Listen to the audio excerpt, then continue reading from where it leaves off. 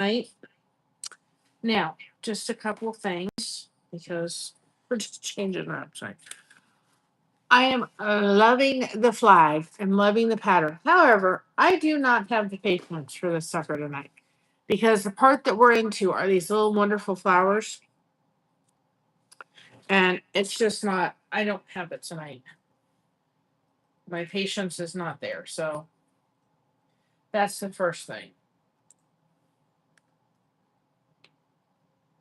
As you can kind of tell from this, or from interesting, from this, right? Or that's the thumbnail that I did for this live.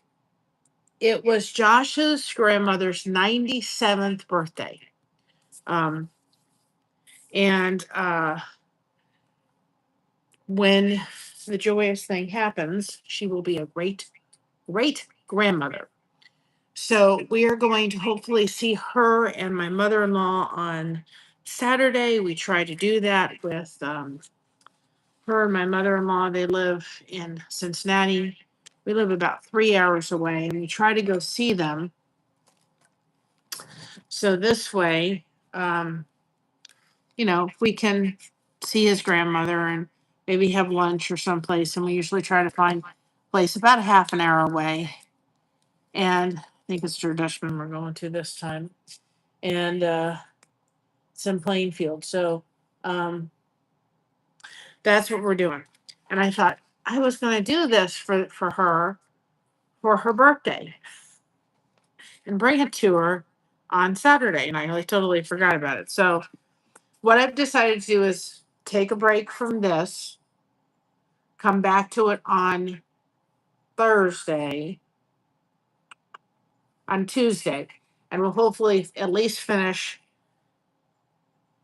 a couple more of these flowers. And I think what I'm going to do with these flowers is I'm going to go ahead and do all the leaves before then, probably on Monday, but Monday Sam's Club, and I know I'm going to be exhausted afterwards. So I think what I'm going to do is go ahead and do all the leaves and then go ahead and work on the stems and maybe a couple of these flowers just to go ahead and progress us a little further in it because it's a lot of detail work, which I don't mind sitting here and doing with y'all at all.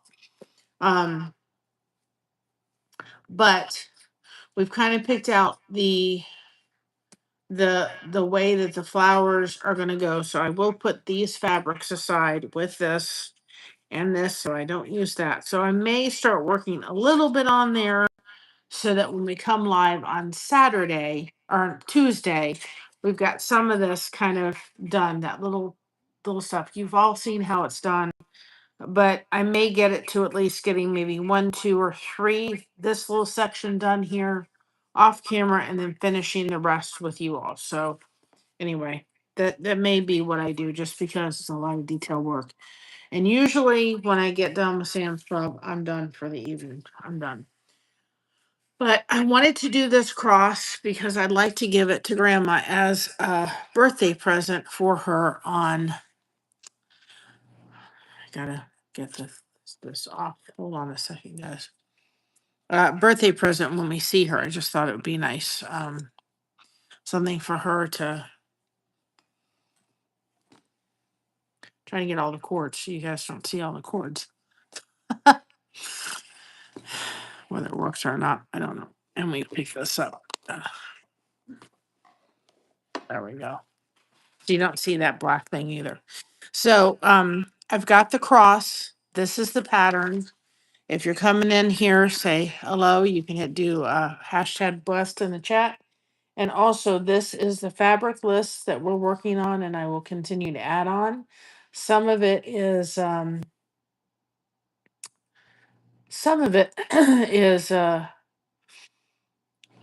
we'll continue. Some of it has affiliate links. So, and then we'll see maybe on Wednesday, Josh and I'll go to that quilt store and see. Let's look around there and so forth. In my juice container, waiting for it to melt, I have kale, apple. Got a mixture, that orange on the bottom. I take my juice and I freeze it, and then I can just make ice cubes from it and make a drink out of it. That's broccoli, tomato, celery, and carrot, and then some strawberries and some apples. So that's what I'm waiting to unthaw and have my juice tonight. I really enjoy kale in my juice. Love it. So this is what we're doing tonight. If you all haven't known what this art form is, it's called Kinusaiga. And even though I had a little container for my my thing, I have lost the lid for my glue, so I used press and seal to fix it. So it wasn't going to dry out. I don't know where I don't know where the lid went. We looked for it and we cannot find it. I lost the lid for this, so I just stuck it in the styrofoam, which I would not recommend you using for that. Josh may have something for this. And I'm also going to reach out to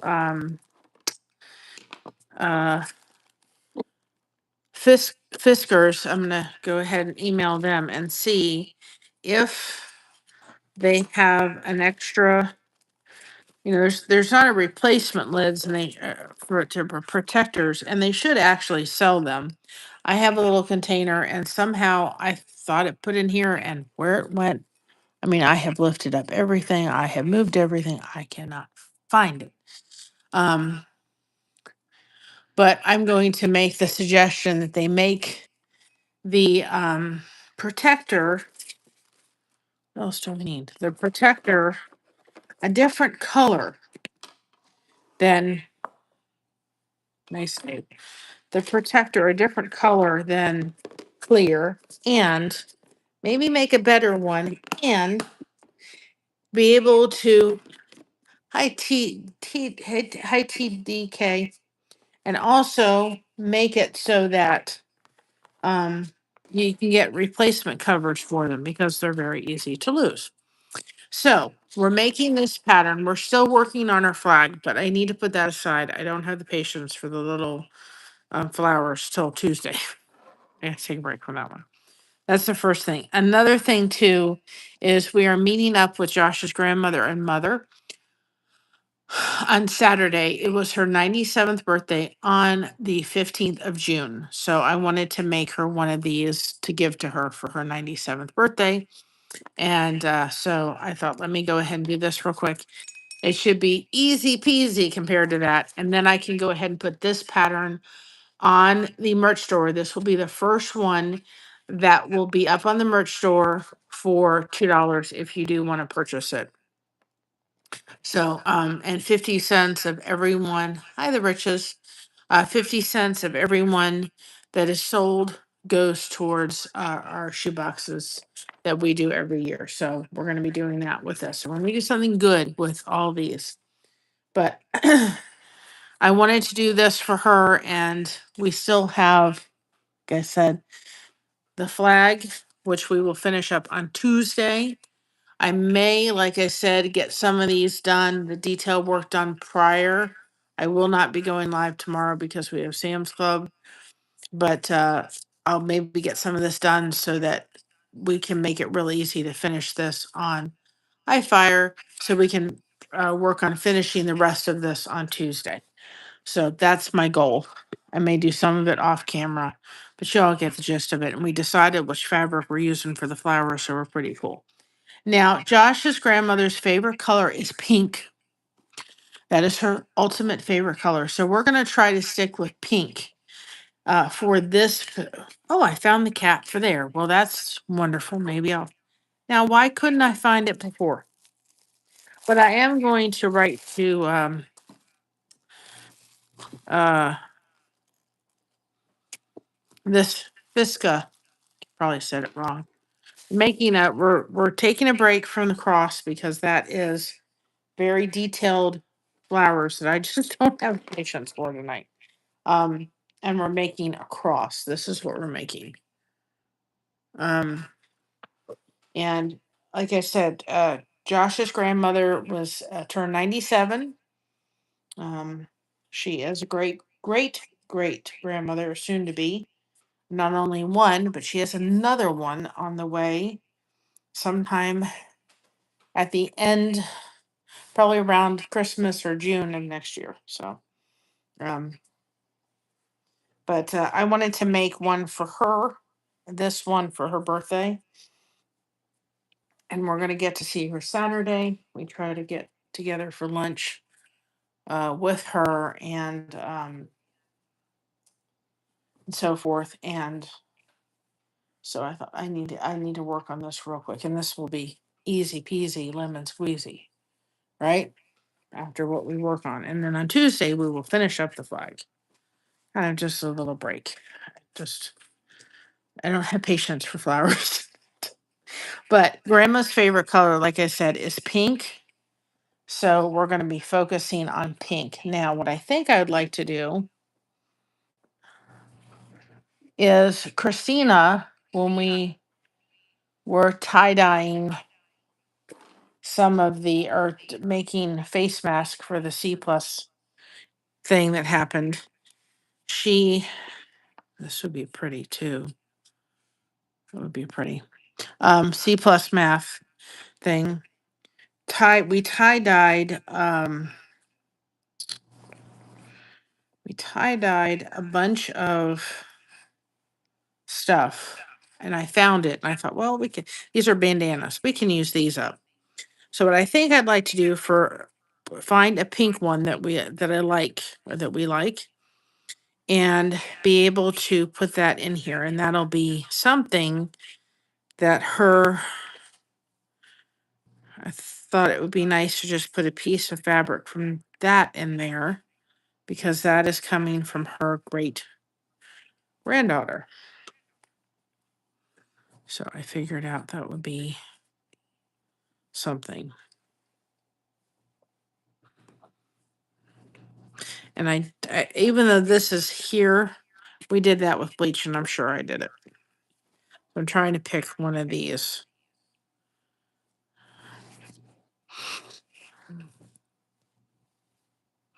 Let's see if we can find a pink.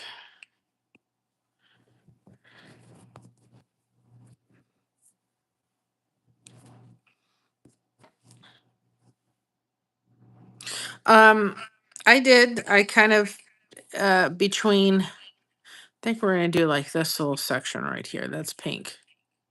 Or no, let's see about doing this. It's kind of like pink and blue. That would be pretty.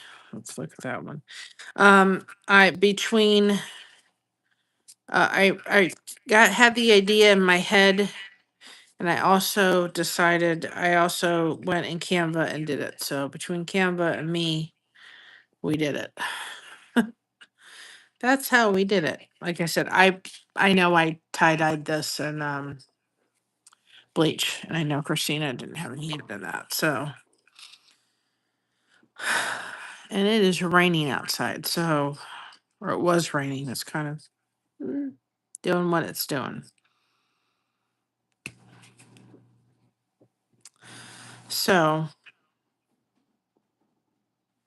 let's do this little section. Let's start there.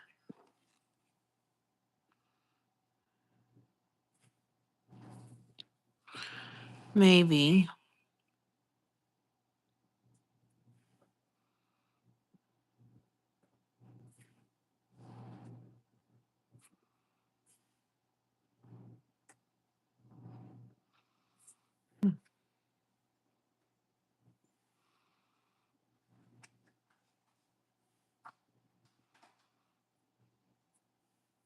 Decisions, decisions, decisions. I think.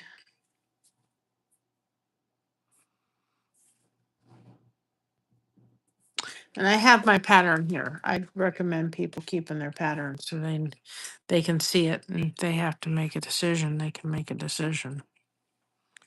Which sometimes I'm really good at, and it's not the greatest at.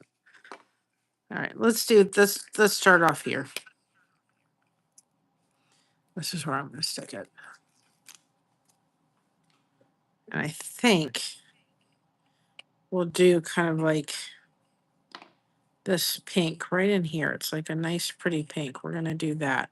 Kind of going into the blue and pink, because blue is kind of Christina's favorite color. So we're going to kind of do a little bit from that.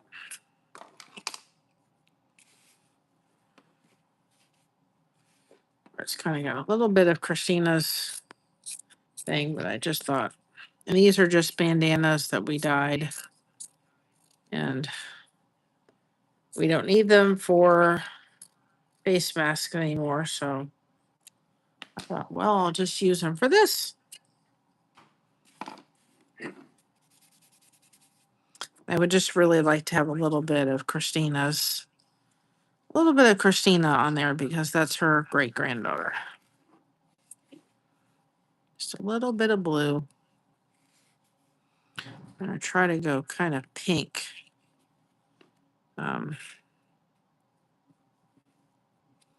So hopefully everybody had a good 4th. We did. The turkey came out just fine. And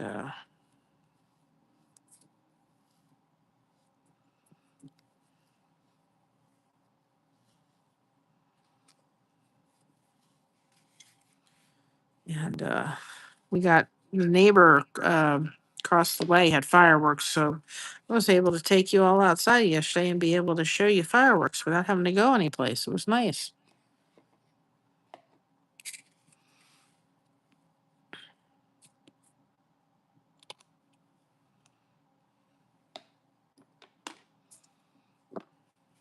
So this should be so easy compared to what we've done.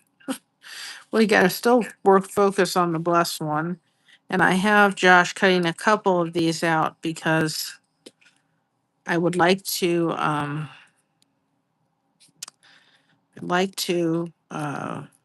we have one to do that I would like to do for the lady that gave us all of this fabric, and not all of it, but some of the fabric came from a lady in our community, and I'd like to take her one. And so I thought, wow.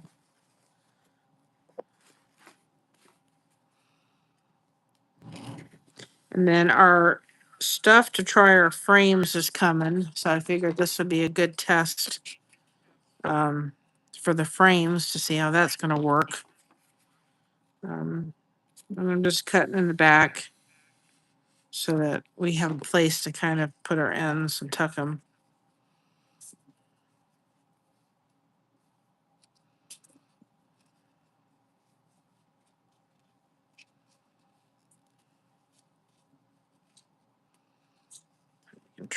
Absolutely try that method with the frames because I've got the thing coming. I ordered that, but I am going to reach out to the company that does this knife.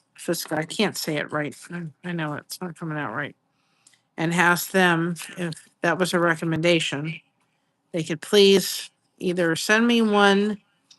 And my recommendation is make your lid a different color beside clear, and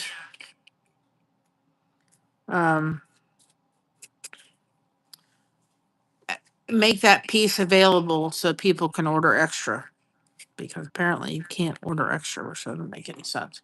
Right. Well, there's a little bit of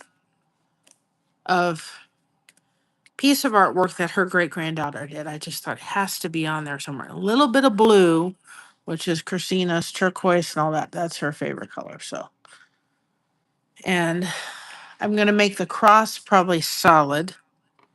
So, what do y'all think? Too bold?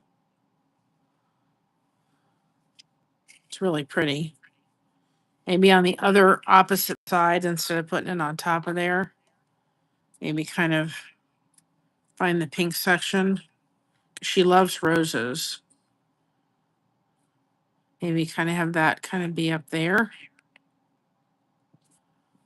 I think that may work.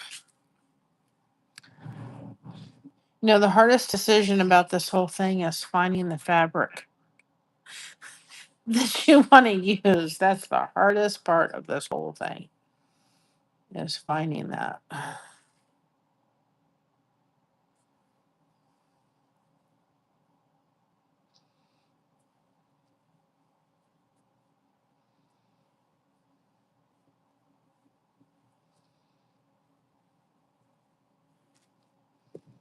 It's not really pink in the fabric sheet it gave me.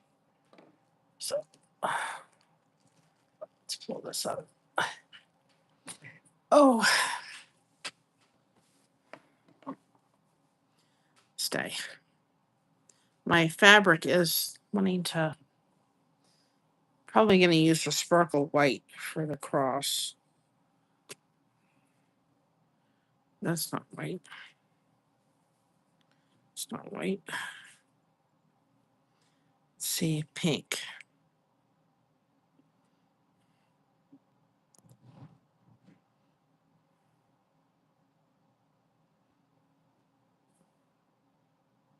Yeah, the rose fabric is very pretty.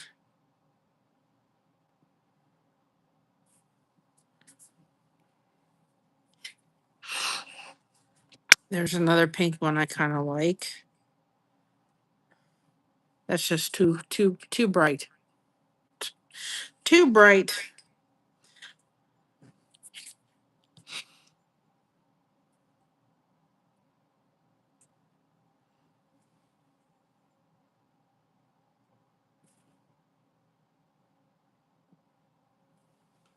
Do something for a second.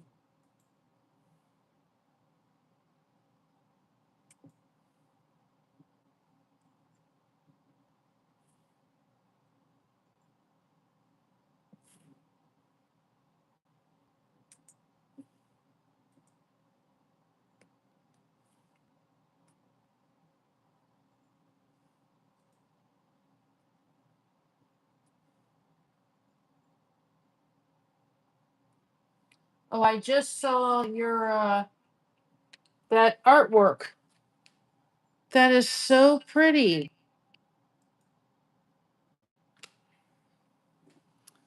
I just saw it. You did a great job.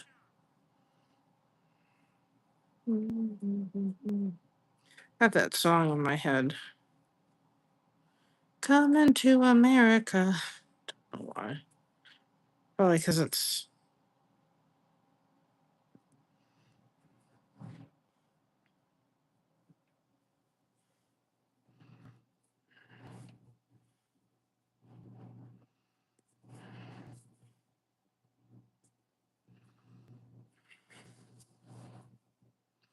looking through here to see what I have.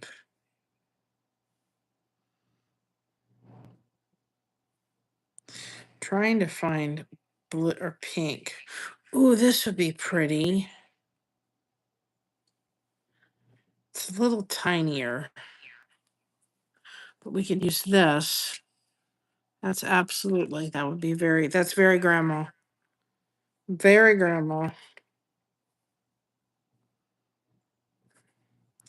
Oh, another thing that I've learned, I've not experimented, but I've been looking at is possibly putting together jelly rolls and learning how to maybe do that. I do want to get some jelly rolls because people say that you do that now. If I do jelly rolls, I'm not doing those little whatever they are. I can't think what they are. Little snip things at the end. I'm just gonna give people jelly rolls for it. It's too busy.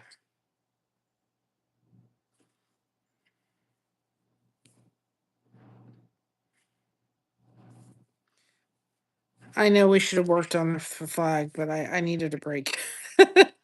I needed a break. It was time for this person to have a break. We could do a little bit of polka dots. That would look pretty.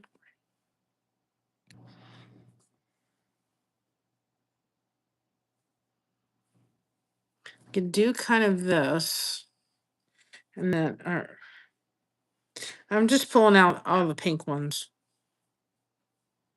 I think I have this one, don't I? Yeah, for some reason that's not. This is softer. That's why I pulled it out.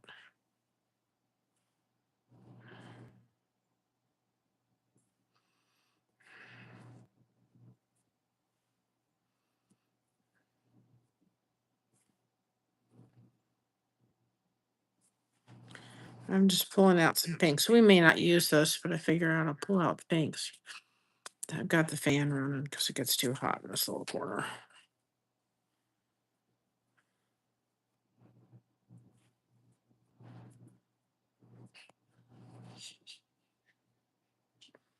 Okay.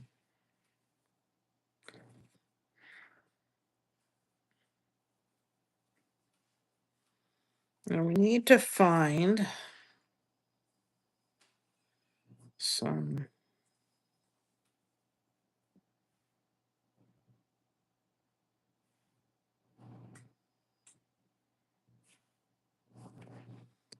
I think about possibly doing,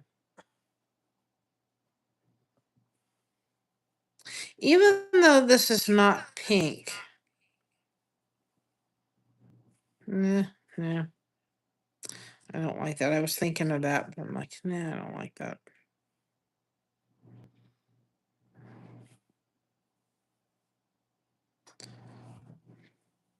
Got brown, but I don't think it's going to go very well with that. Okay, and we need to pull some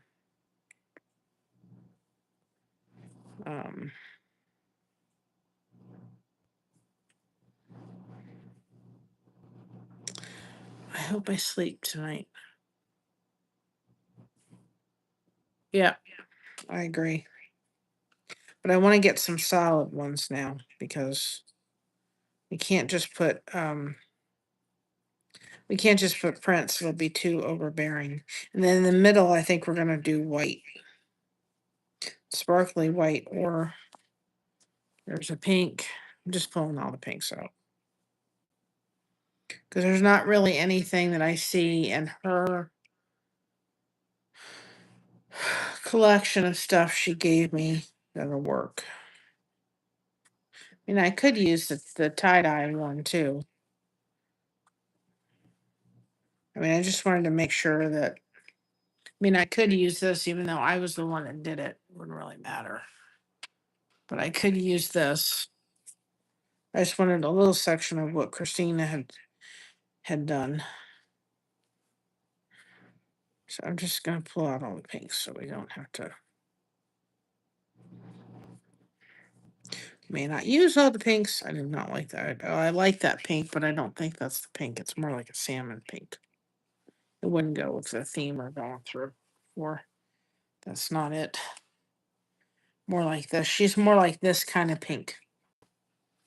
Not that kind of pink.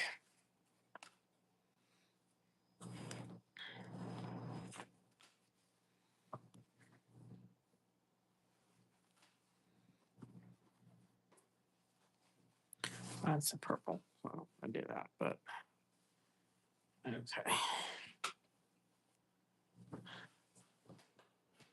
Oh, here. Even though this has there. Even though this was red, white, and blue. See that? Possibly, I don't know. Like right in here, where it has that pink. It's kind of like a pinky red. Maybe. I don't know. Anyway, we got this. I can use this, even though I was the one that did it. And we got these color ones. So I think we can kind of do this because what I'm afraid of with this is the only way to do this one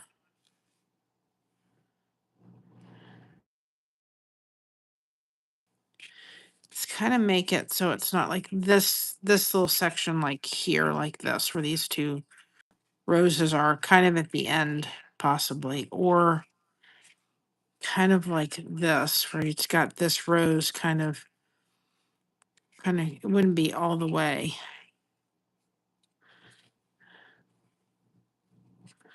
Where that's not too busy, but it doesn't kind of look like a rose there.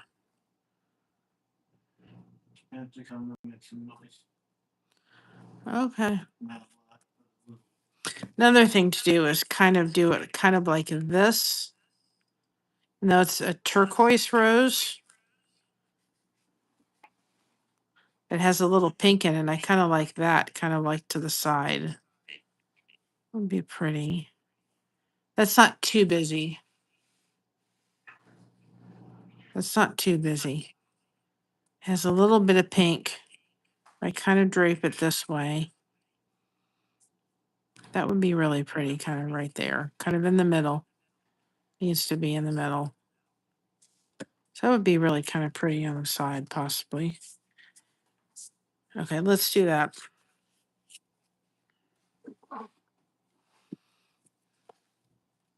Yeah. And then I think too, if we, which one was it? I think that kind of lends itself to kind of blending in with this on the two opposite ends. And she loves roses.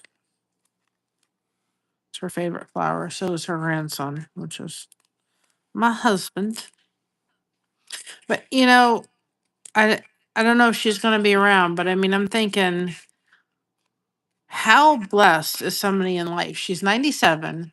She's got over 33 great grandchildren. 30 grandchildren, like over 30 grandchildren.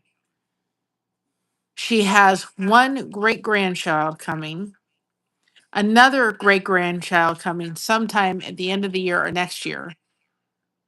I mean, my goodness. This woman's blessed. Not many people get the chance of possibly meeting their great great grandmother. And she is she's a firecracker. And I don't know how she does it. Yeah, she is. I don't know how she does it because the woman doesn't drink water.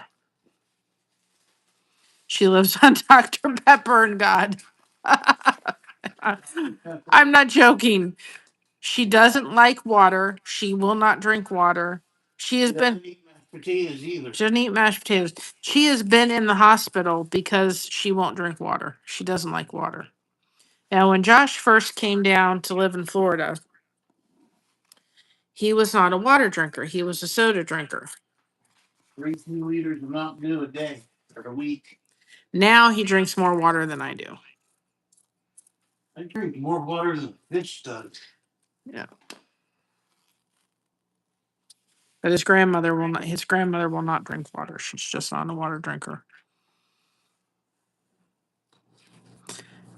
So now I had a great aunt, and God love her, Auntie Nan. And I'm going to butcher this when I sing it. So I'm not a singer. Oh, by the way, I have to do my flute on the 16th. God help me. This month or next month? Next month. They wanted me to do it on the 19th. This month. The 19th, and I'm like, no, I'm not ready for that yet. And I said to everybody at church, I said, but I made so many mistakes last night. I said, no, you didn't. So they wouldn't let me go. I told you when I started, they weren't going to let me do it. So anyway, my Aunt Nan, who was Scottish, so she was my grandmother's aunt. She lived on coffee and cigarettes. She died at the age of 85. I would not recommend that to anybody. Well, the cigarettes of then were different than the cigarettes. I still would recommend living on coffee. When she came and visited my grandmother would do a pot of coffee in the morning and she would drink that all day. And then sometimes she would do another pot. I don't think the woman ever drank much water. And she had cigarettes. I don't know how she lived. She lived till she was 85.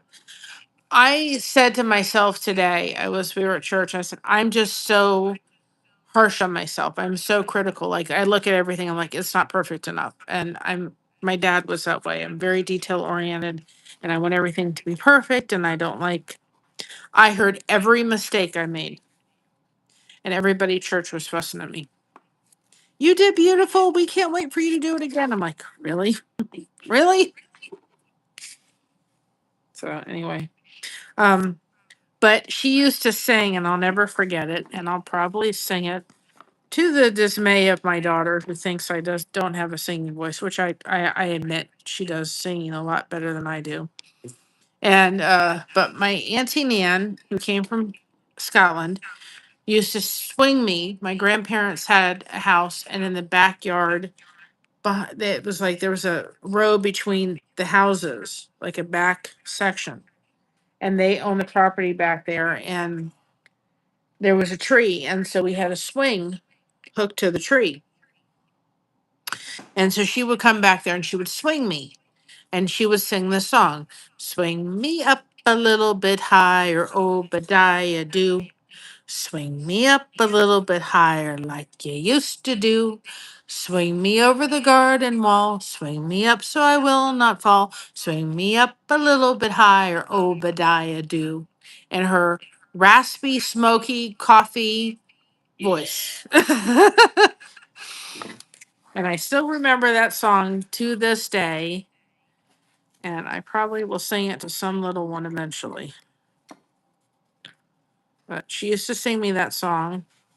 And I'm sure it was sung to her over in Scotland.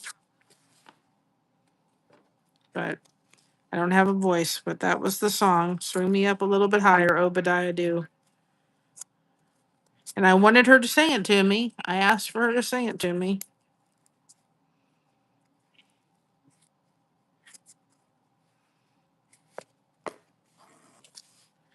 So I just thought, well, I wanted to do this for her and make this. I thought, I wanted to make her a cross. Okay. I like that kind of, I think those really work on the both ends to have that and then that. I think that looks good.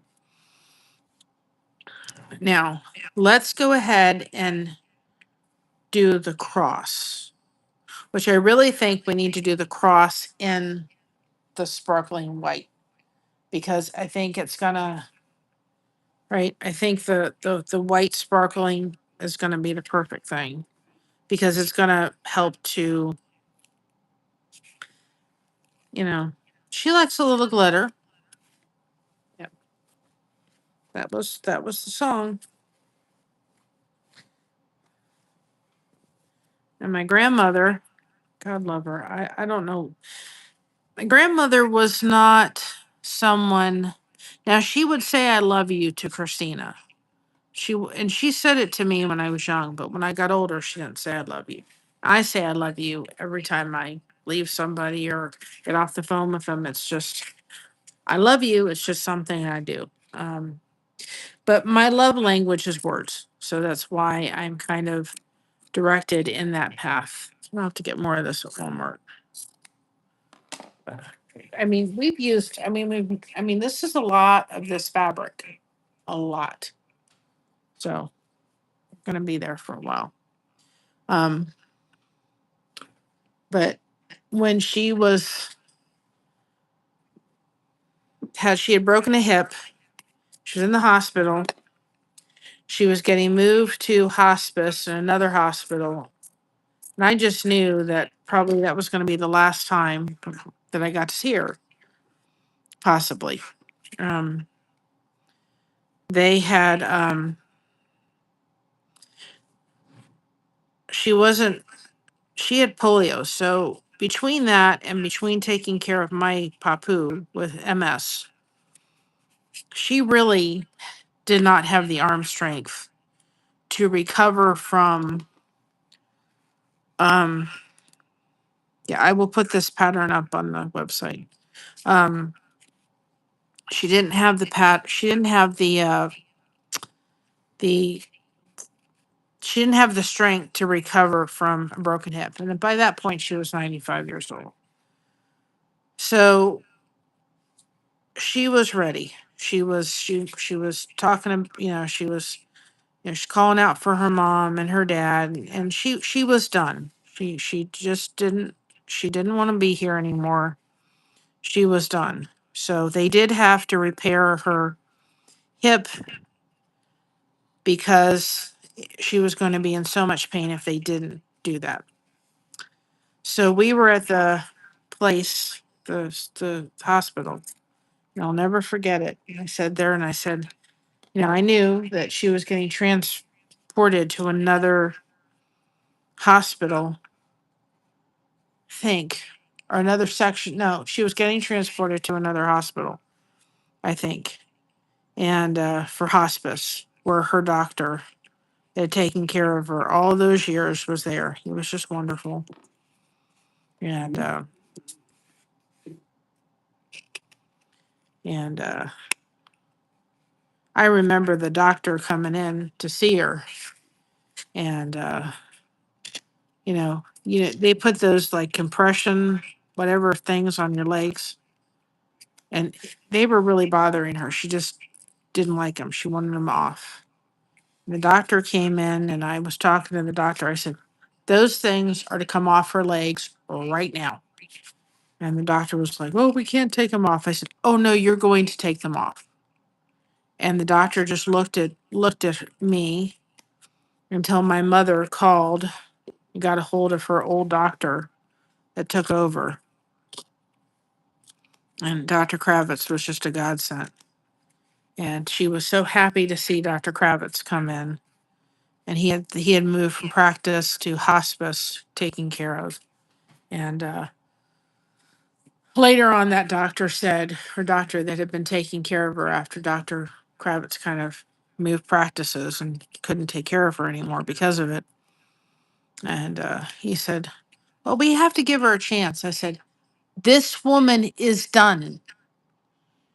She does not want to be bedridden for the next 2 years. If you want to ask, the worst thing you could do for my grandmother is have her in a bed, not being able to get up and having to wear a diaper. Doesn't want to do it. Take the things off her legs. We're done. We're done." I said, "She doesn't want them. They're hurting her. Take them off." "Oh, yeah." He said, "We got to give her a chance." I said, "She's done. She's just done. She's done with life. She's had it. She loves us all."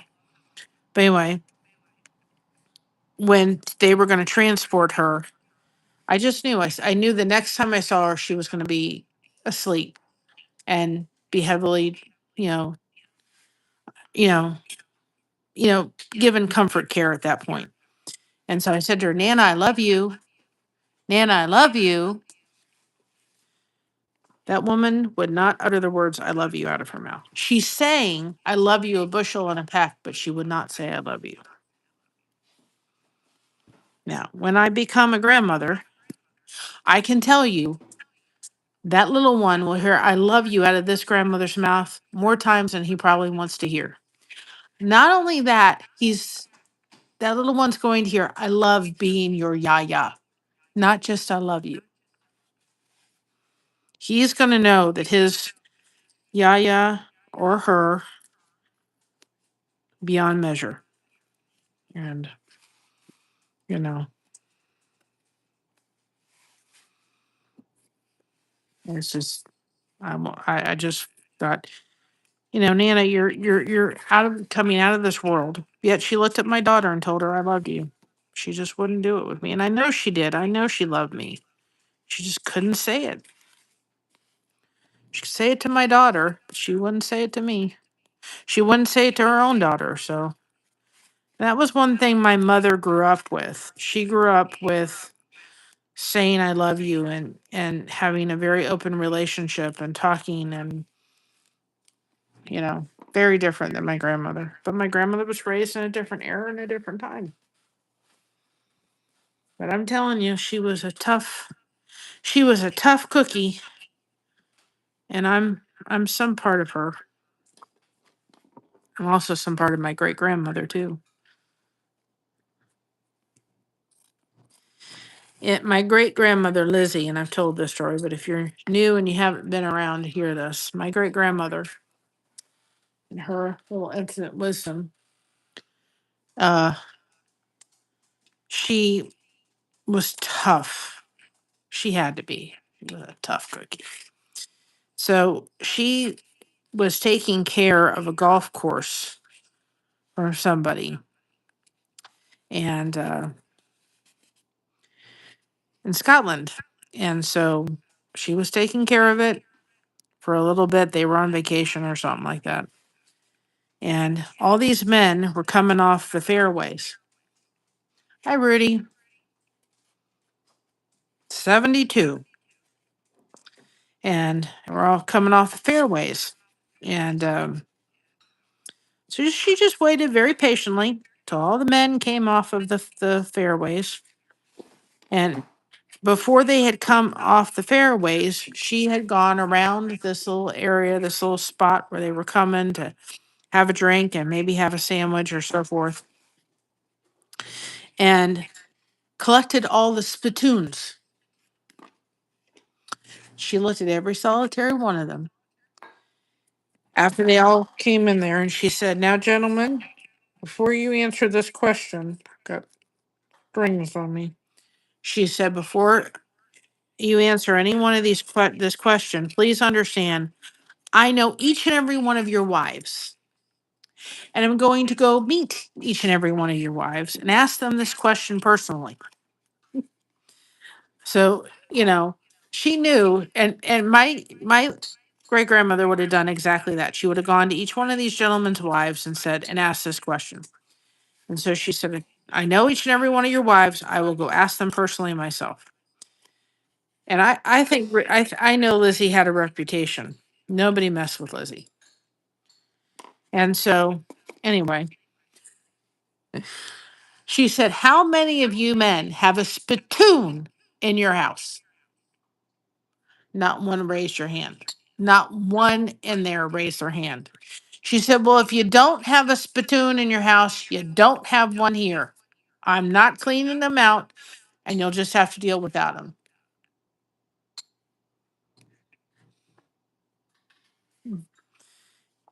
Well, my mother will be turning 80 this year. Yes.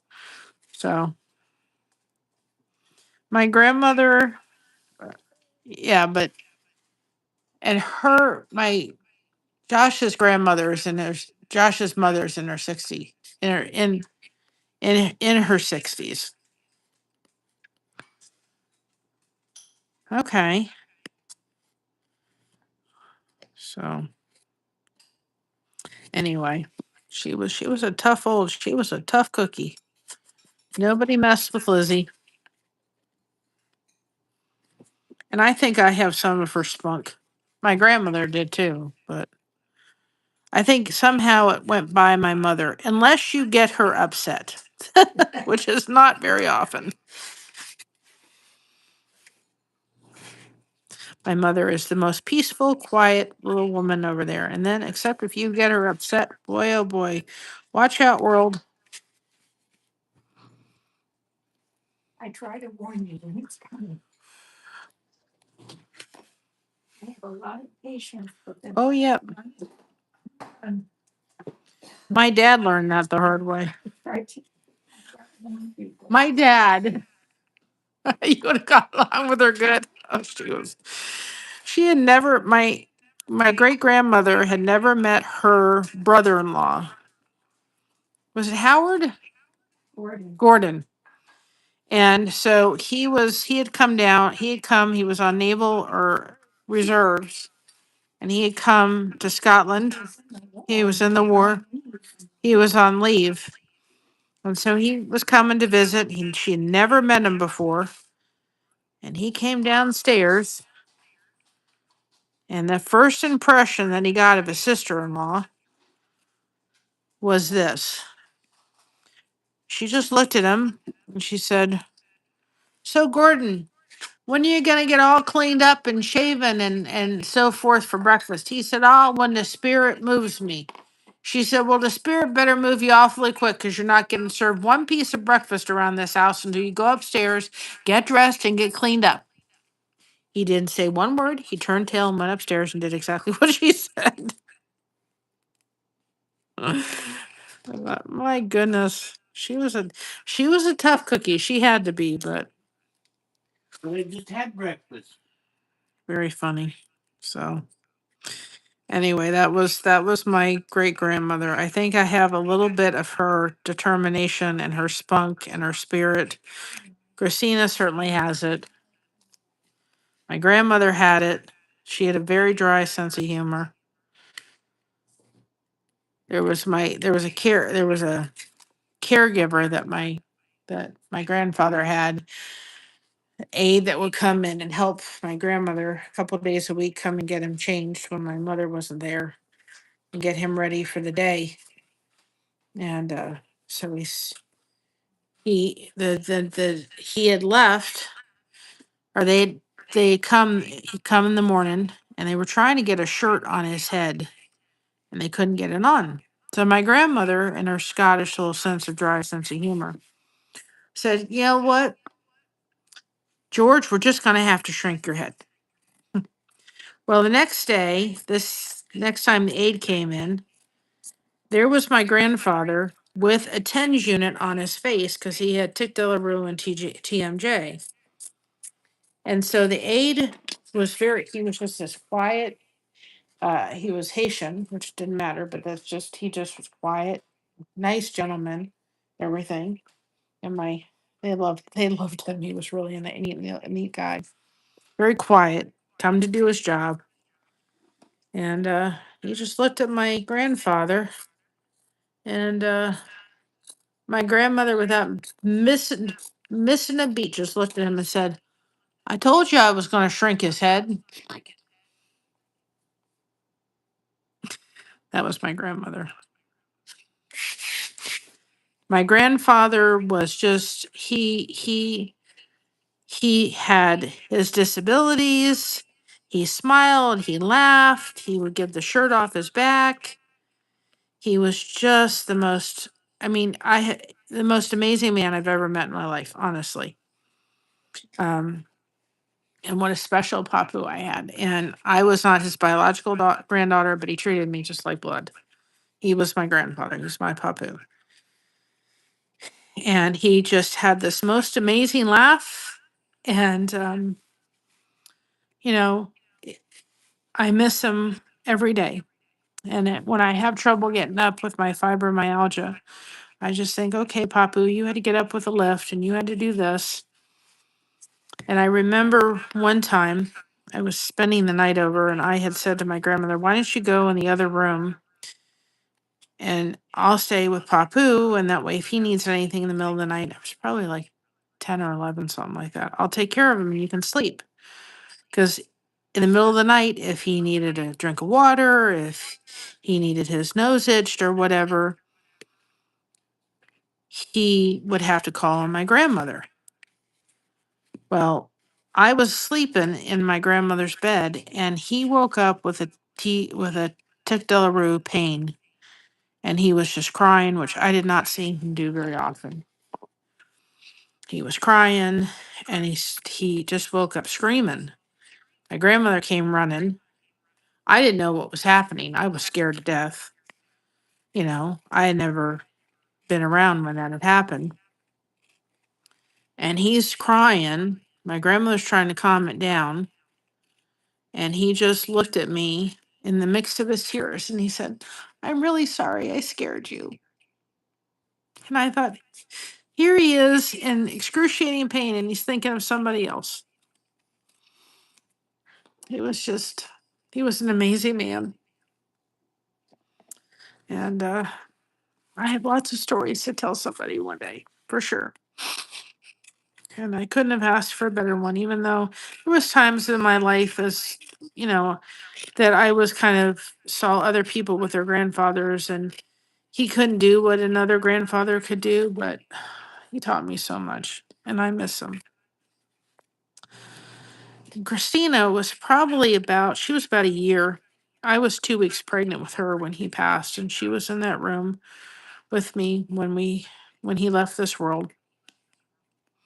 And we had a picture of him on the counter, on the little thing in the dining room.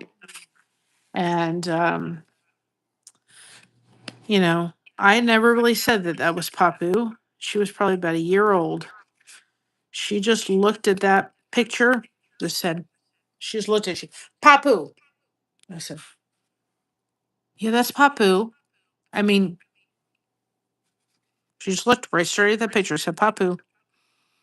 It's like, my mom has always said, she said, when my grandfather passed, she said she felt like, Jesus just took him around the room and he said goodbye to everybody. She said she felt the most warmest feeling in that room after he passed. And she said, I hope that Jesus took, you know, him around that room and maybe he got to meet Christina. And I didn't even know I was 2 weeks pregnant with her. And a very amazing man. And but my grandmother was totally the opposite of him. And they had this guy who did repairs and house improvement, did their roof. His name was Curtis. And he would come over and visit with my grandfather. And my grandmother, they even argued cute. I mean, my grandmother would get kind of frustrated with him and upset. She would just, you know, she didn't allow the fact that he was in a wheelchair, she just didn't sit there and say anything. She kind of just, she just, it's like if she saw a lizard, she'd say, George, why don't you just get up and help me with the lizard?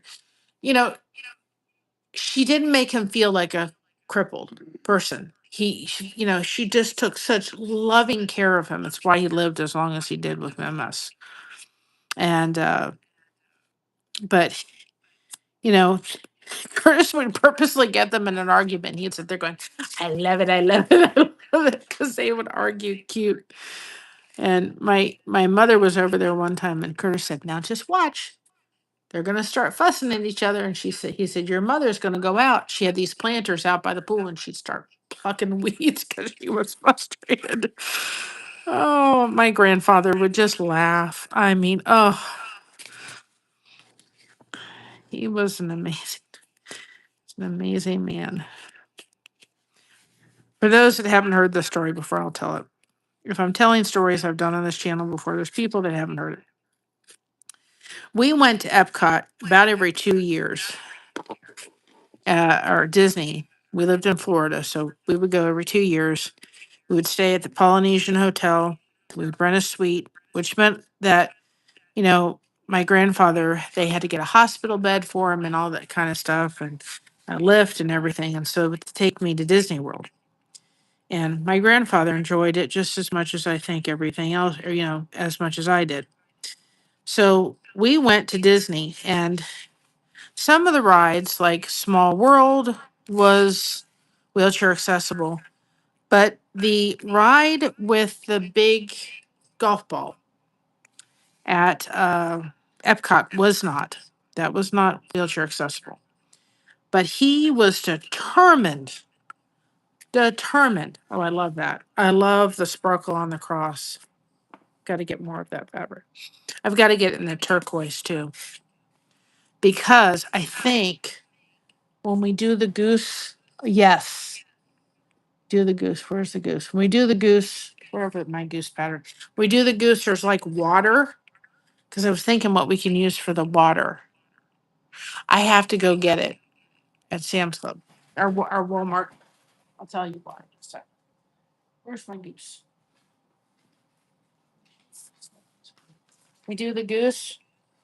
The water has to be this fabric with the sparkles, but in the aqua, because it'll look like water when we do this part of it. So I'll have to go get that for that. Anyway. And those are the only two colors at Walmart they have a sparkle in. This white color and the aqua. Anyway, so my grandfather wanted to go on this ride. So they stopped the ride to get him on this ride. Well, he wore plaid rayon pants. Yeah. Yeah, they have turquoise in this sparkly color. They have turquoise and white, like an aqua, and I'll have to get it for the goose, for the waves, for the waves. It'll be perfect because it'll look like water for that bottom part. So it was like sparkle not sparkle. It was, he wore like plaid pants and they were spray on and they were silky.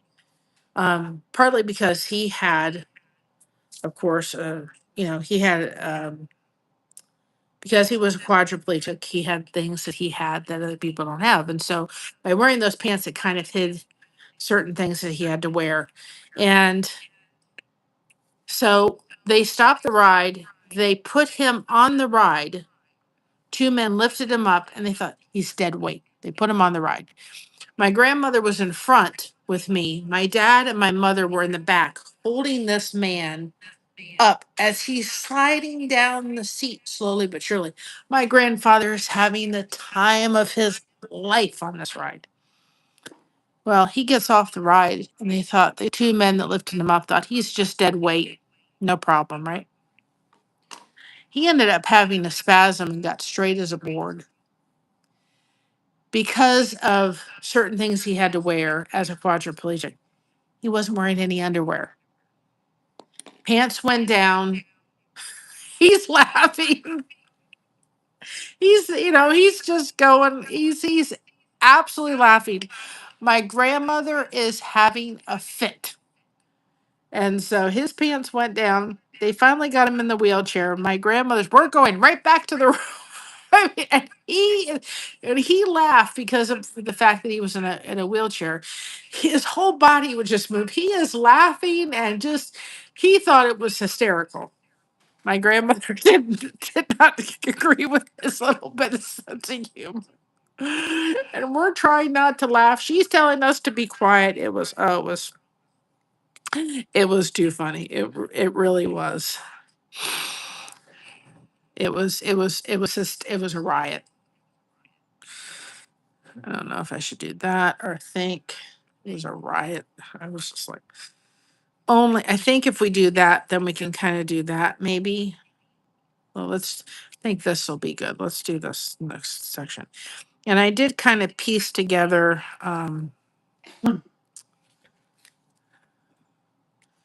pieced together this,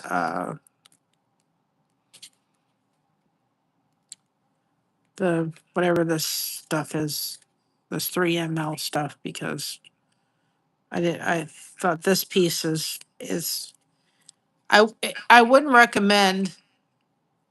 She didn't see the humor, but he saw the humor and everything. He did not take life seriously. He was just he just was amazing, and I can't.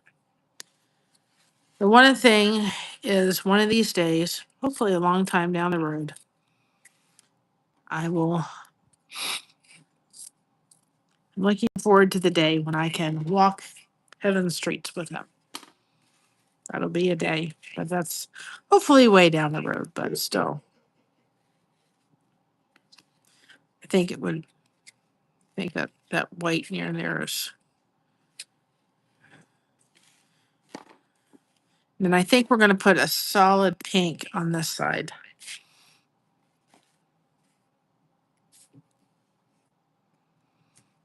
I think that the fact that we used a little blue, we can use a little blue on this. It'll be fine. I think it balances it out. He saw the humor in life and he laughed. And he was always looking for, you know, even though he was in a wheelchair, he wanted to enjoy life. He didn't want to let his disability stop him. And, you know, he just wanted to laugh. He wanted to enjoy food. I don't think I heard him complain very often. If he did it to my grandmother, but he didn't complain very often. Um, I just wish that one thing I said to my mother is I really wish that he had taught me, because he was fluent in Greek. So I've picked up some of the words for it. Like I can sit there and say, Yasu Paputi Kanis, which is how are you? I can do baklava and that kind of thing because I can kind of do the role of baklava. Baklava, moussaka, pasticcio, that kind of stuff. I can do the rolls very well. But I wish that he had taught me fluent in Greek. But when he came over, his dad came over from this country. He had a restaurant in New Jersey, and he would make his sons speak Greek to him, and then the father would speak English to them. So they would learn the English. He learned the English, but his sons would keep the Greek. So his sisters, he had two sisters and three brothers. There were three brothers and two sisters. So they would come down and get together. And I mean, there'd be people talking Greek and English, and it was just amazing to watch. And the food was just delicious. And my Aunt Tess was a wonderful lady. She was his sister. I loved her. I loved my Aunt Irene. And they treated me just like family, just straight right there. And there was my Uncle Lee's son. His name was Georgie, after my grandfather was George. And so when my mother was dating my dad and Georgie was there, he'd come over, he'd be there visiting, and he'd come between my dad and my mom and look at my dad and look at him and say, You leaving yet? And then when I came around, I'd go around going, Georgie. Oh, Georgie. So he got his comeuppance back once I came around. But they would all come, and I'd have cousins to play with because I was an only kid. I mean, my uncle never had children, and I'm thankful he never had children. He would have not made a very good father because the alcohol was going to take over. But it was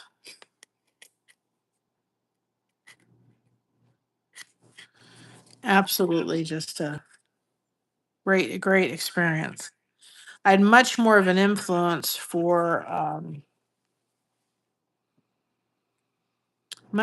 an influence of I don't like that color with that of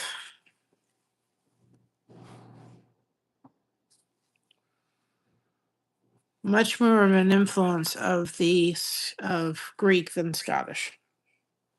I mean, my grandmother did, but I still had much more of an influence. I may use some other colors. Let's see, it may not just stick totally with pink. I want to use a lot of pink, but I may not totally do pink.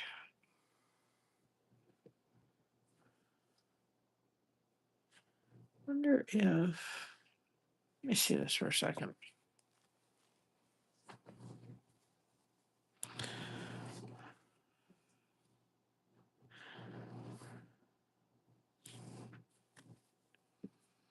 Oh, by the way, I saw this at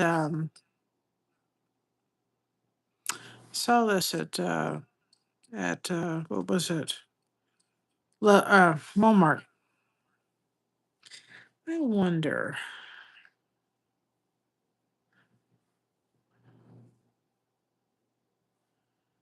I think we should try to put like this word that says love. We should put that. Well, yeah, it may work.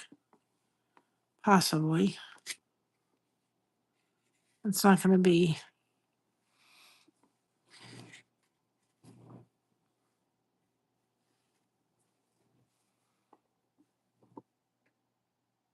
Nope, it's going to be too big. I didn't know if it was going to work.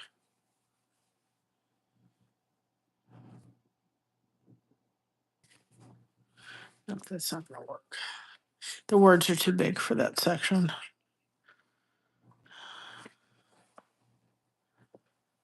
me see something for a second.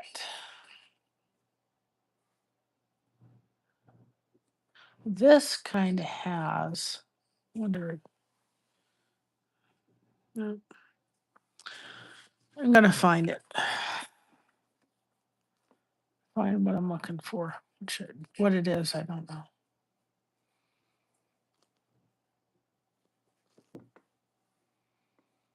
Mm,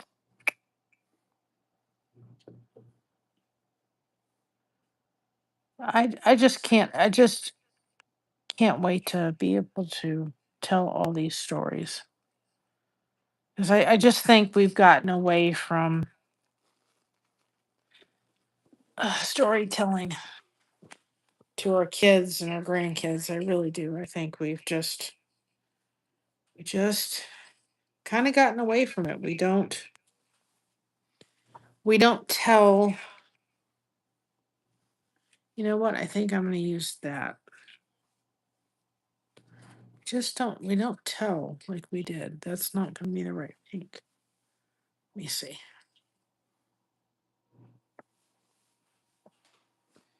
Just gotten away from telling our kids, you know, no, I don't like that.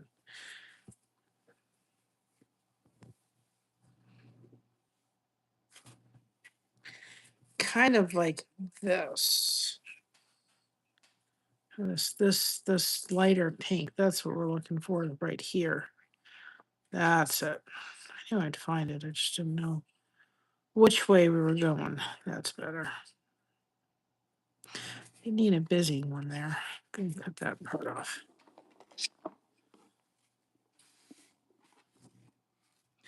I don't think we need to, and I would keep this edge on there for that side because then that way it's not going to fray on that side. It'll be covered up inside. I just think we've gotten away from telling our kids stories and getting them part of their family history. It's just gotten away from it.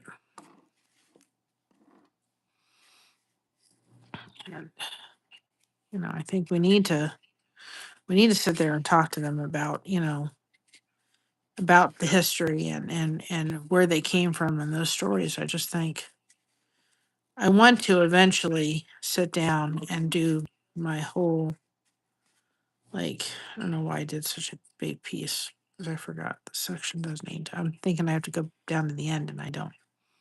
Um, you know, needed to go down there, but I didn't. It's fine. We can glue it. We have.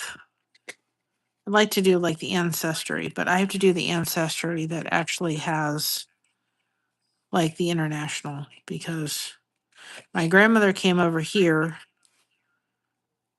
in the 50s, and so did my grandfather. My great grandfather came over here. So there's not much, there's a lot over in Greece and Scotland on that side, not even the other side. My dad's side, I think, was different.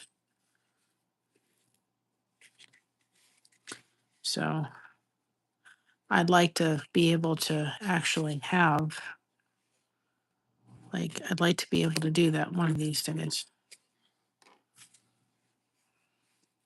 And actually, one of these days, we'd like to be able to do like one of those tests because with Christina and Josh, because we think that they're probably cousins, long lost cousins, but cousins, because apparently Christina is related to Jesse James somehow, and so is Josh. And where all of her lineage goes, went back to Kentucky, where the last names are very similar in Josh's family and in that family. So, oops, wait, no, don't cut that yet. Don't cut that, Mary. So I'd like to, one of these days, I'd like to be able to do that. Christina's always wanted to do that. See if She said, we may be blood related after all. Like, yep. Sure act like it.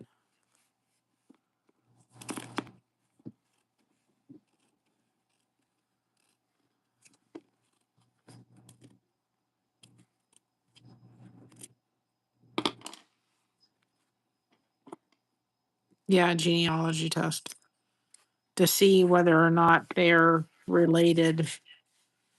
I think they probably are because her on the other side of her family, they did she did some genealogy, and I have that report. And Josh looked at it one day and he goes, "Oh, Kentucky. Oh, these names. Oh, wait a minute.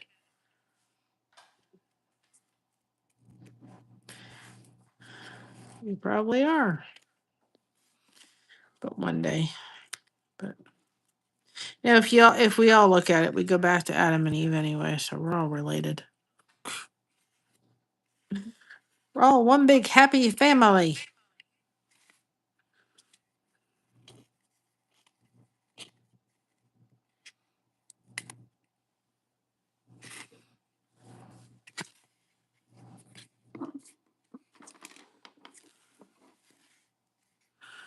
But one of these days maybe. But I really want to do some more research about where on my dad's side more than my mom. I mean, I know the island my grandfather came from. I don't know all the names, but I know the island, that he came from in Greece, and my grandmother came from Aberdeen, but I'd like to do a little bit more on my dad's side. You don't understand that, and so. But I have to, you have to, if I've done ancestry, but the problem is that in order to do ancestry, we have to have the international because of the international part, which it's not like it goes back just, it's decades. It's pretty recent within our family history, at least on my mom's side. So, but right now, maybe down the road.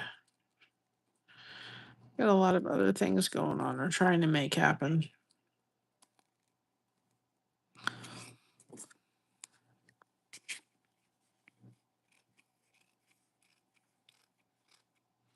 I'm just going to be able to save that. It's too much fabric to stuff in there.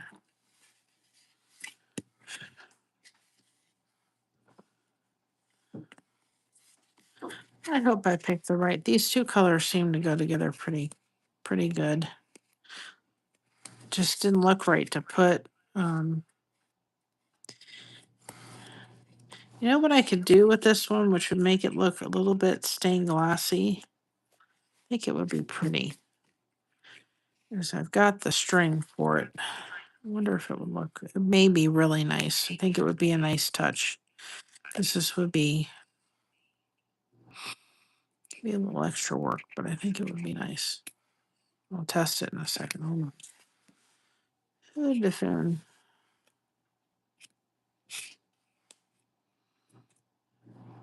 Come on. Get in there. Do what you're supposed to do.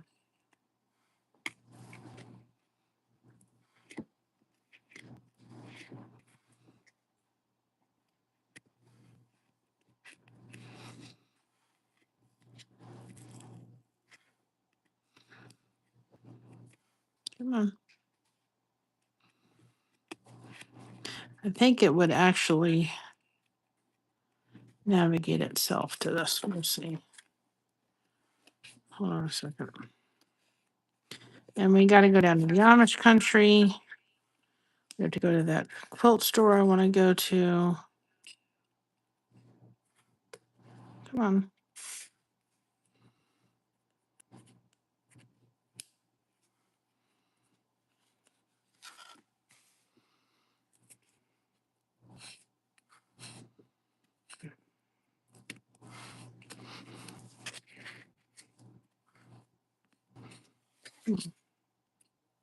But Grandma has all her favorite color is pink, so I'm like, I have to do some of this in pink. We have to get pink going on in this section, this one. I think this one would also look really good, kind of like stained glass, like different, just plain colors, no pattern to them. I just don't have a lot of. If you were doing this one, to have it more be like a stained glass around and just do plain colors and have maybe this is a different, pattern part, have the stained glass around, that would look really pretty too. Come on, don't do that with the seam ripper now. Behave yourself. There we go.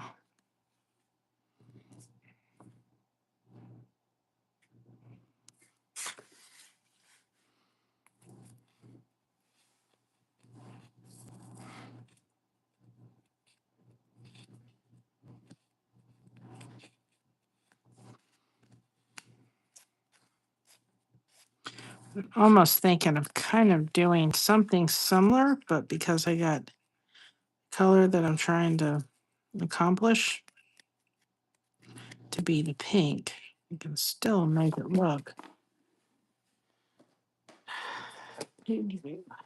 stained glassy.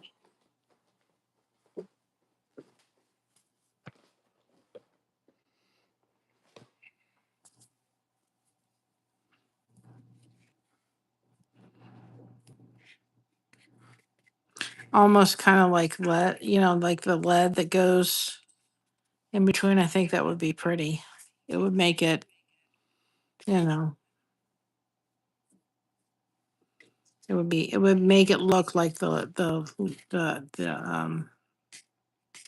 lead. We just have to be, I'd have to wait till it was all done to put it but I think that's what we'll do.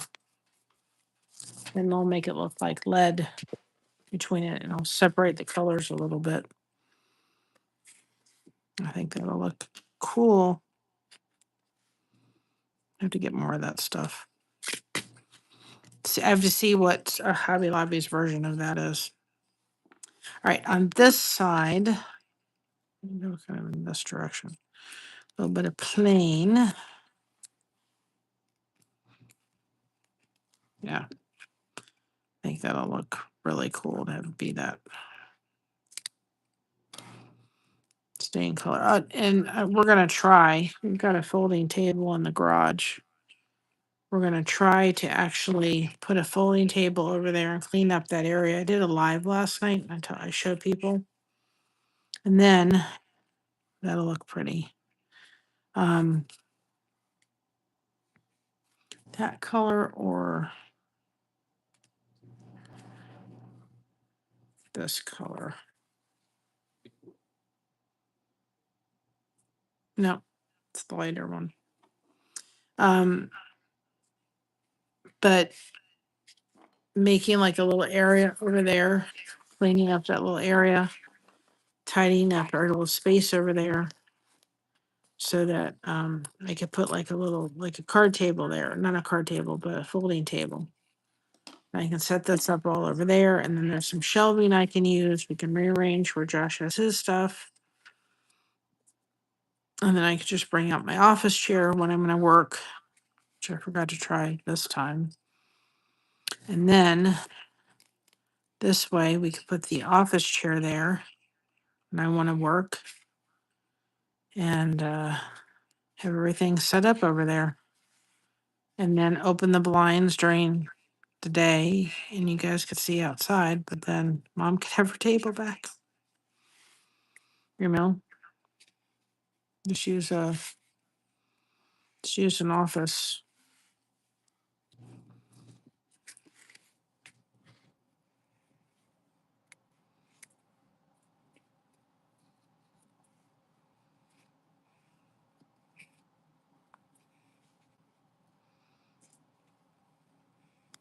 You could do this all one color if you wanted to. You know what I mean? You could do the whole thing just one solid color.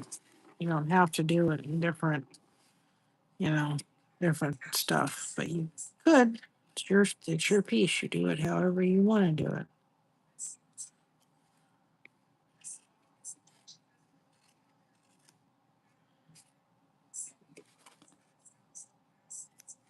I kind of like how it goes from kind of dark here and it kind of lightens up in that little section there. Looks nice.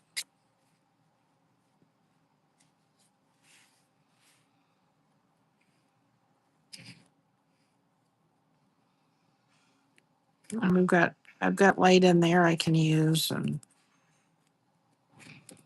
be nice.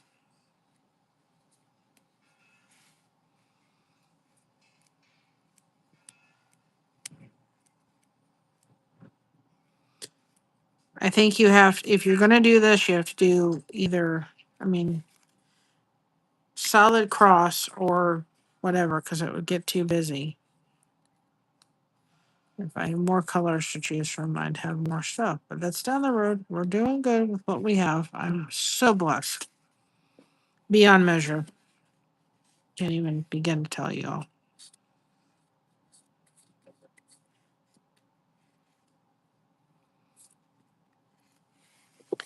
I'm not sure I tell you that right now.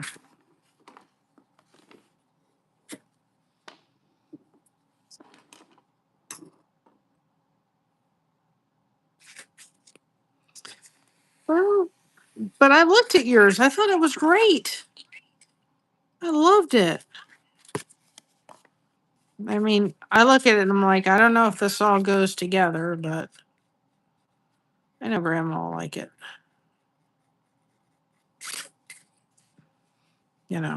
She's kind of a,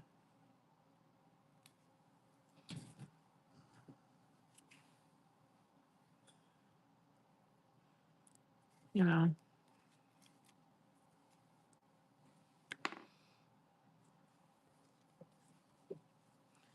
don't think I like it like this there. It's not something I like.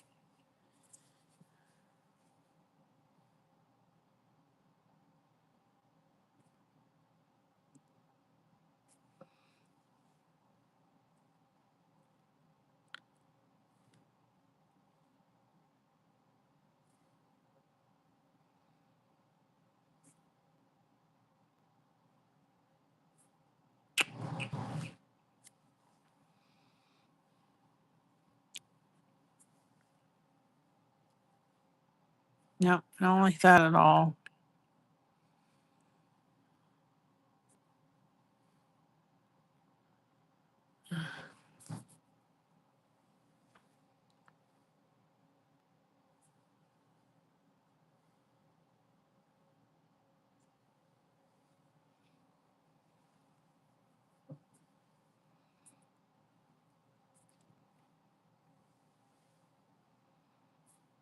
Doesn't look too bad. No.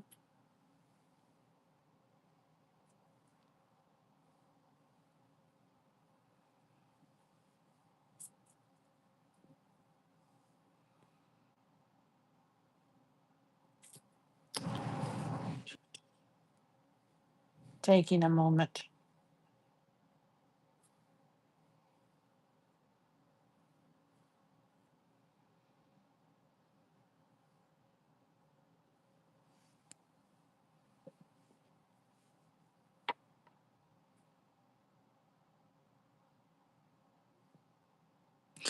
I kind of like that.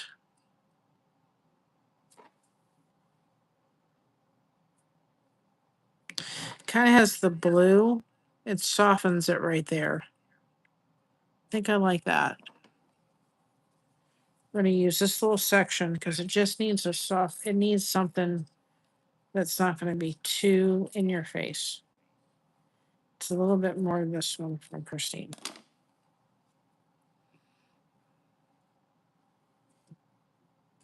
Got a little pink, but I just really need that blue to kind of be there. Did I cut it too small?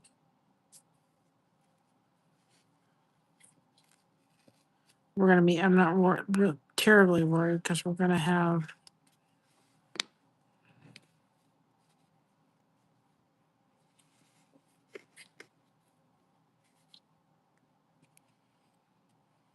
I'm gonna redo this. I'm not gonna redo it. I'm gonna reposition it because I'm not. Well, did I do it? Give me a minute.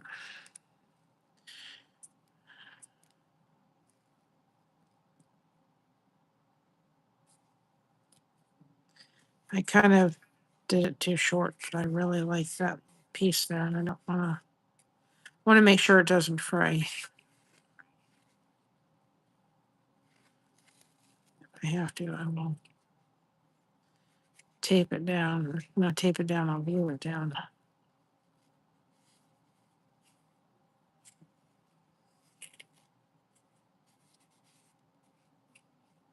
I think we got it finally to where I'm happy with the amount of fabric.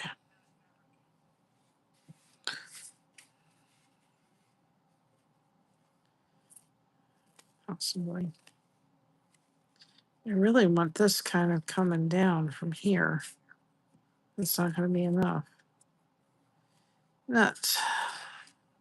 Just to make it work. Kind of come down from there.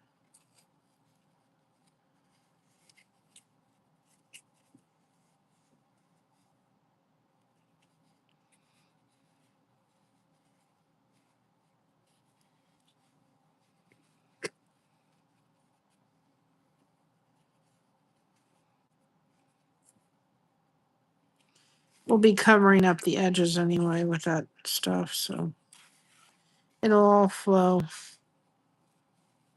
Here you go. Well, I think too, it's just part of learning. You're going to learn. You did a beautiful job. I thought it was really great. It's part of, part of getting the technique down. And I'm really good with putting colors and everything together, but I'm still learning because there's a different way of doing it with this than with, what I would do with this, that I would do with yarn. So I'm learning the difference in that. And that's just part of getting and understanding, how fabric works, because fabric's a little different than working with yarn. I do yarn really well, and I do colors really well, and I can match them together really well. This is just a different. This is a different medium. So what I'm realizing I'm learning how to kind of put fabrics together and make sure I'm not over, not making this over, like making it too busy in sections that I need to not do. And that's just part of, you got to start somewhere.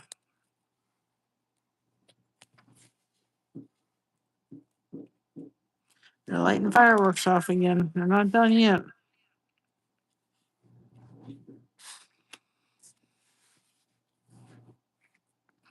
Fireworks were off last night. Mocha was just on the couch snoring. Our lady that comes and walks Mocha, her dog, was in the closet.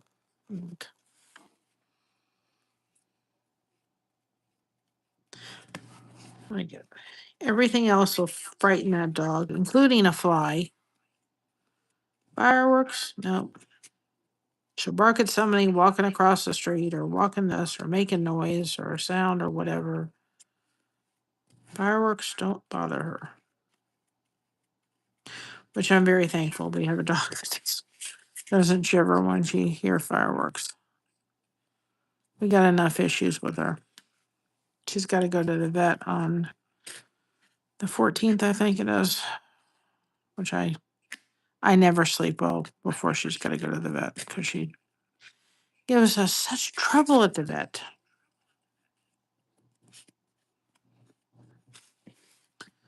They've had to the last time they took her, they had to give her different sleep medicine because the other medicine she had gotten immune to. So,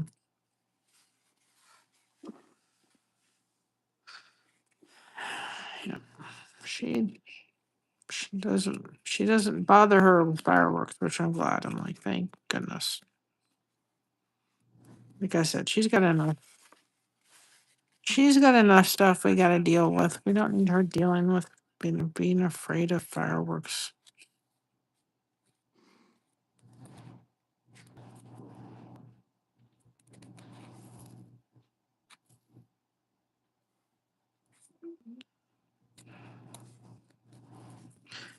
But if it's raining, she doesn't want to deal with it. She doesn't like the rain. We have to actually take, we have little things we have to put on her ears. She gets ear infections really easily. So we got to be able to do that whole thing. She's very susceptible. So we have to put like doggy thing over her head when she goes outside and it's raining because she gets ear infections very easily. And then that means a vet visit. And in order to look in her ears, they've got to sedate her, and it's pain in the neck. Every time that dog has to go to the vet, she has to be sedated. We have a wonderful vet that is wonderful with her, and a nurse at the vet's office that is amazing with her. I'm so grateful for her.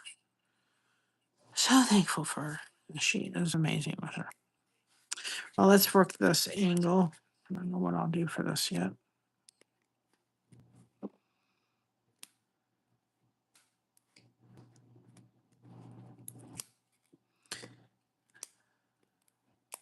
Time to shake my juice. Oh,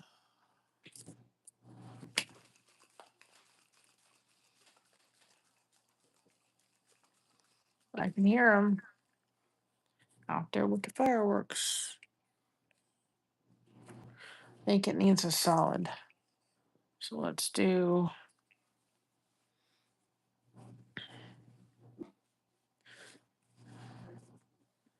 Should we do that or should we do this?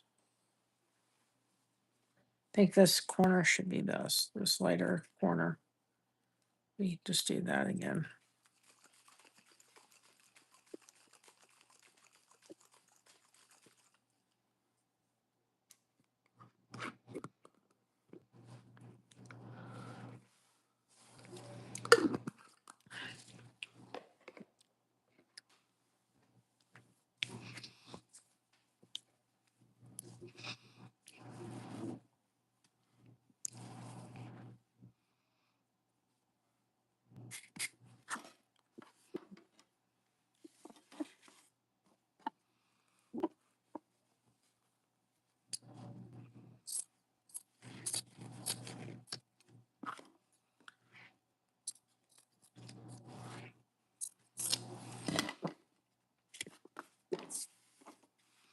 And I think we'll take this and find a light section and put that there because it'll kind of match it all.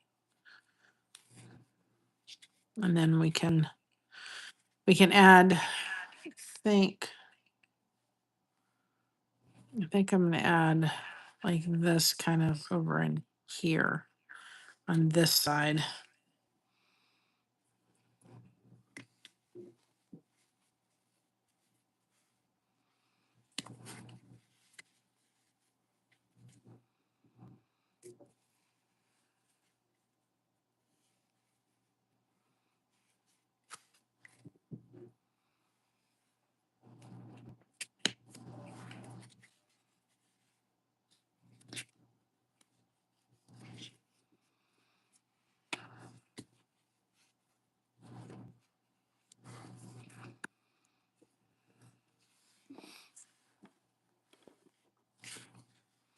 And Grandma is a very colorful person.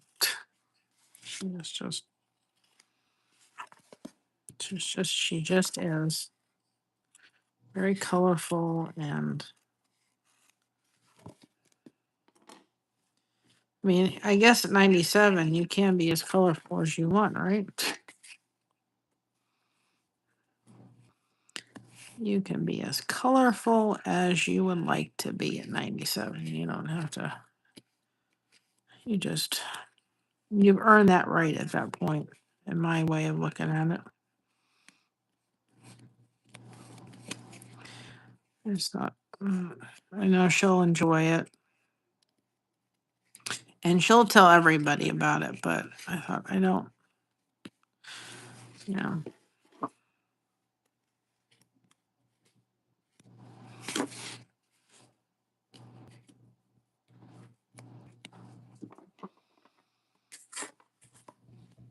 Yep. Well, she's had 6 kids, a slew of grandkids. I know Christina asked her one time, she goes, "How many grandkids do I have?" Christina just looked at her and she said, "A lot, Grandma." And they laughed. So,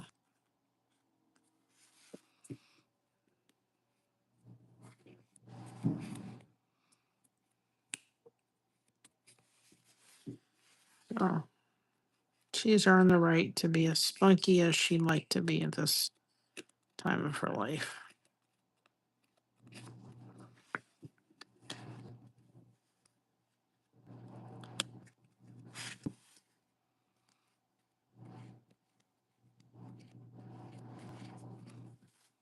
So,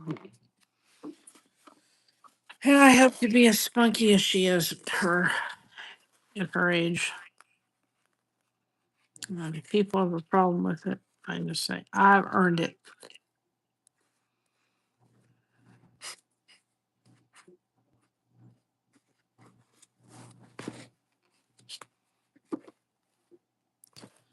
Like I said, we're going to try the frames out that we're going to make. Maybe that'll be Josh's math too. Okay. Thinking. Is it?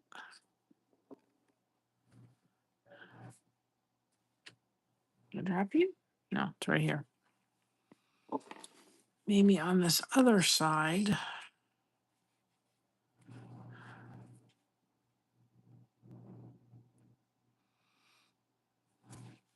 Kind of like this. I think that'll look really cool.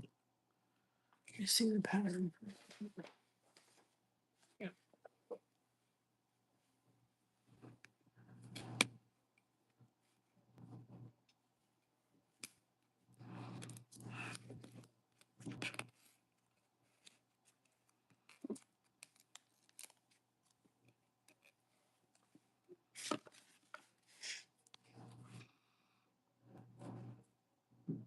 Just looks fitting because of that side. I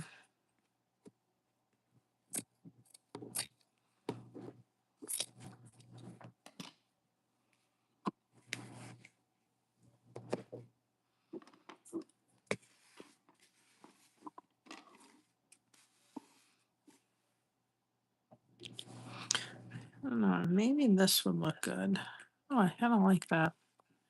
Having possibly those polka dots kind of there. Kind of liking that.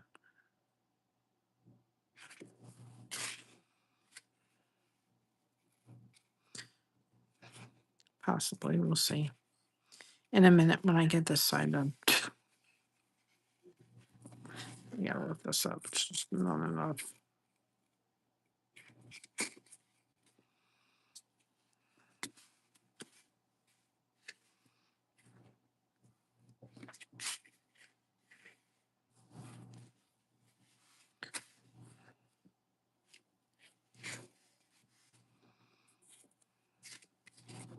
She's earned her stripes in life, that's for sure. So it's very fitting that we put stripes someplace on there, right? She's earned them.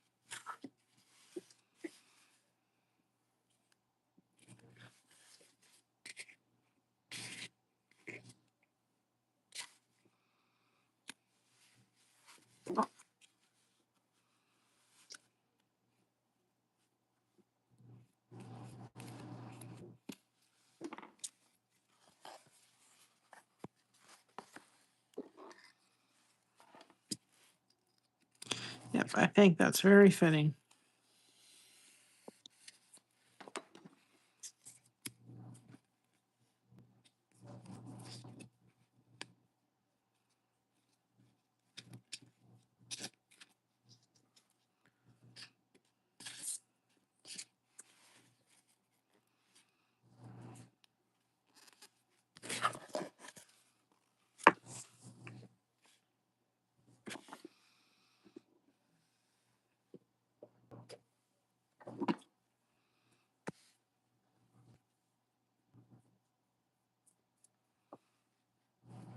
I think that looks better. I kind of like the stripes coming down from there too.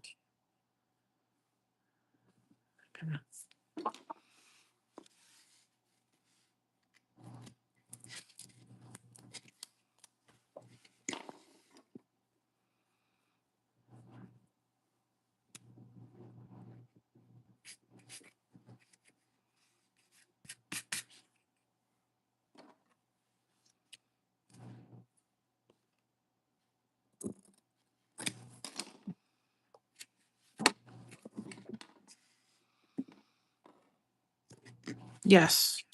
Well, the video showed us how to do it, but I'm not the math person on that.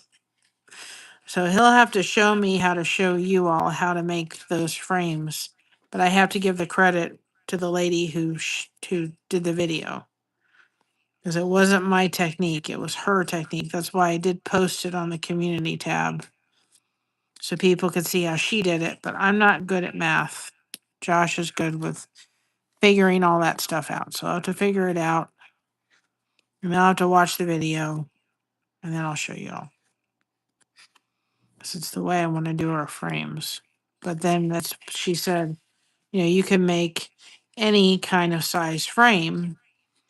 Now, I think you would be limited if depending on how big your piece was.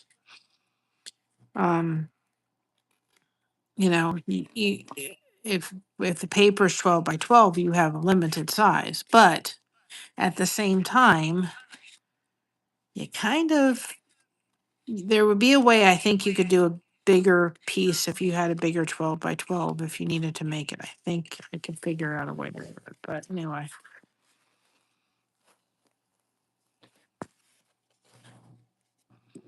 It's kind of like,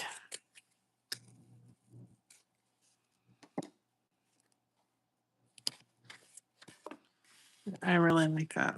I like that. I think I like that whole section. The stripes really look cool with it. And we got to put a darker pink on this side to kind of make sure that it doesn't look lopsided.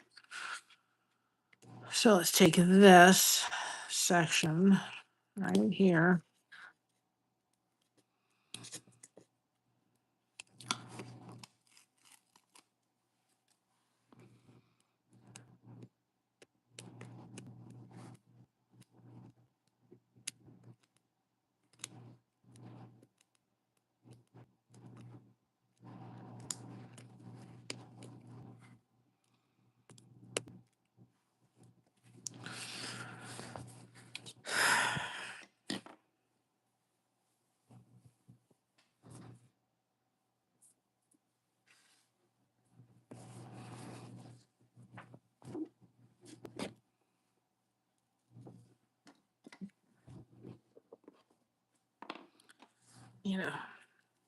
Kind of a somewhat accurate measurement. I kind of want to have a little bit of that in there.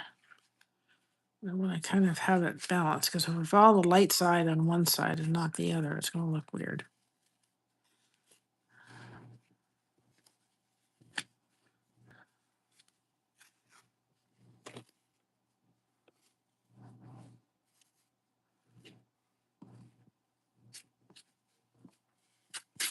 I don't want to too like this dark. I want it to be the lighter part of the pink.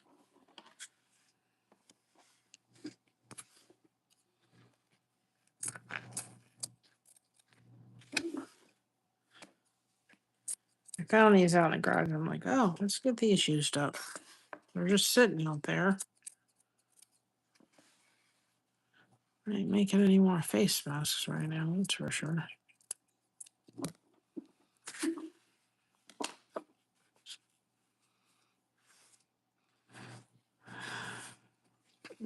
That's just a little bit more. It's just a little bit more of that pink. Actually, we'll flip this. I like that better. Kind of has that wave going through there, but it's not too strong of a pink.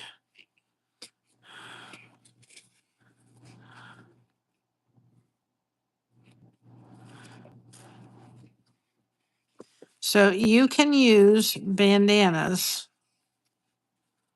It's going to cut it close. It'll work. So if you see a bandana you like, this is bandana material. You could even get white bandana material and tie dye it. You can get the tie dye from from Hobby Lobby, and tie dye it different colors if you were trying to get like tie dye look. Just use a white bandana. That's that. I'm using that kind of material. Can't tell whether it's thunder or fireworks.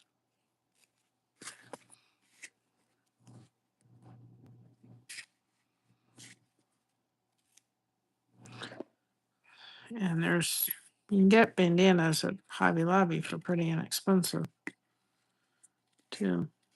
All different kind of colors.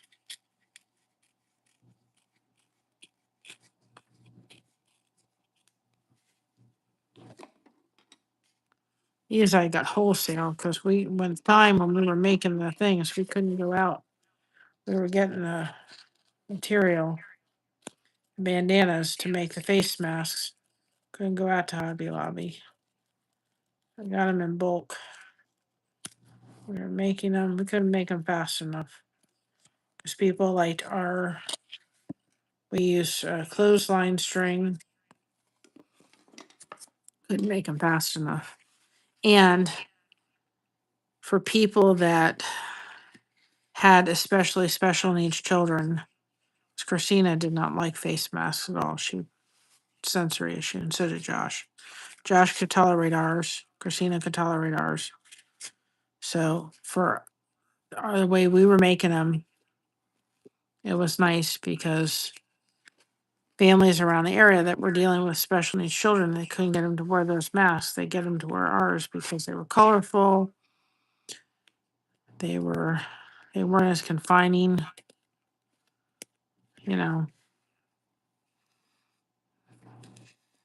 So I learned how to sew, but I got a sewing machine. I got a nice sewing machine with it and everything, but I didn't. And it embroidered too. It's just not my jam. I tried it though. I would have loved to learn how to quilt and everything, but I don't know sewing. You already know my disposition when it comes to sewing. Just not that.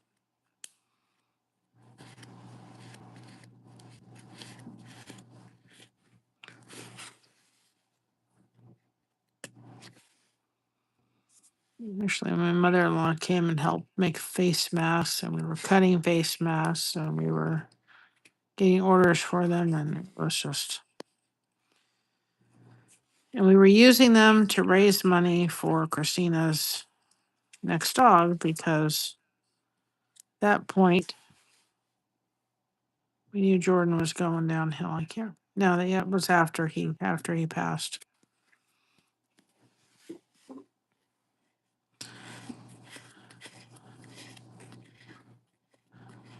Tell you that I'd followed them for many years. Yeah. They were many years I'd followed this group, this gentleman, service dogs by Warner Retrievers. And I had seen good things and everything. And so when we knew Jordan, which was Christina's autism service dog, when we knew that he was on his way out, we started getting ready for her next dog, and we were going to go through them because they were going to bring the dog to us. And there was a place in Cincinnati that would have done a dog, but I had to choose between Josh and Christina, and I didn't want to do that. I wanted to get them two dogs, one for Josh and one for Christina. So we were going to have to raise like $50,000 for these dogs. So we went with Warren Retrievers, so that we had we had a special account we had to send the money to and everything. And they had a lot of good reviews and a lot of stuff, and we didn't realize that he was laundering the money at that point. He had another business that was owned by his partner, and so they were running the office space where Retrievers was, and then he had some kind of meat business or cow business or something. So they were taking the money and they were renting the office space and all that kind of stuff. And so we put $2,000 in the account. We worked hard for that. Where do you think the money went? And how much I got back? $150 from the courts because he filed for bankruptcy. He should have been arrested. There were families that were waiting for longer than we were, and raised their $25,000 for these dogs and lost it all. Oh yeah. I remember being on the court, because we were all in court, for everybody. And we were in court, and everybody kind of had a time. Thankfully had time to talk about what he had done. And I'll never forget it. I just got up and I said, I hope he's hearing this. I said, he can sit here. I hope he can go to sleep. Because I said, my daughter was so devastated after she lost her service animal, and she's talked about this. So she was willing to, and she almost did. And I said, hope you can sleep with yourself at night.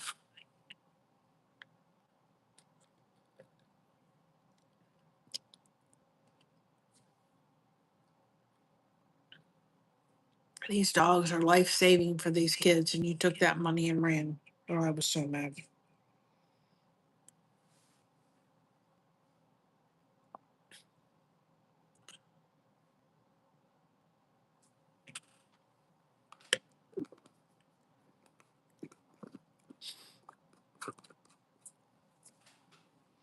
He is never allowed to own or a nonprofit ever again. But that's not enough. He should be spending the rest of the time in jail.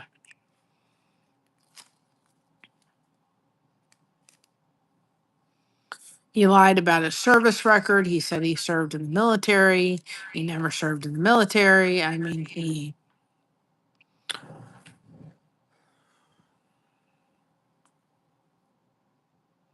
no, I don't like that there.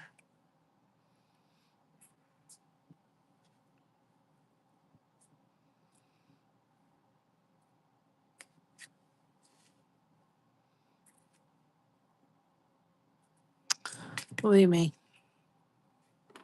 he's not our favorite person in the world. He was and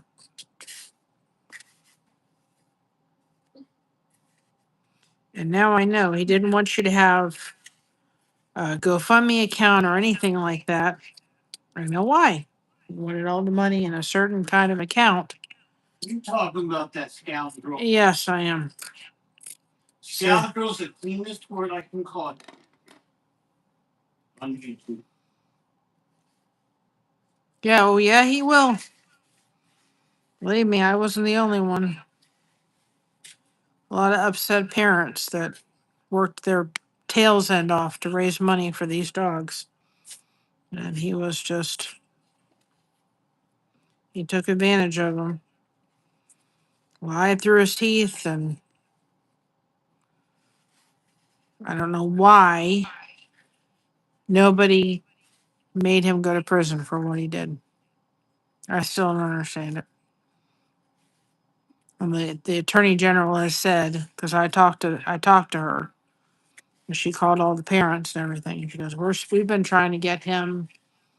We've been trying to get him in jail and all that kind of stuff for years, and they don't want to prosecute him, and I don't know why. Believe me, I would. That wasn't good enough. He needed to face. He needed to face criminal. But he didn't have anything anymore. That wasn't the point. He did. He needed to face criminal charges. You're not catching what I'm saying.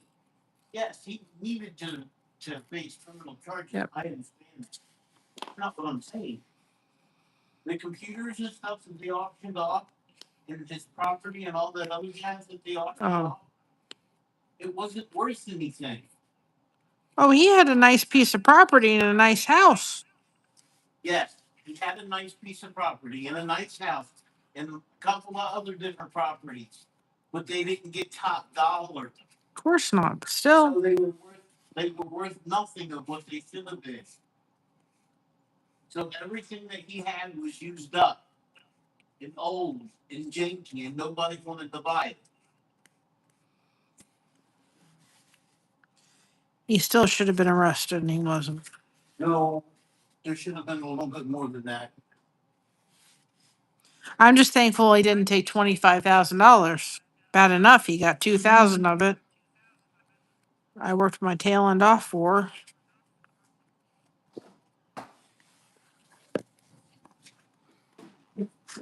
Yeah. Oh, he should do some jail time. He hasn't done it yet. And why, I don't understand it. Do not understand it. Doesn't make sense to my head.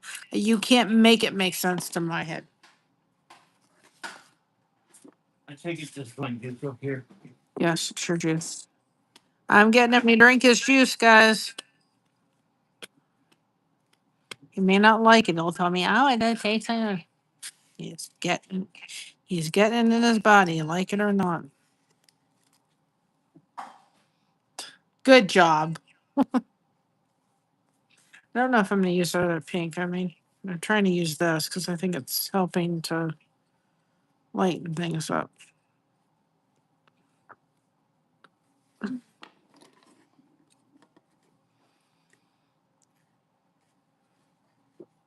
So I will, the quilt store that we're going to in,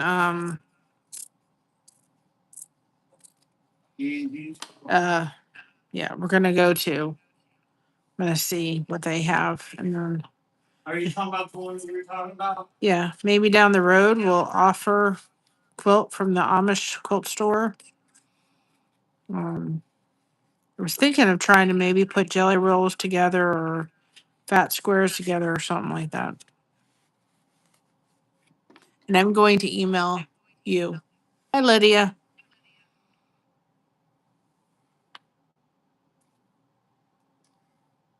I'm gonna Sandy. I'm gonna email you because things arrived today, but I want to email you. Just came home from church, and then I'm like, oh, I should probably make this. And if you haven't seen this, Lydia, this is called Kinusaiga.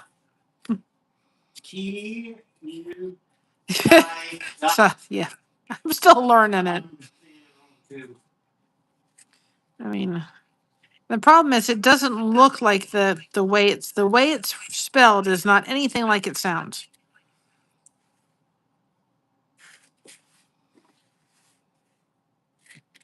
Anything.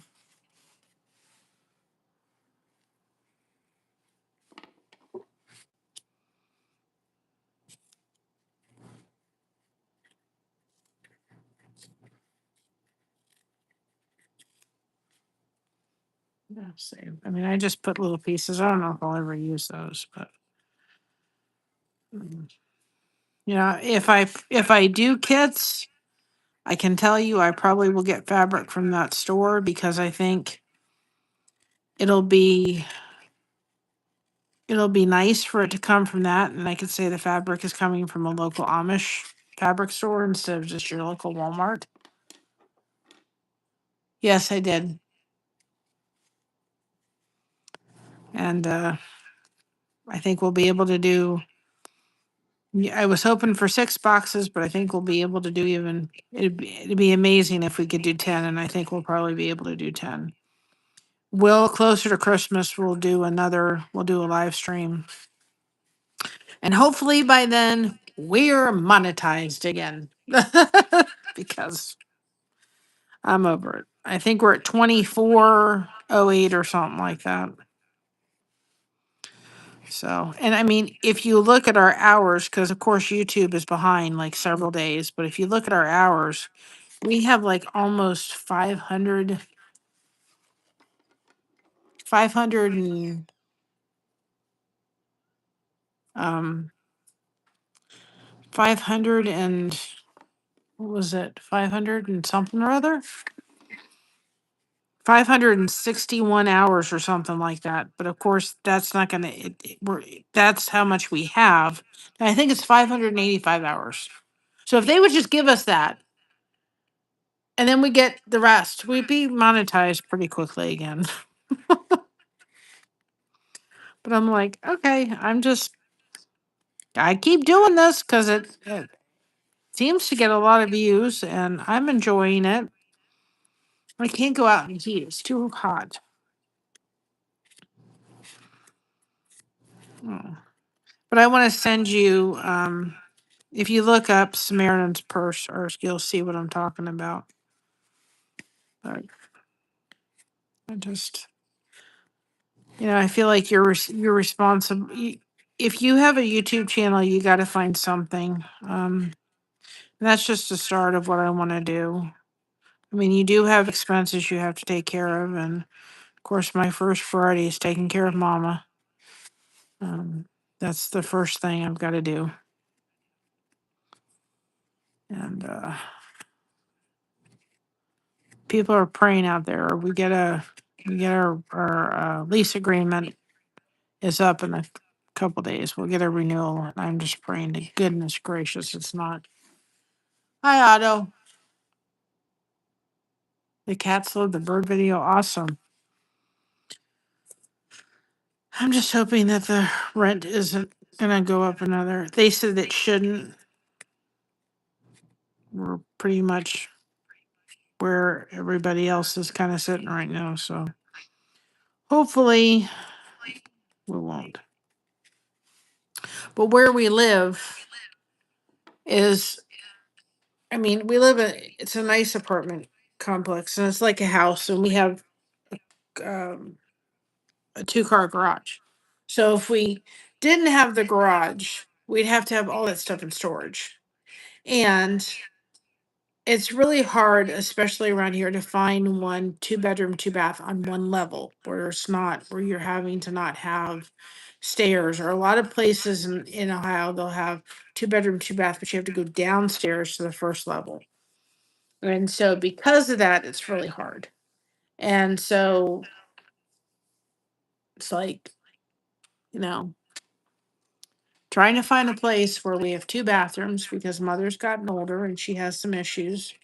And then there's been times Josh has been in the bathroom, she's been in the bathroom, and I have to go, which is not very often, but we couldn't function with one bathroom. We could, but it'd be very hard.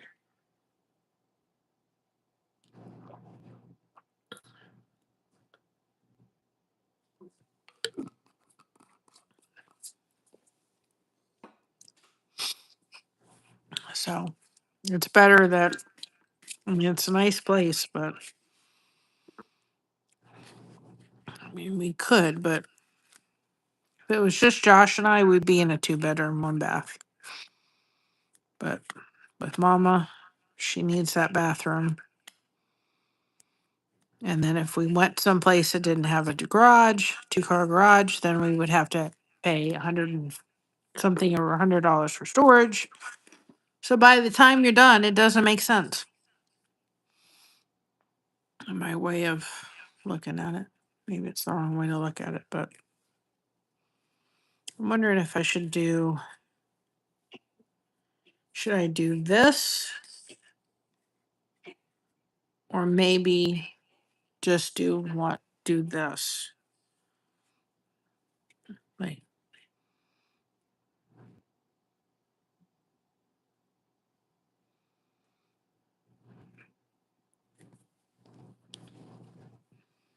I'll do this or no.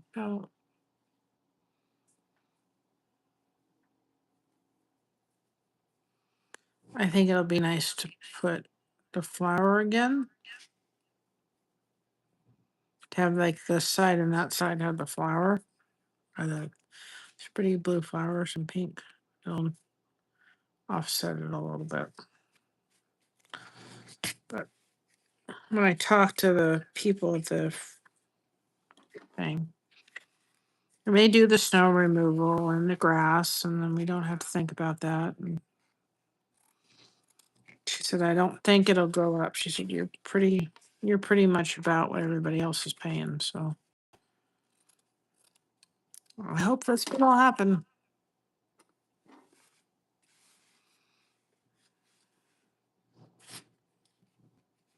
Of course, she doesn't know until it actually happens. But that's probably what it is. Probably what'll happen.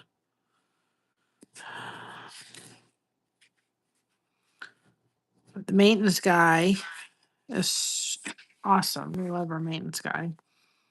And Mocha just loves him. I'm like, I say to everybody when it comes to Mocha, listen, if you've gotten in her clique, you better thank yourself because you're special. She has something. She has something for guys in uniform.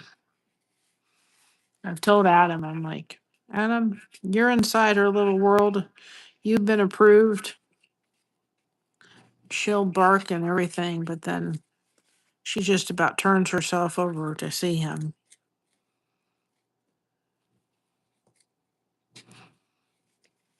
He's not afraid of her.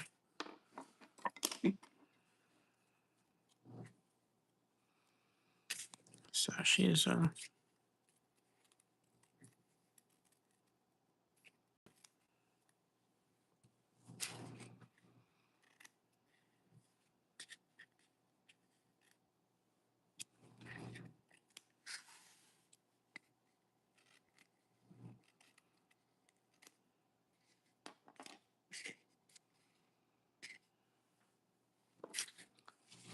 Yep, he passed the test. When you get loved by Mocha and you accept it and she's happy to see you, you pass the test.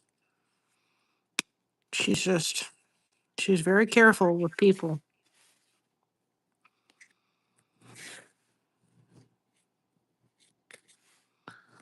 Like, we think that, when it's time for her to meet somebody because, it's part of the pact,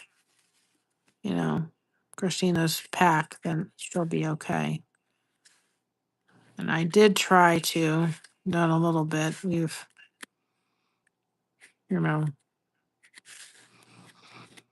tried to bring, like play like YouTube sounds of baby crying and stuff like that, so she get used to the sound. If she's, oops, I did it.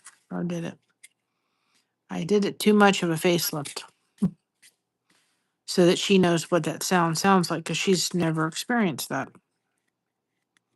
Fix it.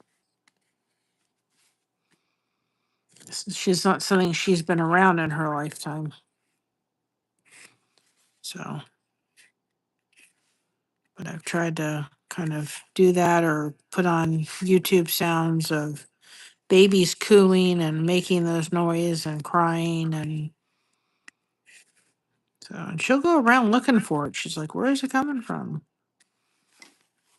So So we'll see. I hope that she'll do what she's supposed to do when it's time.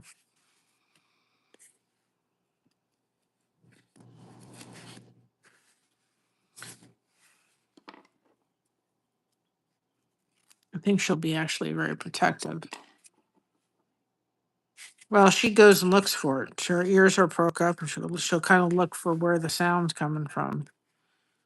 So, but I've done that to kind of expose her a little bit to that noise, so it's not foreign. She's not one. I mean, she's not. There's some dogs that will like watch the TV. Yeah, I think she did that one time, and that was about it. She'd rather be under the blanket while we're watching TV. She's like, does not affect her in the least. She doesn't want to sit there watching television.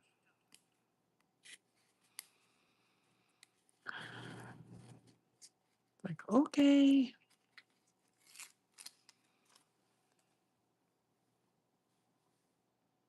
I think I'm going to do the pink again just because I think that I don't want to use too much of this pink because it's too overwhelming. And I'm thinking I just don't know if I am yet. I may take this out. This is not as pink as I thought it was going to be. And at least this is something Christina did tie dye. And it has a little bit of pink, but I'm not, I don't know if I'm liking that as much as I thought I was going to like it. Where is this?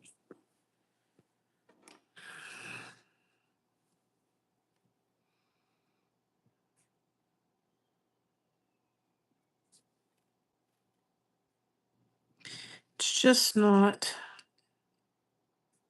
At least this would be tie dyed. This is more of a red, and it's not sitting with me well. I don't know why, but it's just not. I keep looking at it going, I don't like this. I don't like it.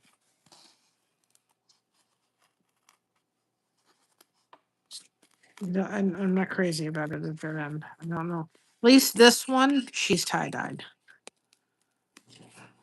So I'm going to keep this. We can use it maybe another time, but I don't know. It's not sitting with me well, and it's not sitting with me well at all. And I keep looking at it and I keep going, I don't like it.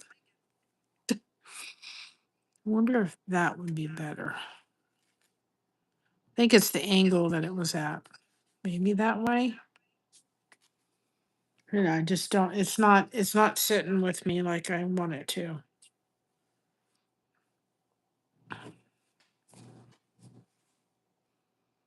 That's what needs to go there. Yep, that other color's not working for me. That's what needs to go there. It's too much. It's not sitting. It's not happening. At least this one here, she's tie-dyed, so at least she's done that. There's something on here that the granddaughter tie-dyed, but that color is just not working there. I kept looking and going, yeah, and I'm like, no, it's fine. No, it's really not.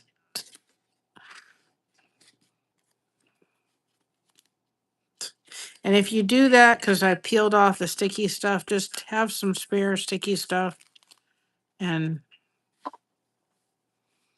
put it down because it's not coming up. That looks a lot better. That other was just not. Wasn't working. What we will do is we'll take a little bit of the blue and put it over. We'll put the blue over on this side here. We'll put another piece of the blue, but that was just not happening. The blue will look pretty there. So I just kept thinking, this is not working. And I didn't like it. I kept sitting there going, I don't like it. Not that I didn't like the color. I liked it. I just didn't like that at the end. That looks much better. It was those two together that I didn't like, and I thought I did. But I didn't like it. Once it was down, I'm like, I really don't like this.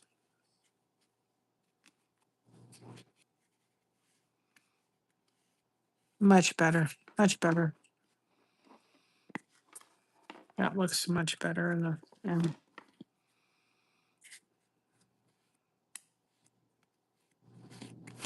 much better. That at the end, it just that was just the problem is those colors were that was more of a red, but it looked like pink till I put it down.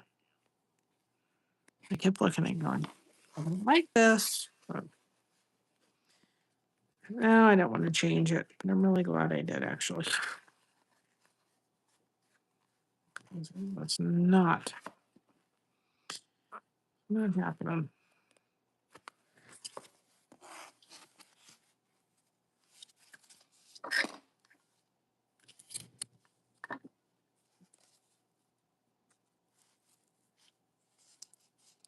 I'm glad I didn't glue that in yet. 'Cause I'm just sitting there for a while going, I'll live with it. No, I really don't like it.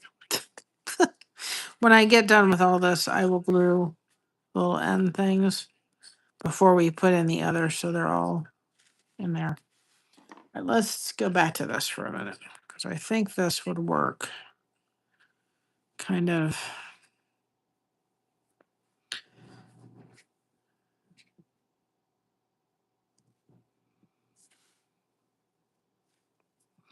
I kind of like this being at the edge. Get rid of some of this strings.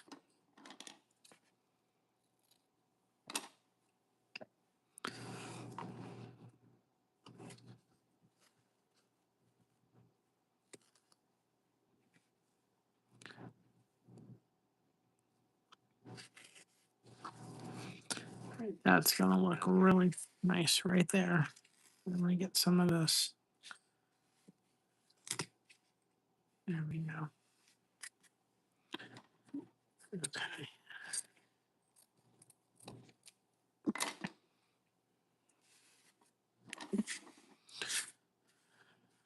Much better. Much better.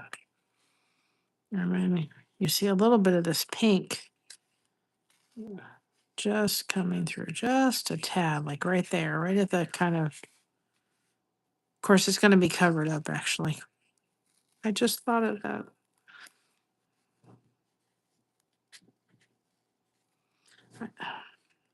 Give me back my thing for a second. I just thought of that.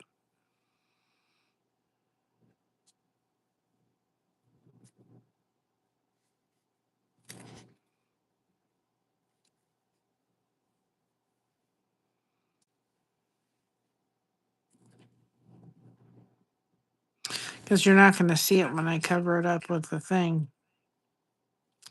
I forgot about that. Oh, well, that's what it is.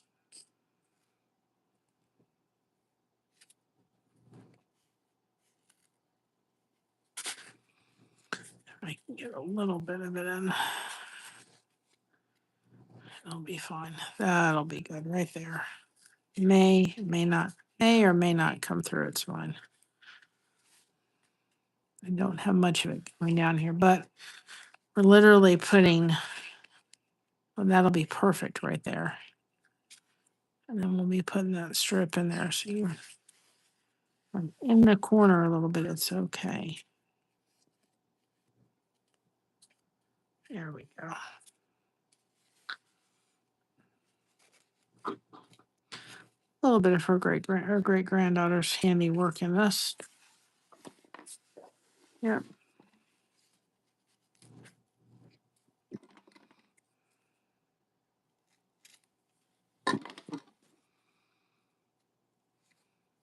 It looks better.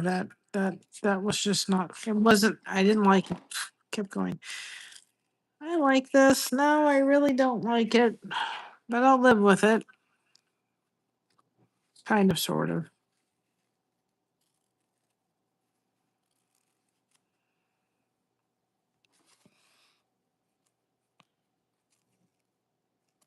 So don't be afraid to change it up if you need to. If you get it in peace and you're like, I really don't like this.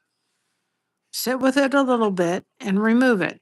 Just put some more sticky stuff down. Have some extra little strip things. You know, if you have like little strip things like I have, like this, that are not going to work for a picture, just keep them in your thing, in your stash, and then you can put a little bit of the. I was able to put a little bit of that down and then restuck it again.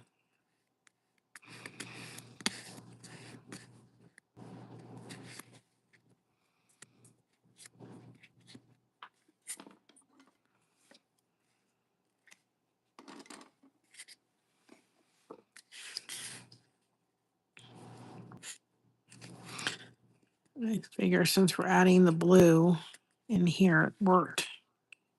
And I think it also divided. If we had done it all in pink, it would have been pink overload. Even though grandma wouldn't have meant, it just still would have not have been absolutely overload city.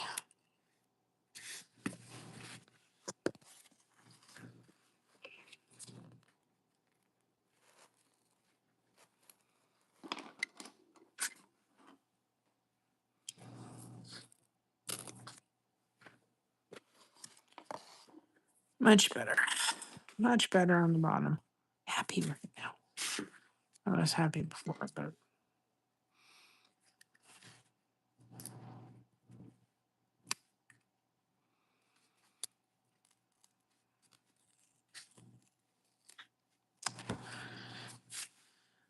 ay, ay, ay, ay, ay, ay, ay.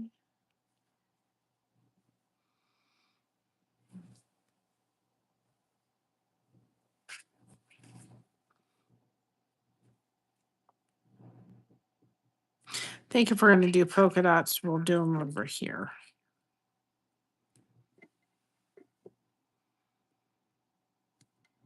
Maybe right here. No, wait. No,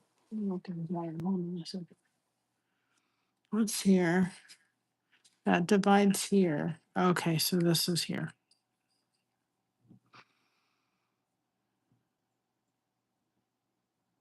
I don't know if the polka dots will go. I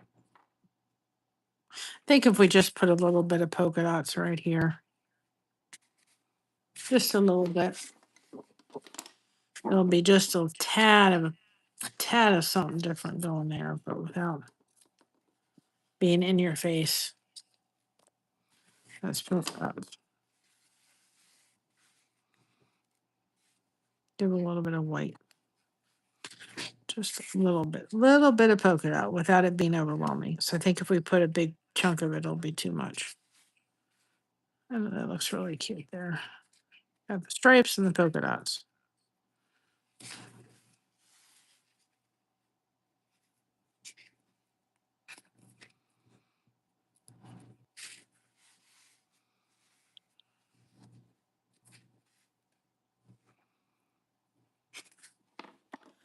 And then I think we're going to put.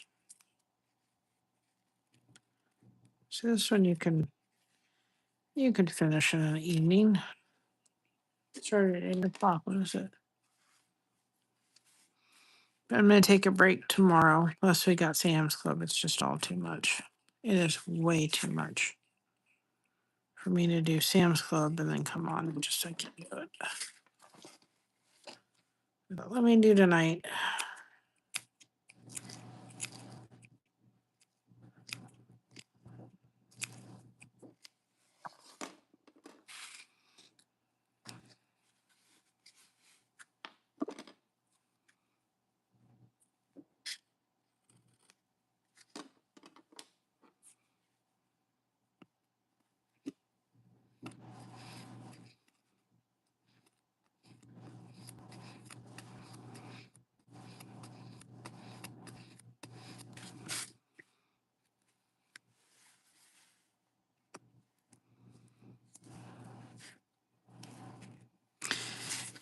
Get in there.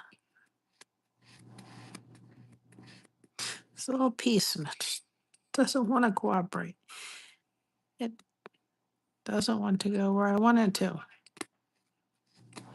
Didn't do the thing deep enough and it's just not. There we go. Plus I'll be covering it up. I think it'll just lend itself to that silver. It'll make it look like a stained glass piece of work. Which you could do with thread, you could do with cord, you could do with very thin crochet yarn.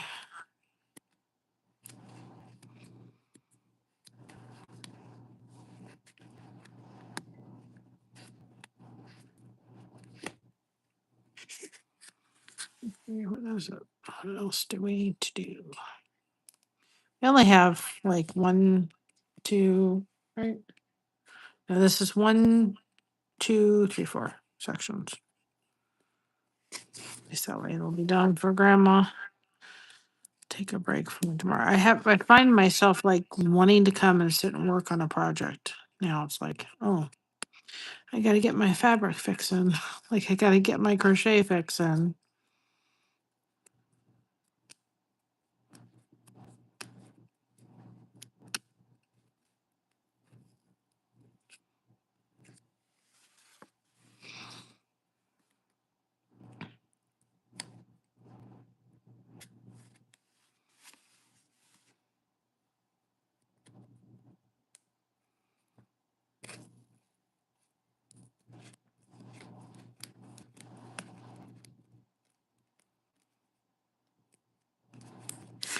There we go. So yeah, smoothly. Yes. Hey, went to 2. There we go. Like a piece that flapped over that it was like, no, I don't want to lay like that. All right. That was the right move to make. I like the polka dots, but I wouldn't have liked them like a big chunk of them either.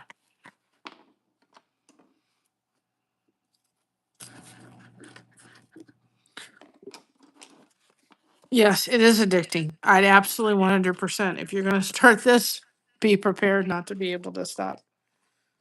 Okay. I'm looking at it for a second. That's so much better down there.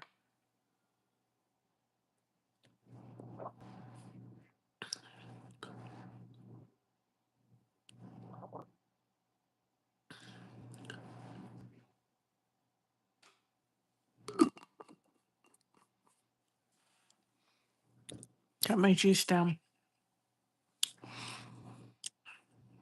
I think we need solid for here because there's all this pattern stuff around. There's got the polka dots and the other stuff. Yeah, solid here.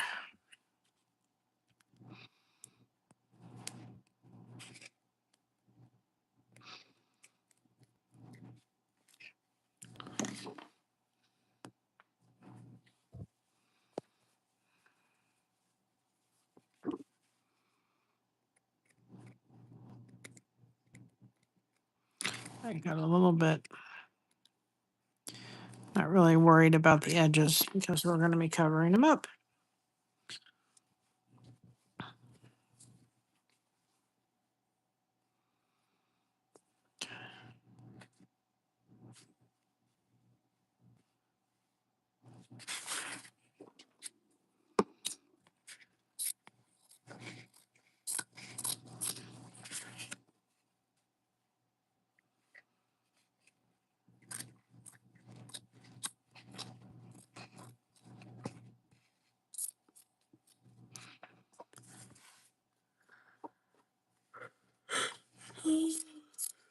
Hopefully tonight I sleep.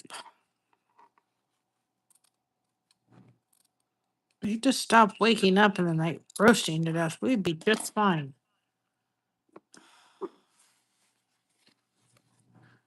Let me cut this small. I can finagle it. And Josh woke up crashing in the middle of the night, so I take care of him. And then he had some kind of meditation music on. It's like a playlist of meditations. So in the middle of the night, I was hearing wind chimes. I couldn't fall asleep. And then he woke up crashing, so he took his CPAP off.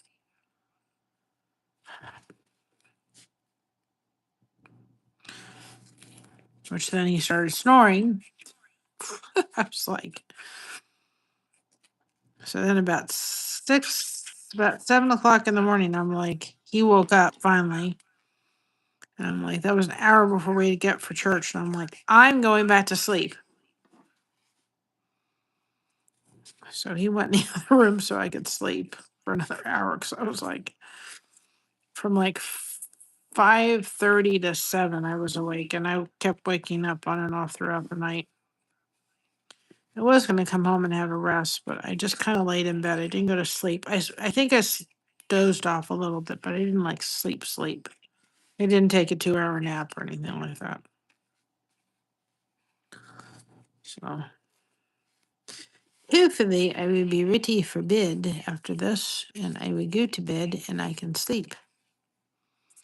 And I have to get up and deal with Sam's Club tomorrow.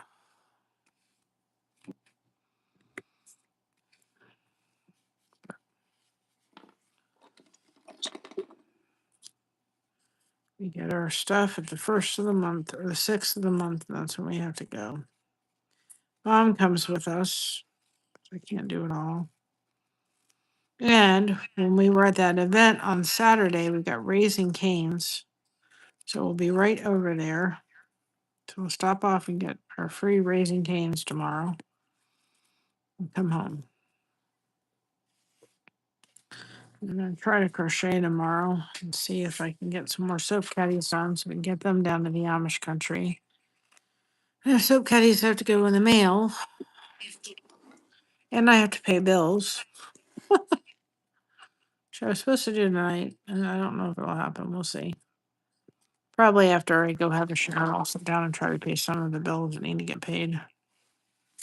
Like our money comes in on the 1st and it goes out before it's done and over with before I can shake a stick. But yet God takes care of us every month. All of our needs met. We're in the house sometimes, but he makes it all happen.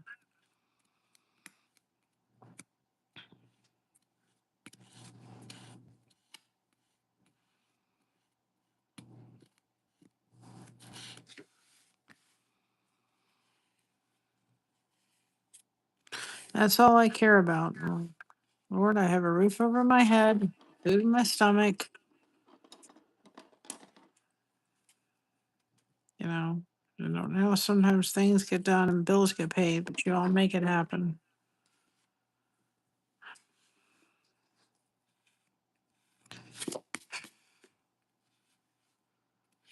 We had an unexpected expense last month, and I was like, and yet the need, an unexpected precious gift was given, and the need was met. Like, thank you, Lord.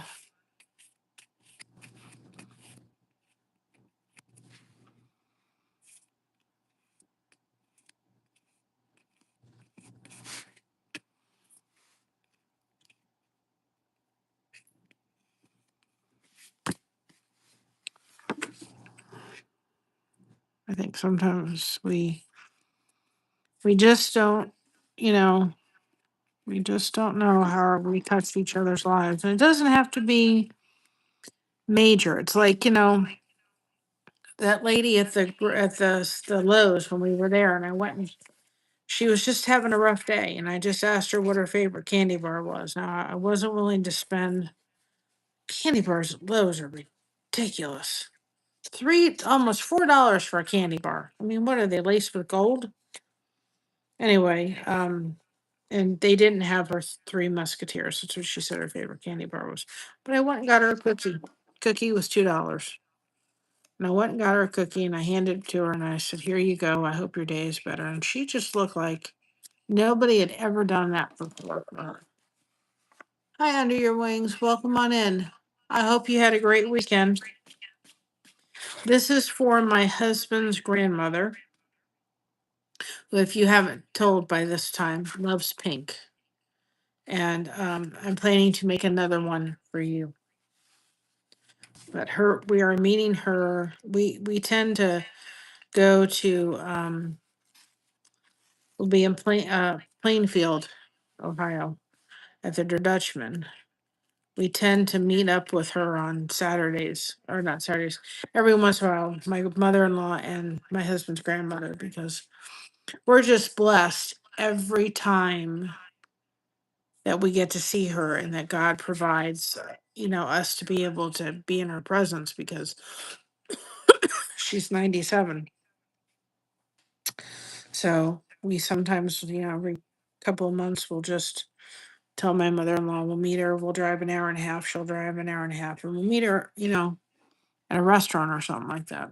So um it was her birthday on the 15th. The 15th of June. And I thought, well, let me make her one of these. And that way, when I see her, I can give it to her. And her favorite color in the world is pink. So we had to do one in a lot of pink.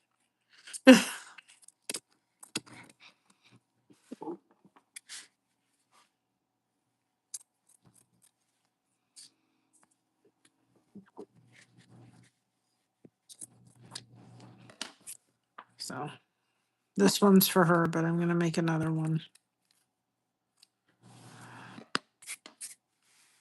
I want to make one for, I really like it. Got the goose to make. Got 2 of these to make. Just got to go up just a little bit.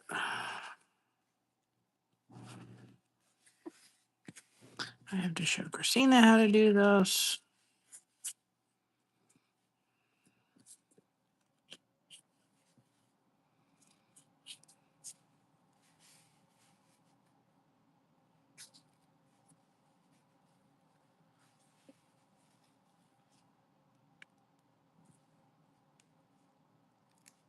Hopefully you had a good 4th.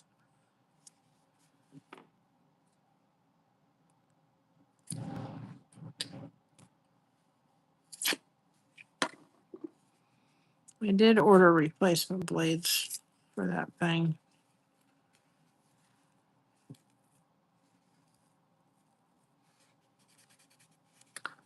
Just, I thought I don't want to be out of them and not have them on hand if we need to replace the blade.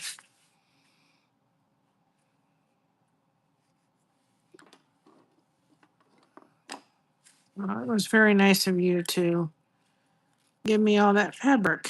So to me, to use some of it to be able to put in something for you, it'll be something that'll mean a lot. I'm grateful to do it.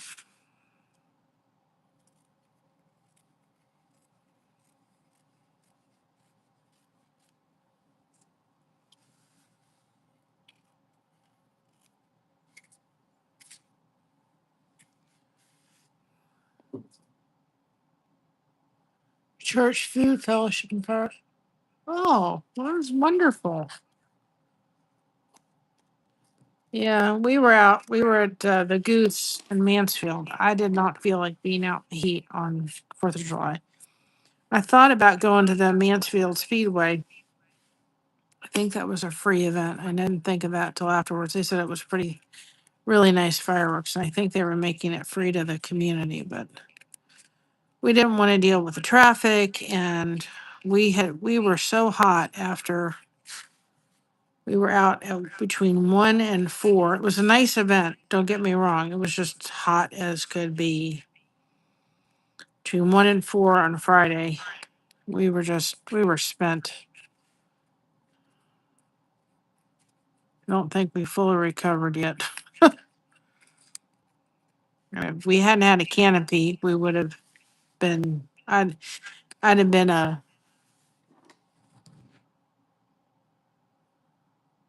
oh,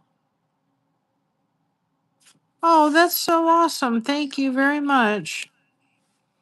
Um, and this one is from my husband's grandmother. So when I do yours, I'm going to use all of your fabric that you gave us, and I will use that fabric to make yours.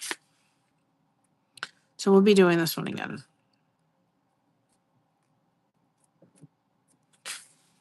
So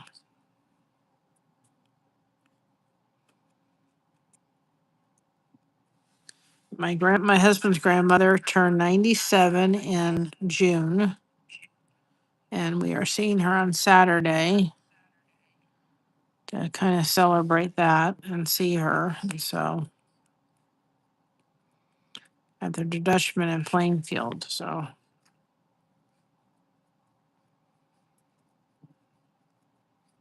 I thought I gotta bring her a birthday present, and she'll love this. She's a Christian, so she'll love this. This will mean more to her than any hand made gift I could get her, or store bought gift I could get her. So then after that, we've got the goose to do. We got the American flag to finish. Oh, you did. Let's see if I can see. No, that's that the American flag. Yeah, this is how far we've come on the American flag. I just didn't have the patience for the little flowers tonight. I think I've got the hang of it. That's the American flag we did. This is the goose we're gonna do. We gotta still finish the blessed. It may be my nemesis, but we're gonna finish it. Will I change the pattern? Absolutely.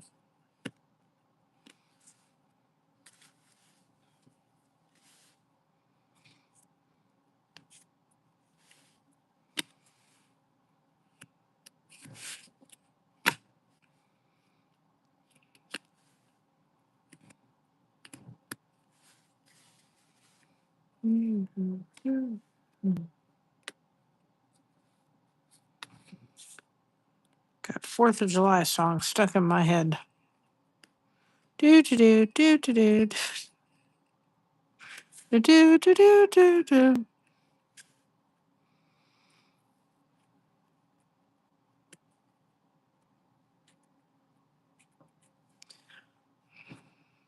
Plus, I needed somewhat of an easy. See, this is the one I should have hit after we did the rose, not the blessed one. But if I hadn't done that, I realized that I wouldn't have realized that that really didn't work, and I needed to change that up. So I'm not. It is what it is, and I figured out what was going to work and what wasn't. But I don't think I would have been as good with the flag if I hadn't done that one. So that was supposed to be in that order. 2 more little sections before we go around and put the finishing touches. Okay, so got this section left and then that section.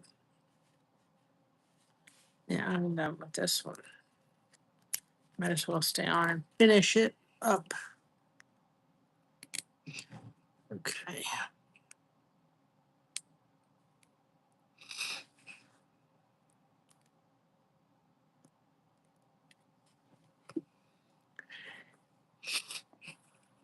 We can't do anything too much because of this flower.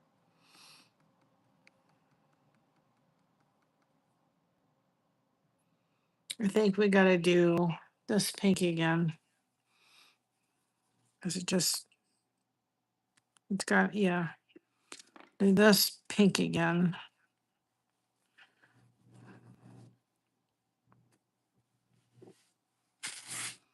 No, I don't have to figure out what to do for the other side. What? I don't know yet. Maybe blue. I think we may hit the blue. We'll do a blue over here. That's what we'll do. We'll find a blue section in that one Christina did.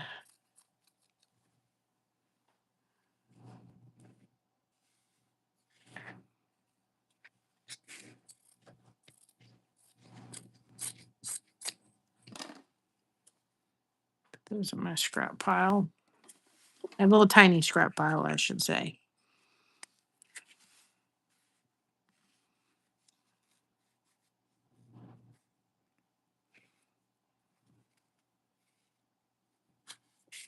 And we'll put that cording around it.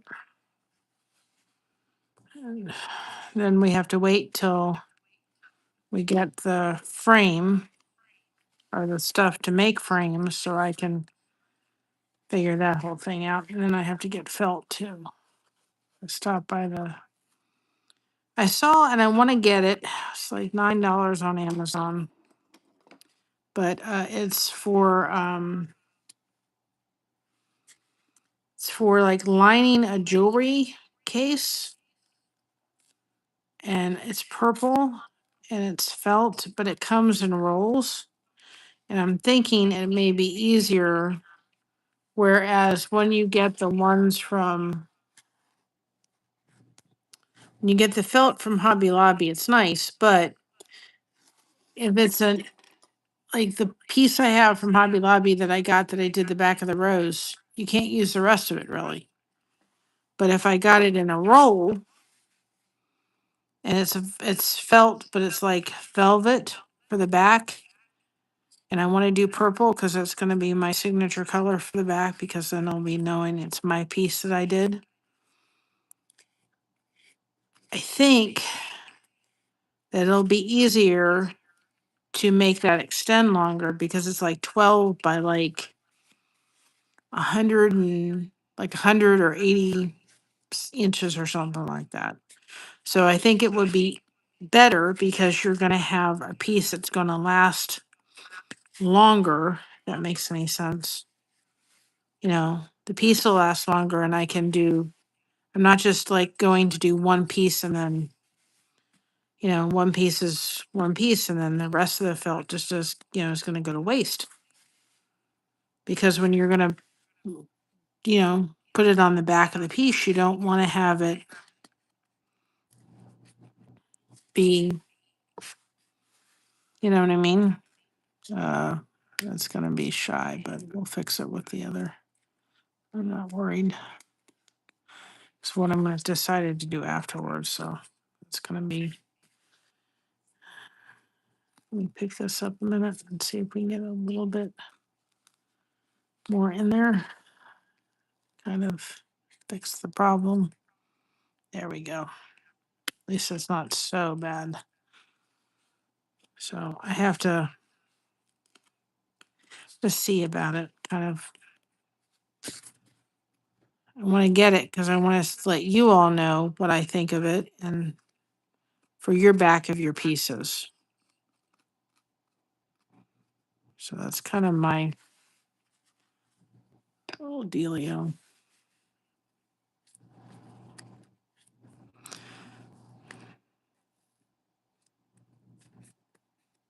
Okay.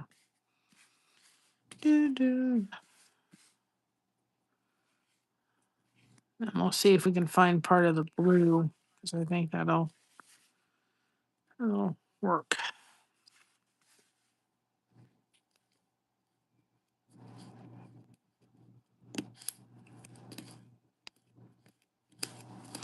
People are still doing fireworks. I can hear it.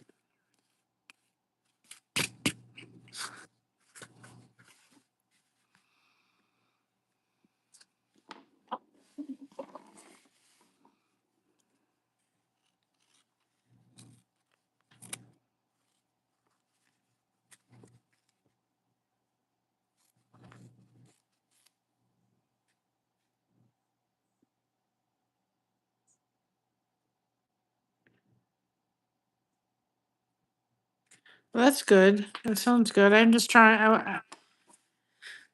I've got cardstock. I left some of it left over from Christina's wedding, and I've got silver. I think will be really nice. I think I may even have ivory. I don't know, but I know I have silver. But making sure I'm not doing it outside of you guys being able to see it. But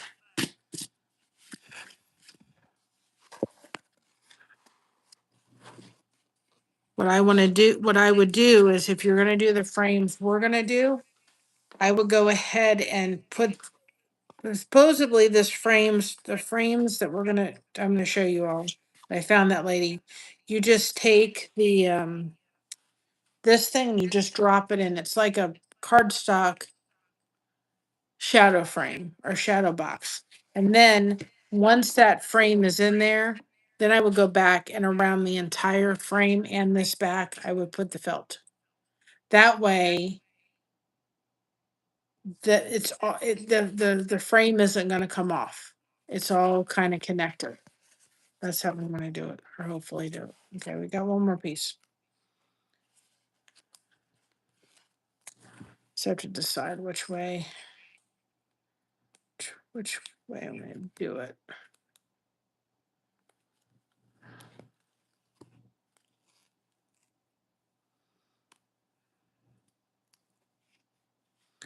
Last piece. I ended up not using that. I thought I was going to use it, but I didn't end up using this. I can't use it now because it's too different. Let's see. Ended up not using this dark pink. It just didn't really go. Didn't lend itself to that.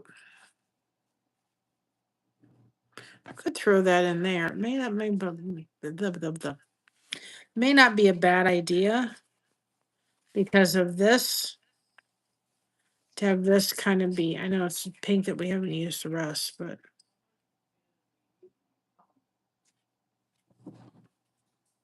I'm thinking that'll work. Let's do that because this is going to be a real challenge. Yep. Having this on the top, if we do something, when we could, no, because no, it'll be better to do this. We do a print, it'll be right next to it is that color, and then I just don't think this is going to go with this. No, I don't like that at all.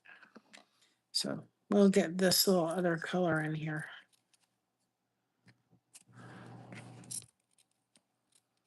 Well, if Josh shows me how to do it, I can pretty much show you all. But he's the one that has the math.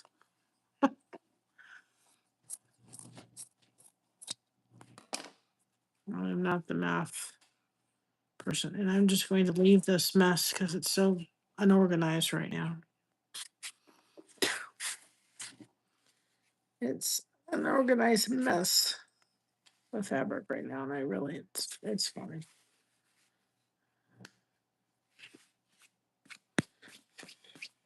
My lint roller.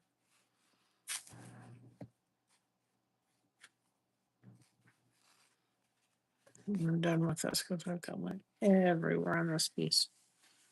Everywhere. Around the world.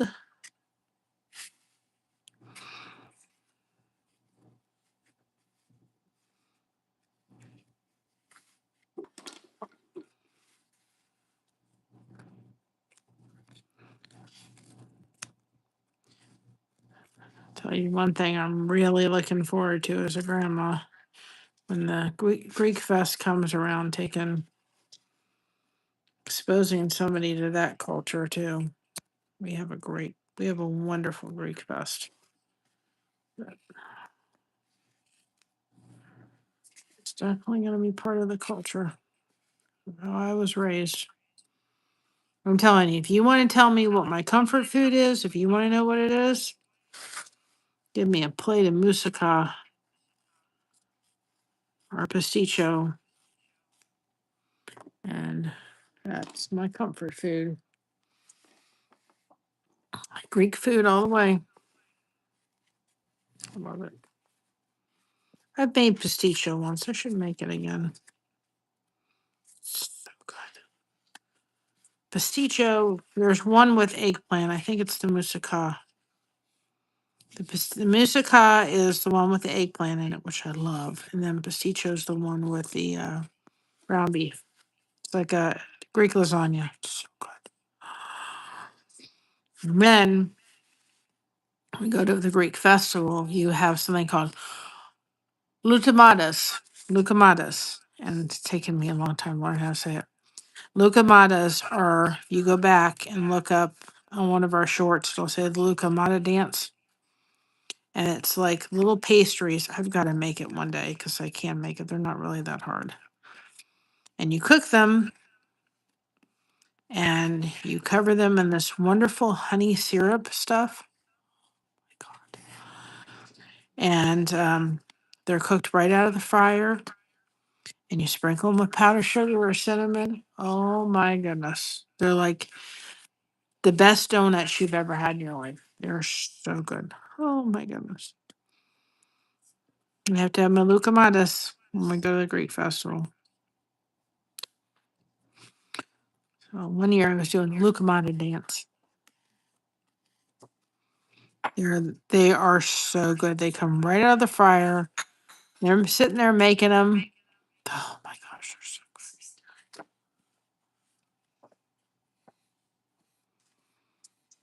good. Lucamadas. Gyros, the lamb. Oh my gosh. Getting hungry just thinking about it.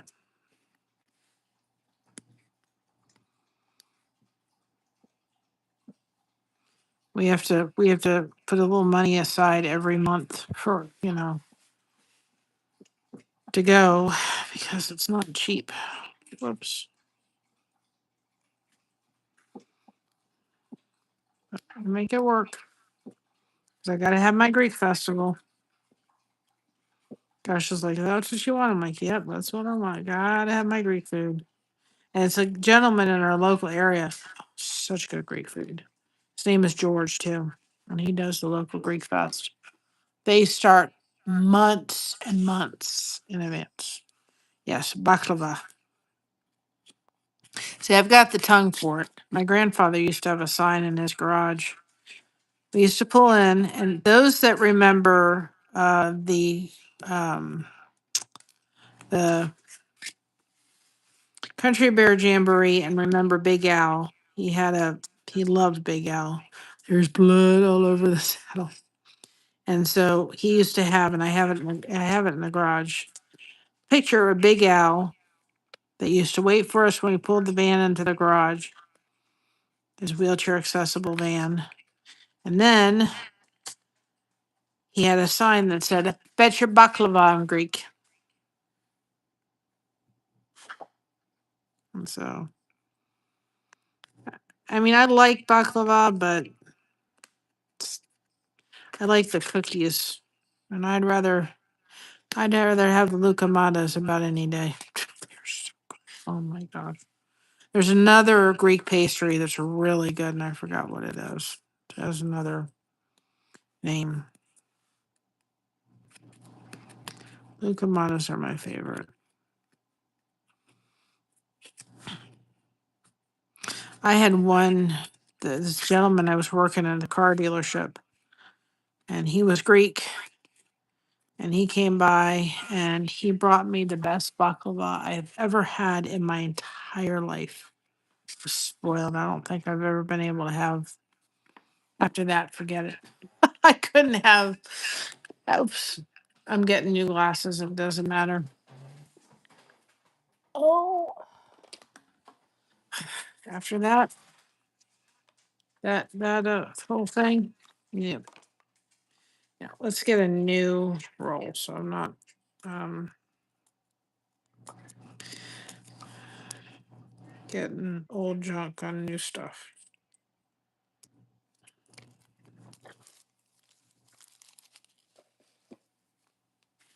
And then when you've kind of done, this will kind of take, and then you'll know exactly where you kind of need to go and clean up. But this will clean up your workstation.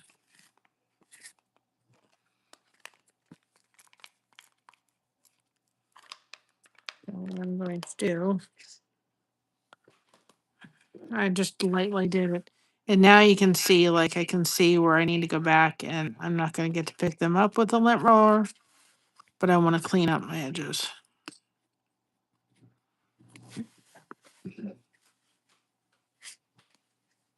Are you going to get sick, Mocha? You okay?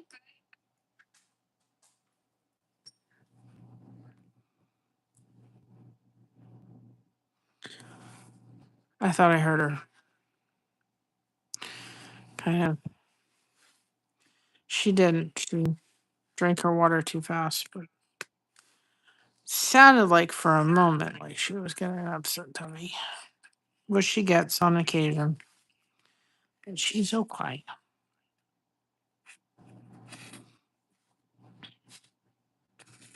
So just go through and when you have to do your lint roller thing, just go through because there's some that and just push them on down. They're not going to come up by the lint roller. You don't want them, especially if you're not doing if like we're doing that little thing at the end. So but I still want the lines looking clean. I don't want there's any little lint stuff. I don't want that.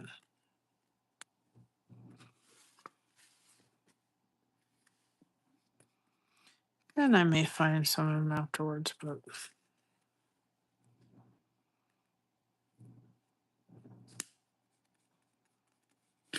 okay.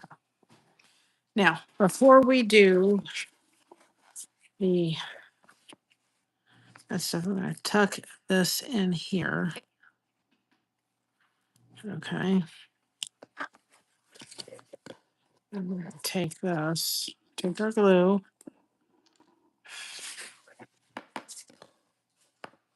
And we're just going to take this and put it on these little places. I kind of want to just make sure that it's going to kind of get down so that I don't want them popping back up again. So I'm just kind of taking them. I'm not even looking for them to be. So we're going to cover it up with a frame. Yep, it does. I think she'll like it. She'll be happy.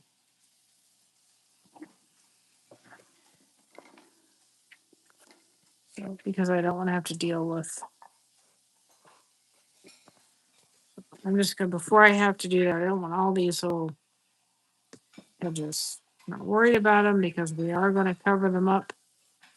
They're going to be a little pain in the necks to deal with.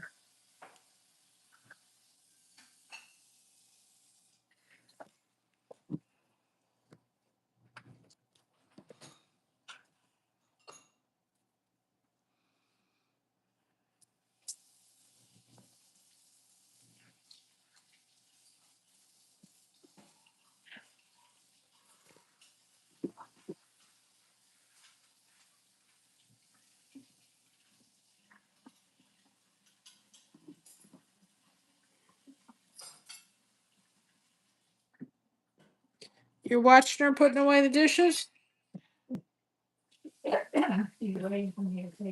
I know she is. She's just too funny.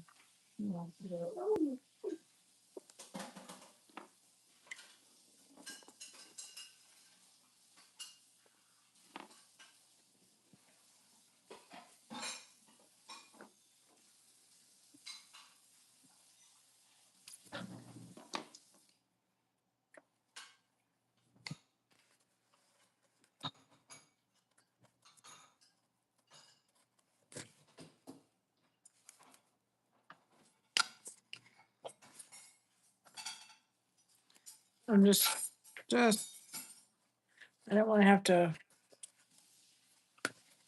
Let me get these edges right in here. Get over there.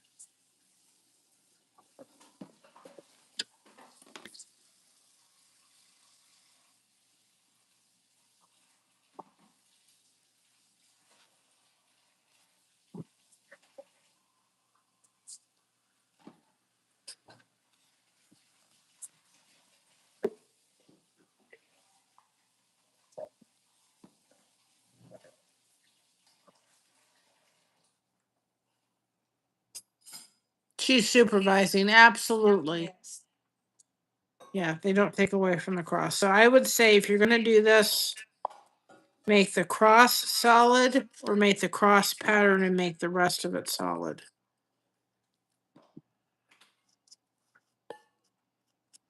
She's a great supervisor.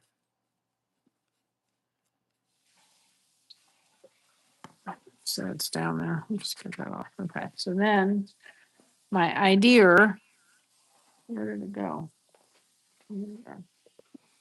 Was to take this because I thought of it being kind of like stained glass.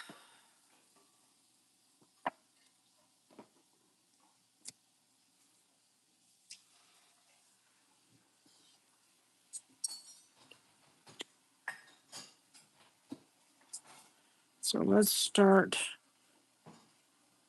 with the cross. What I would do if I was doing this is I would literally start,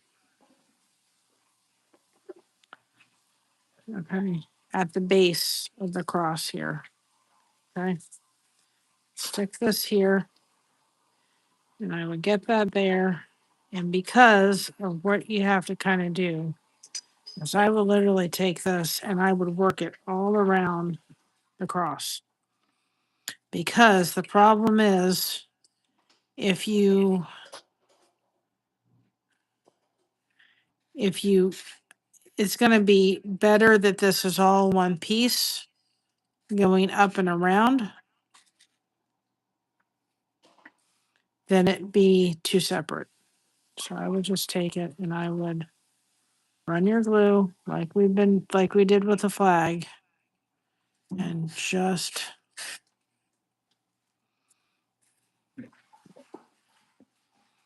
but this would be a great idea for this one because it would ended up looking like almost like like the lead you put in stained glass. You're kind of giving it that same look. It's just an outline like you would do the other. And I'm just running my finger down. Now, one other thing I would do is actually, I'm gonna raise it up just a minute. I learned this from the last time. So we're gonna take this and get an estimate of how much yarn or whatever this stuff is called we're gonna need, because I'll tell you the reason why. I just noticed it. Okay, we're gonna kind of get an estimate of how much we need. So we're gonna probably need about that much. I'm gonna cut it off. As you're going around, okay, if you go too far up here and you see this section that's lying here, you don't have to really worry about that section. If you don't put your string in this section here, it's going to be hard because then you're going to have to be trying to go on top of it. So you want this to lay on top of this piece here. You want to be able to put this piece in there. Okay. Now, kind of goes with the same piece over here. Get an estimate. I didn't tell you can move. Get this in here. So you're going to kind of be getting a little bit of an estimate of exactly how much yarn you need to get from here to a little over the side. Okay. Cut it. Because then you can hit. You're going to lift this up because you can always glue it down later. Move it, start it on this end. You're going to have lots of string going everywhere for a minute. You're going to go there. Get this started here. You're always kind of looking for how you can make sure that you're laying things on top. I learned that from the flag. And getting an estimate of how much that yarn will be. And we're going to do the same thing on this side. Okay, we're going to get that in there. Get this here. Whoops. You weren't supposed to come back up again. You know that, right?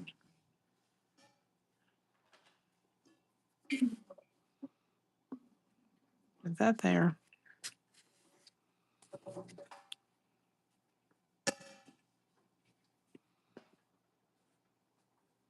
Just want to make sure that it's easier to get those started. Up there, cut that. And you're going to have to lift this up and get one started here. Because you just got to figure out where your cross points are. And there are certain areas that'll be easier to put this on. And you're going to we're going to just cut that. And as you work up, you're going to be kind of doing this kind of whole little maneuver until you can go any place. Then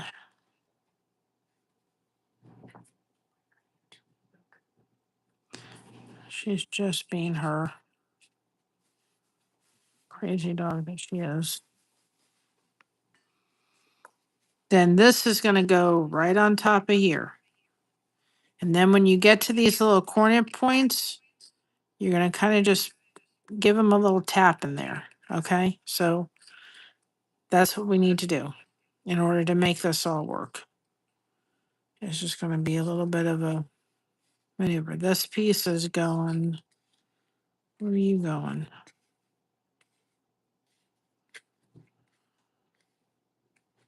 That piece is going down. Well, never mind. Sorry.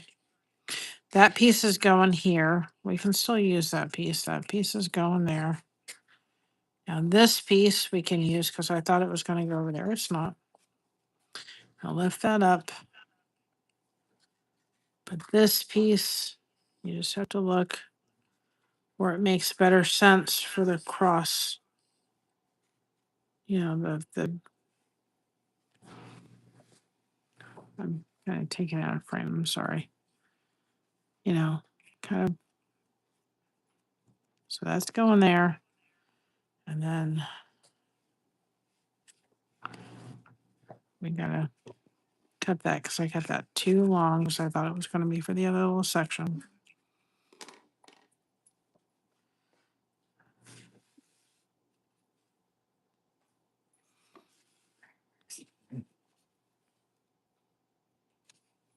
Okay.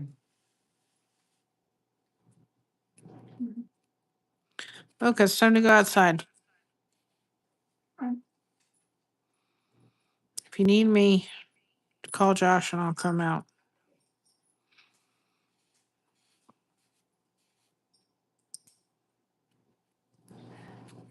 So you got to pay attention to where you need to kind of tuck. You know, if you're going to do it, if you're going to do this step. It may look a little challenging, but it's not going to be. If you just take your time, I think the results will be worth it in my estimation because it'll make it look like stained glass. So then we can take that and just, we're going to put that there. And I will put that there. And we're going to really kind of get that in the edge there. So just, you have to make sure that when I would lay things on top, you know, where you're going to lay before you're going to put the other thing down.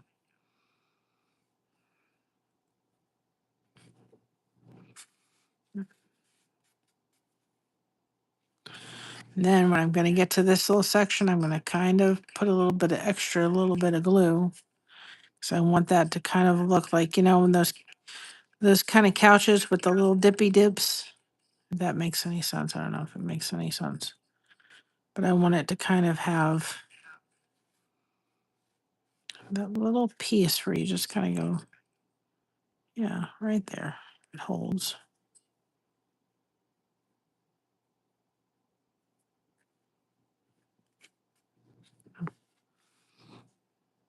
And like, here's another part that I'd like to see it just go down.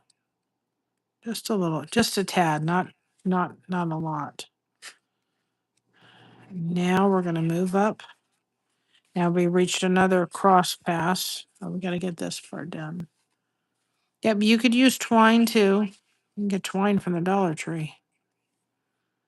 You could use twine, you could use string, you could use very thin crochet yarn. You can use cording. If you want it to really look like stained glass, it could be black. I don't think black would look the part for this one, but you could. But you're now see we've gotten to this little section here, so we're going to put that aside. We've got to hit this little section before we put anything else, because you want to make sure that when you're doing it, it's like this is going to, when we put this on top of this, that's going to be a lot easier to hide than trying to get this on top of that. So just pay attention to that. That's one thing I did learn when I did the flag, is pay attention to where you're kind of crossing things and where you want things to lay. So I found that out with the flag. I'm like, well, I should have laid that one down first before I did that.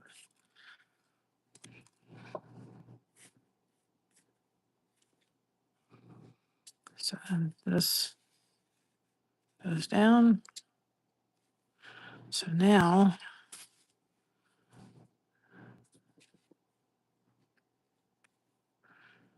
just you have to think, okay, what's gonna look better to lay down first?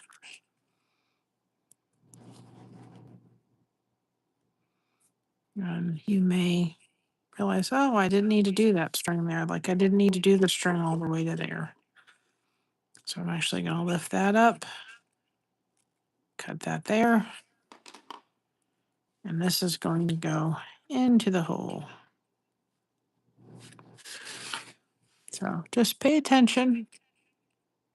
And if you do it before you kind of set it down, then you got the glue down, then you'll be fine. So I'm going to take that and run that down there. Actually, I'm going to lift that up for a second, at least I know.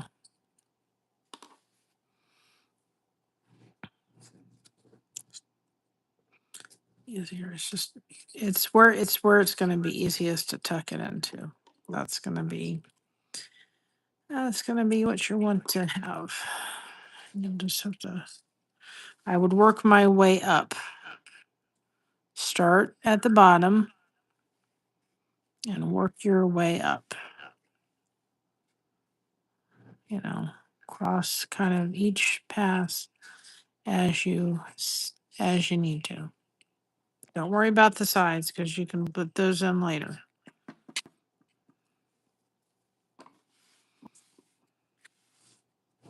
But I really like that, really changes it up too for this one because of the way that this looks like a stained glass. It just needs that.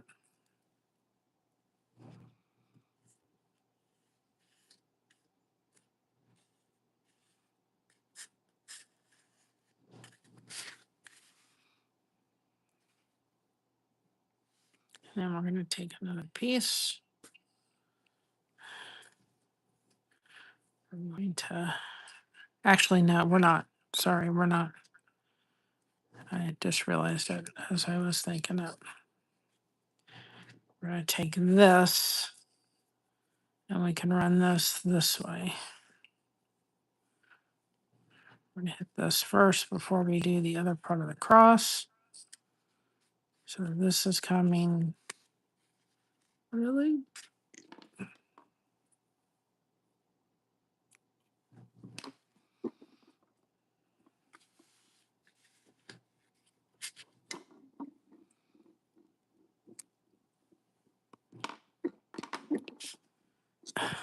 I don't need you right now.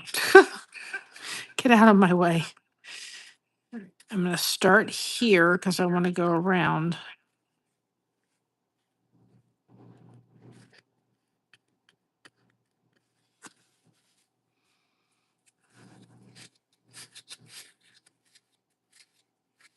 Can't get the yarn to pick up.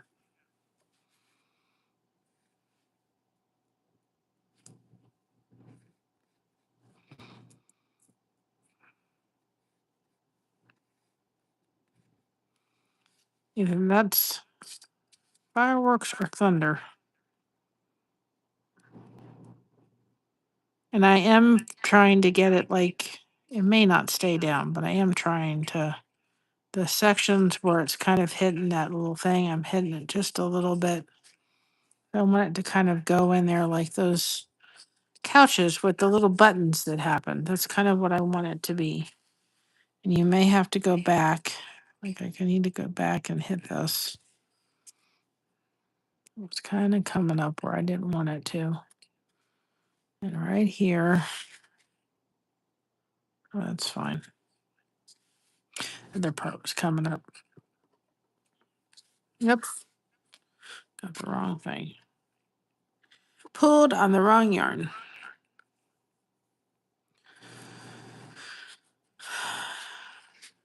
Oh, I did. Oh. I did that there. And I wanted the crop. Well, anyway, we're going to just have to do it. We'll do it this way. It'll work. We'll put this underneath here. You won't notice it. It will work.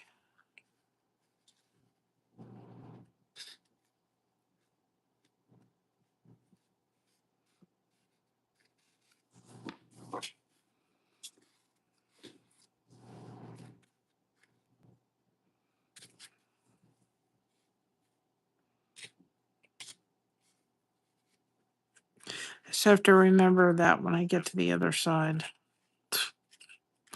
I did it a little different than I was expecting, but it works.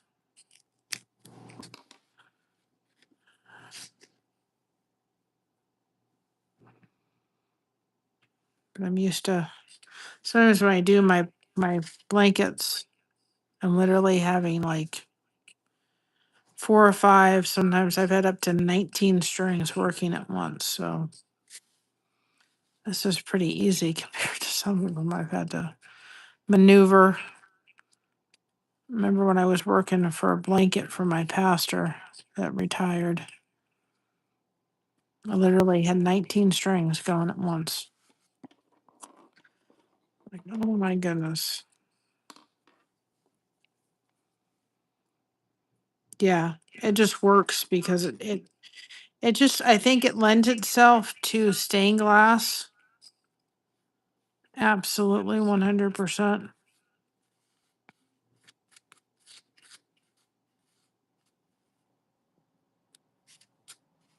Just, it worked. I'm gonna hit those. Oops.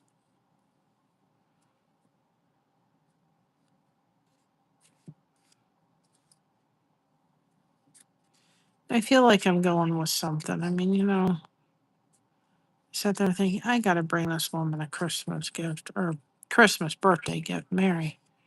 Even though Hobby Lobby's already got Christmas out or Thanksgiving out. I'm like, people, do we have to do that now? Come on. We're not ready for Thanksgiving yet, even though we had Thanksgiving for 4th of July. I mean, I think it's just having the decorations up. Of course, I wish we had Thanksgiving weather. My mother doesn't, but I wish we did. Because it's way too hot.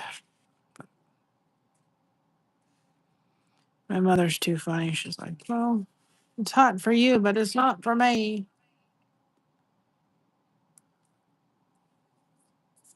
Yeah, 19. When you do bobble stitch blankets, when you have to do them, sometimes you can have lots of string hooked up to one thing.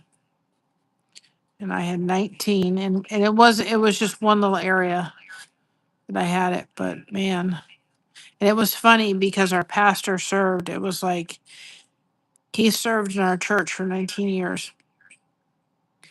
And so it was like it was kind of ironic that the amount of yarns I had at one time in this blanket were 19, and he served 19 years in our church.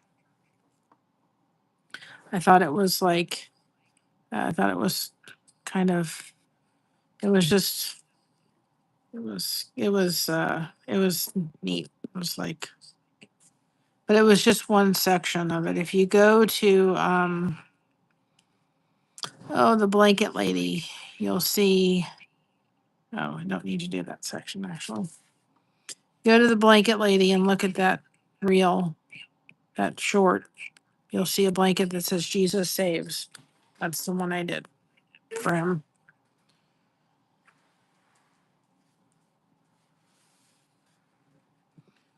I don't know why I jumped when he just came in the door. I was focused. Focused, and you scared me, Mom. Yeah, I'm kidding. All right, now we can take this, move down.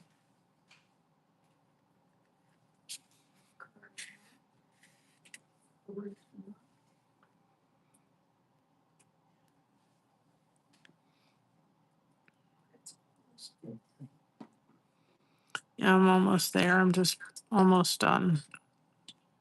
I think Grandma will like this. Let's go this way so you don't feel like a scary cord. Oh my gosh.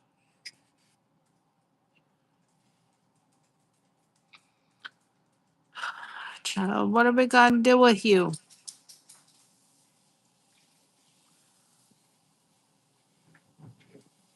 She's a big scaredy cat, is what she is.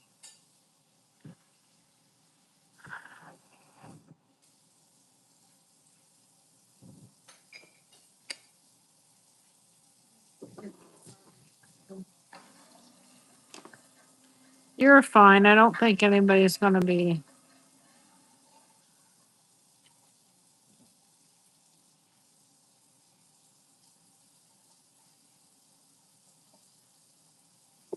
And you don't have to do this step. I just think it really finishes this specific one off.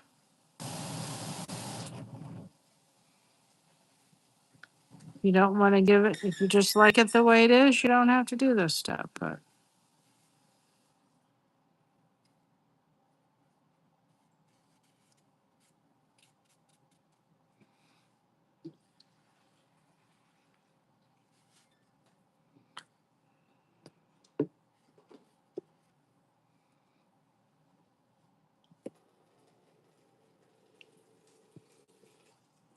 just looks like stained glass. I don't know why I just had that.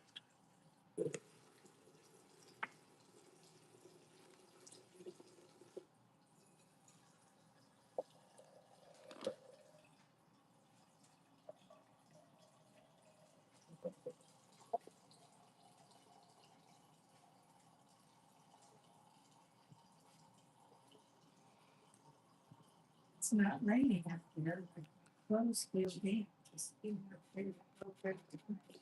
Because it's so humid out.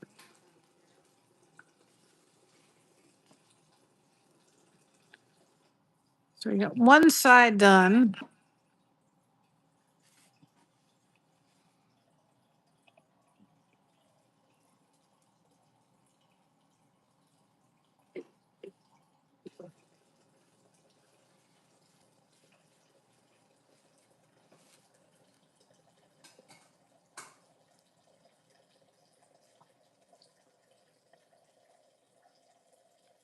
And I'm being very careful. I want these to lay more on top than the flag ones did.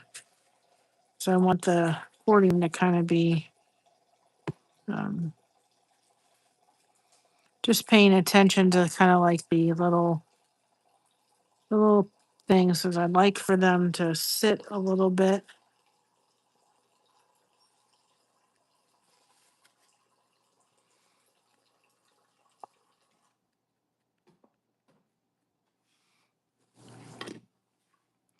Into the space just a little bit. So I'm just making sure that it's kind of like little pockets in there almost a little bit. Okay, let's get this other one. So you can see kind of half with and half without. And I think the half with looks, I just like the look of it. said, but this is not a step you have to do with every one. It's just,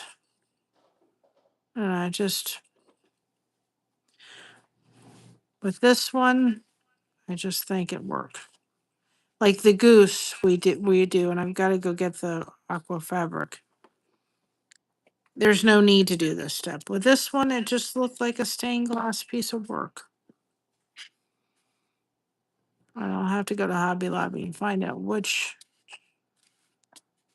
string they have, because this was a Joann's find.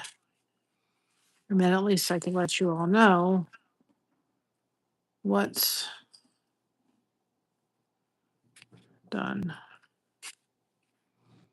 What what Hobby Lobby has for their kind of crochet string is what it's called. But I really like the silver and the gold, but be nice to have them in like all different colors. Little bit by little bit. That's the way we're gonna do it. Little bit by little bit.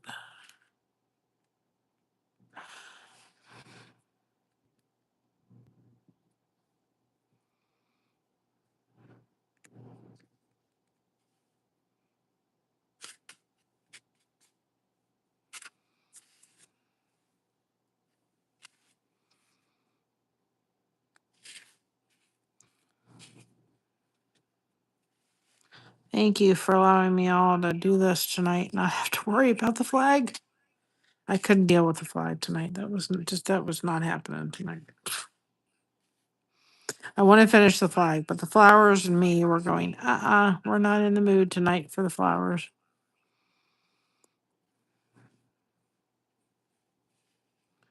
So I thank you all for giving me a break from the flowers. Not that I haven't enjoyed doing the flowers, but they're a little bit tedious. Not that this isn't, but come on. Get where you're supposed to. And when you're coming around the corner, you may have to give it a little, at least get it started so it lays down. And you can kind of,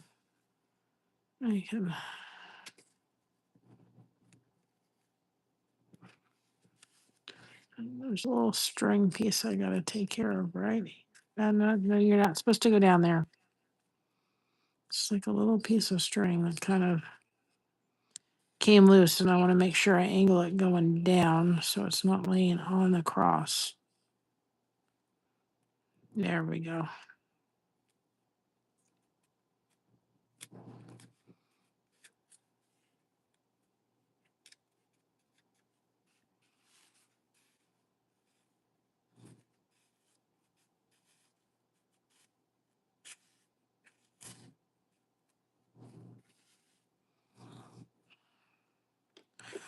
Okay, we got to get another thing going here. Yeah, just, I said you didn't have to do it, but no, that's not where I want it. No, yeah, that's where I want it. I have to remember I stopped here. Just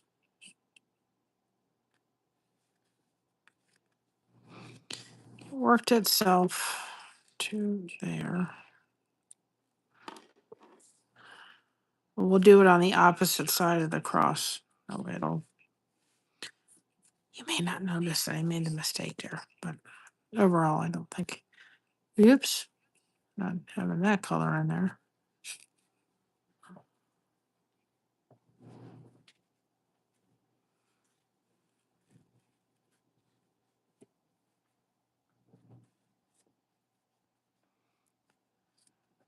Put that on there.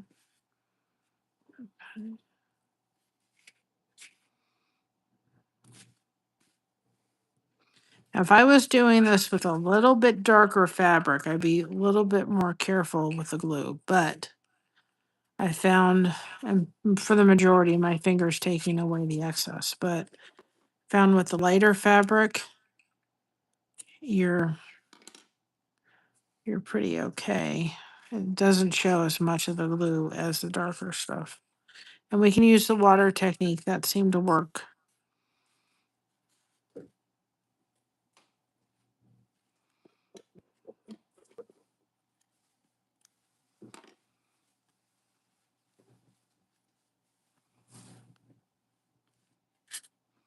Raise it up a little bit. Put it in there too dark or too hard.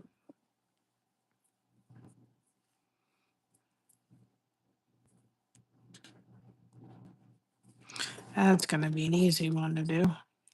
There's nothing really on it, but just in the sense of nothing that I've got to sit there and oh, which ones do I do? And then I think when we put the frame on it, I have silver cardstock. I think that will be absolutely and you don't have to do that. I just think that it kind of looks nice to kind of have that little dippity do. I need a massage. Somebody's standing behind me going, yeah, did he? I actually have a massager thing. Stretching.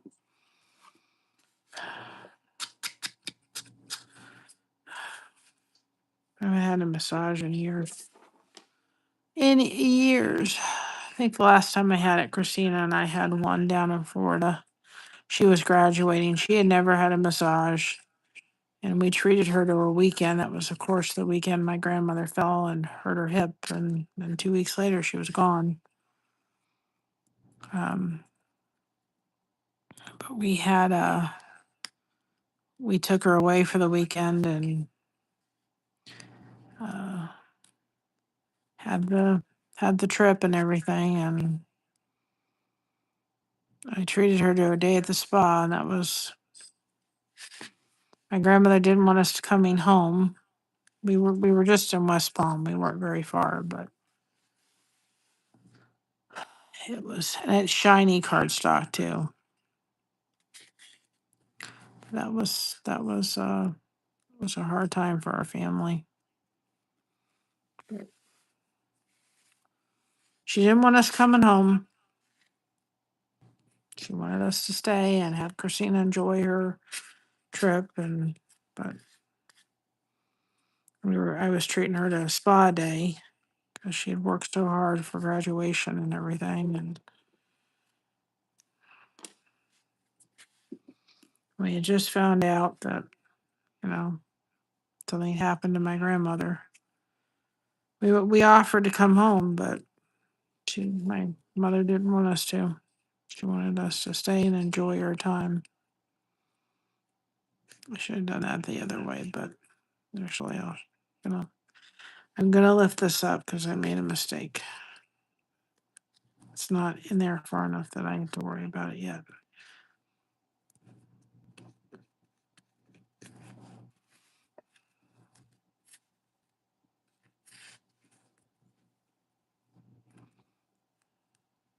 Just wanted to lay that on it.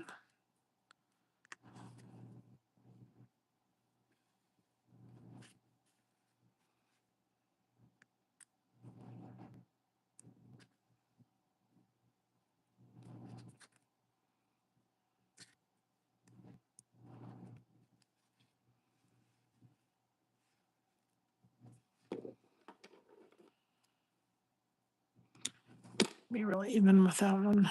I'll have to glue it up because it's just not. I'm not going to get it to work. Any other way? Come on. Get where you need to. Thank you. Got it.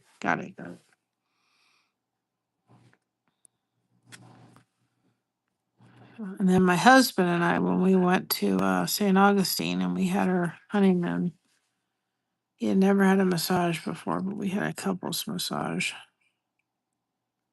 I wish the insurance company would pay for massages for people with fibromyalgia, 'cause I'm telling you what, it would actually help.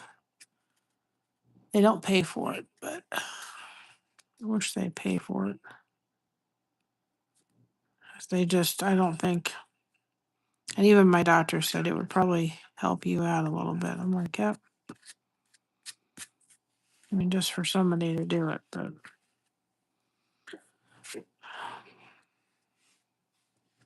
we do have a Y that we go to, and I need to go more often because they have a jacuzzi there, and I do sit in the jacuzzi, and that helps.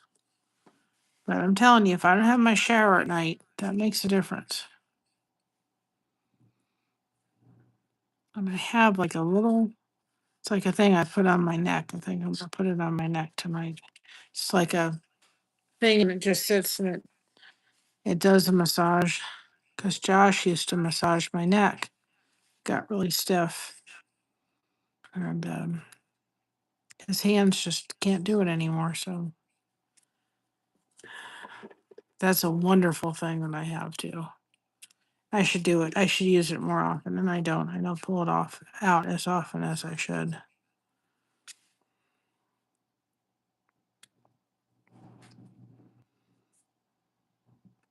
It's just a thing, and it just helps to massage.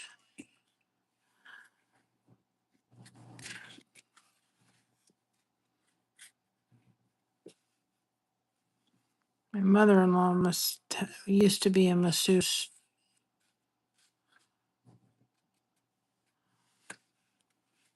Maybe when I go on Saturday, she'll. Yeah, it's heated. Maybe she'll massage a little bit.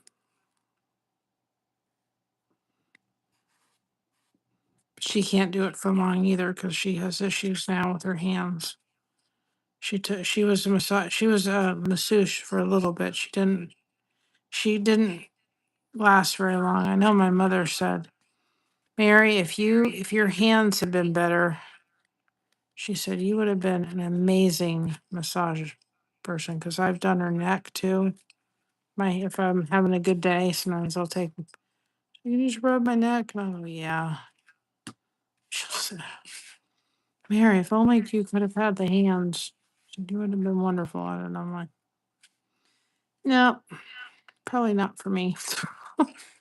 Actually, what I really wanted to do, when I found the hotel, that's what I wanted to do, is I wanted to be in sales in the hotel, planning parties. That's what I wanted to do. Planning parties and working with clients and having them have their events come together. That's what I wanted to do. Another thing I really wanted to do too was to own an Airbnb at one, or not, bed and breakfast, because I love meeting people. I love just meeting new people and having all that kind of stuff happen. Another thing that I really loved was, and I almost got to work in a bridal shop. That was a whole other situation that was taken from me. I wanted to work with brides. And actually, I've been told that I would have made a very good party planner, like working with weddings and stuff. After I put my daughter's wedding on, everybody came to me and said, do you do this professionally? And I'm like, no. They said, you should. No, no, no. That's what I wanted to do, was be a party planner. I wanted to work in a bridal shop at one point. I was going to work in Alfred Angelo's. That's what I wanted to do too, because I still today will look at wedding dresses, and I just love all that.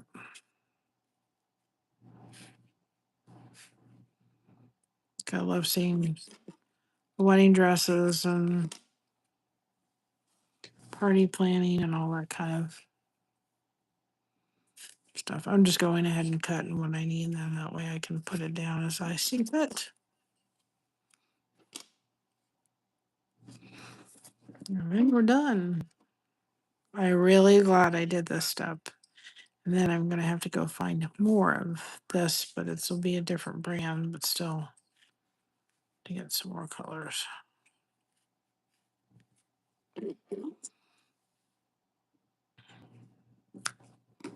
I think I'm done now. I got that for when I was was doing Shaw's. I had this wonderful idea. Didn't work out so well. And I put it out there because I hadn't left the groups yet. That because when Christina was getting married, I was in like wedding groups for mothers of the bride and all this kind of stuff. And, getting tips and so forth about stuff and bridal stuff and everything. Well, I hadn't left the group yet. I was in a group and I hadn't left it. And so I put in several things and I said, here was my deal. I will go buy the yarn and I will make shawls because I think that would be a great way for you to give a great gift to your bridal party. I'll make the shawls. I had one pattern I worked off of because it was easy and it was simple to do. And so the only thing I ask is that you please get me, you have your professional photographer because you can share the pictures. You're allowed, give me permission for me to use them. And then I'll use the pictures of your, just to advertise the shows. And I did them for, I think, 2 people. I don't know what happened to the one.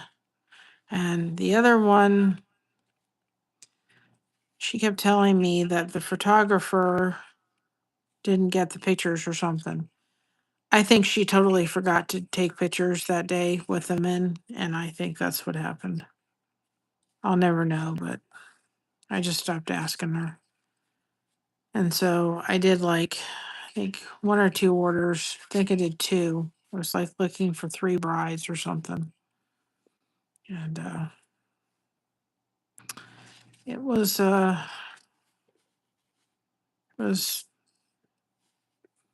one postponed their wedding, and it was just like,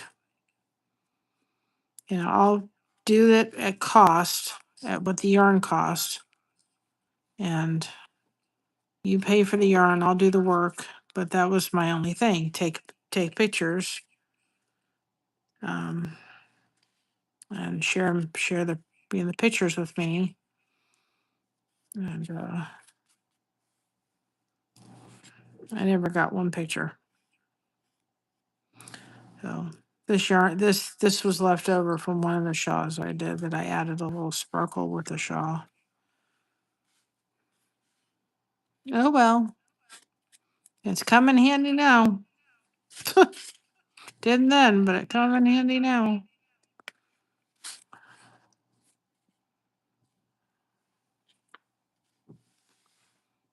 Hi, Sandy.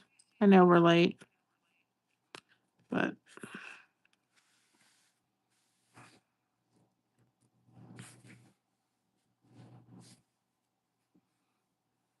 we're almost done. This just lend itself. You don't have to do this whole step. This would look fine without doing this step, but it just felt like stained glass. And we're going to see Josh's mother and grandmother on Saturday, and it was her birthday on June 15th. And I just thought, this woman's turned 97. She deserves something. We need to do something special for her. And she'll love this. And she's a pink girl. She loves pink. It's her favorite color. So I had to do pink for everything. She is a woman of faith. So she will absolutely love it.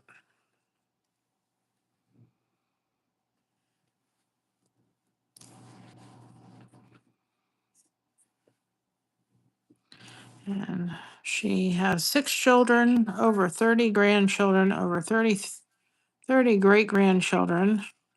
She's going to be a great great grandmother very soon. And We found out last night that she's going to be a great great grandmother to another little one next year. But Christina started the whole thing. And I told everybody Christina was going to be the first to start that line. And she was, so.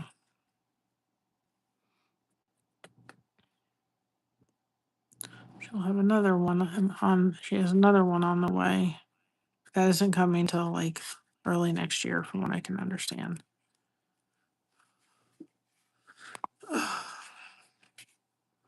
Yep.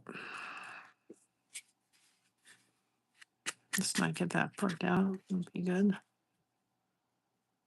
So I've got to find out. I've got to see what Hobby Lobby's version of this string is.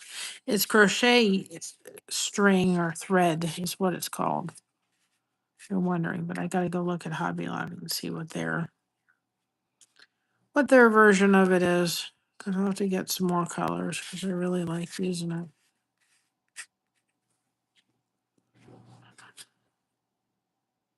I should look on their website.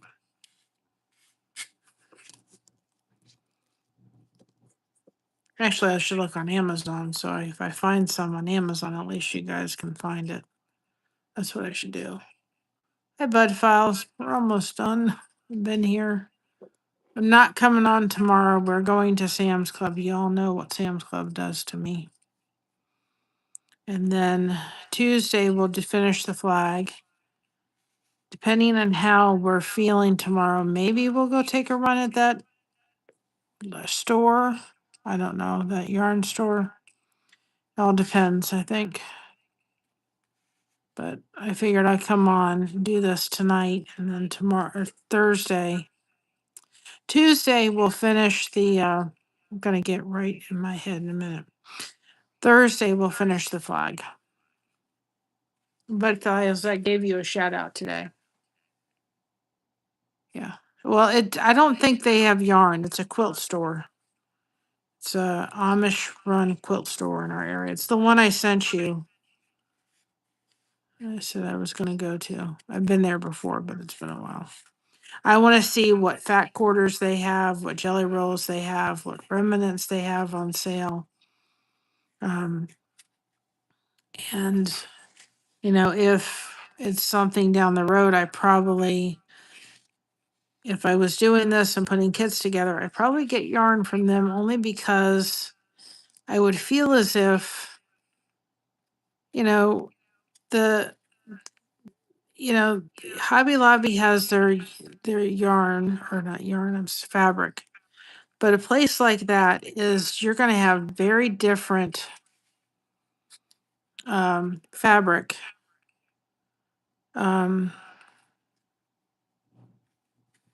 You know what I mean? Then I'm trying to get this to stay, and it's just not staying. Come on, cooperate. It's just going to have different fabric than your basic Hobby Lobby is going to have.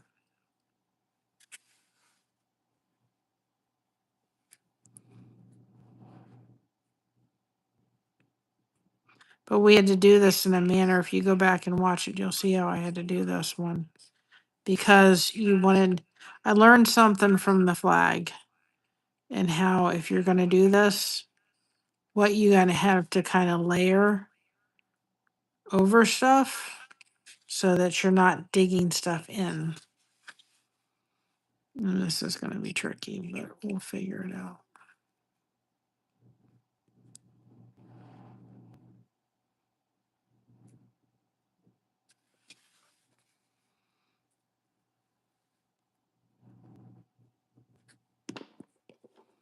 You're going to have to cut it very close to the end and then put glue on it, because it's the only way it's going to work.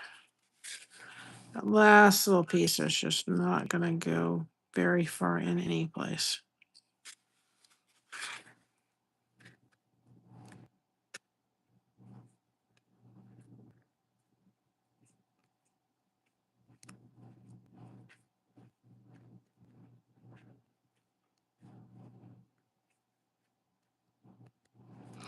And if you kind of get it in there and it has to get a little bit of, extra glue later on after everything else sets, then you may have to do that.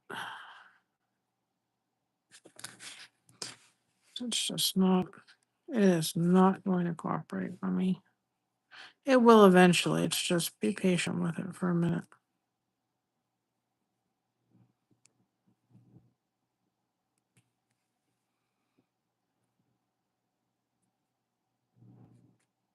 You got to tack it down a little bit more after everything sets up. And do that. As long as it's just kind of down and when I want it to get where I want it to get.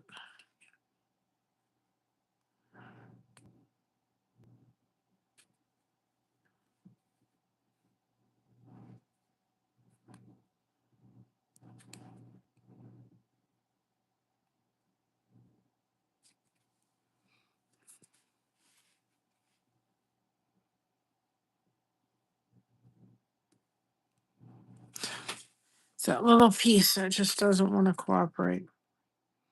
It's going to cooperate in a minute. Not if, it's going to. It's going to do what I want it to in a second. There we go. Kind of.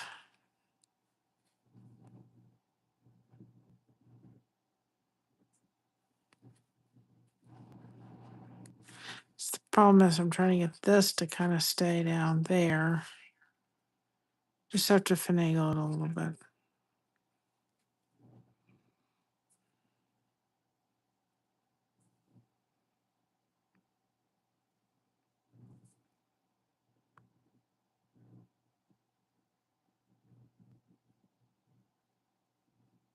There we go. Kind of. I just got to get this other piece to do what I want. You're going to be my nemesis, aren't you? It's not going anywhere now.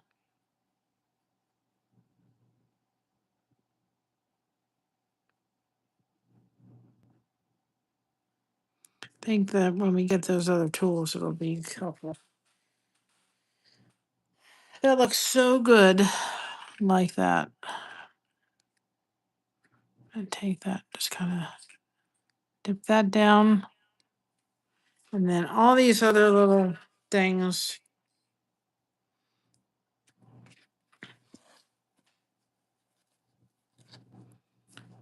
You just want to. I'm just going to.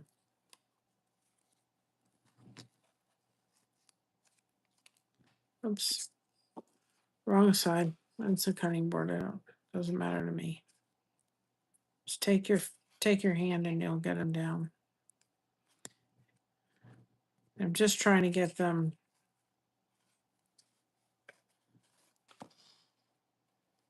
And I don't know if I'm going to actually get them down that way. I don't think they're going to get them on that way, actually. Well, they may. Yeah, they will. Kind of.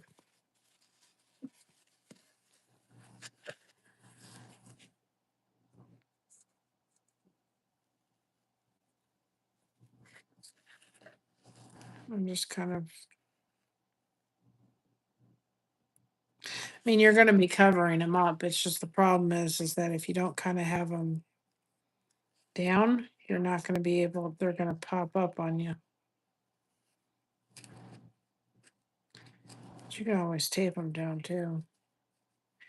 They don't go down this way. They're going with the other thing, that E6000 stuff. I'm just trying to get enough glue on them to get them to stay where I want them.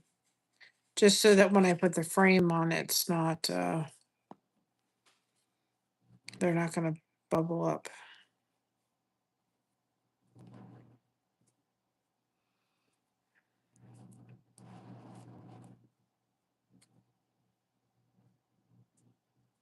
Some of them, if you cut your string long enough, you could just stuff them there.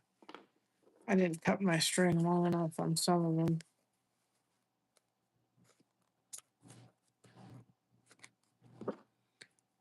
If you need to, cut your hole. Put another hole and just stick it in. Because that would be the easiest part. I just didn't do it on all of them. So now they're kind of being annoying. And I also wanted to make sure I wasn't going to run out of stuff.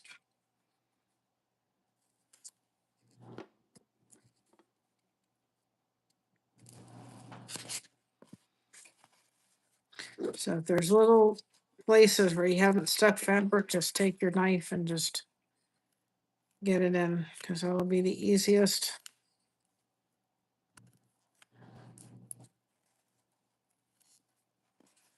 Easiest thing to do will be to do that. Just take it and stuff it in your crevice holes and trying to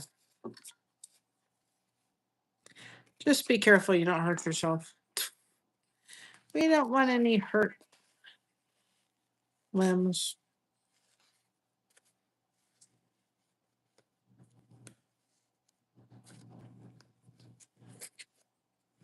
I just want to get them so there's a frame. See, the parts I have fabric kind of covering them, I'm going to have to put the glue because it's just.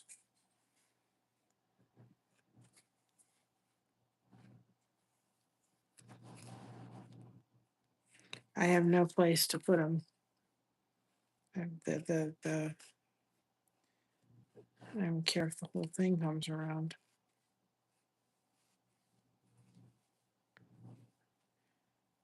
Best hands are always, best tool are your hands. I'm just rubbing the glue on.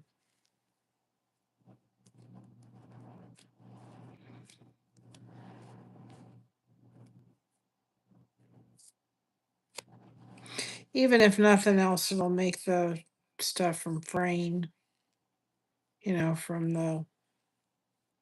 the yarn itself fraying out.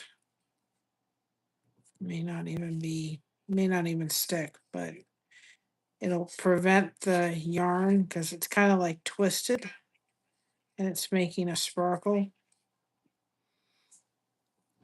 So if nothing else, it'll prevent the yarn from fraying, or the string, or whatever in the heck you want to call it.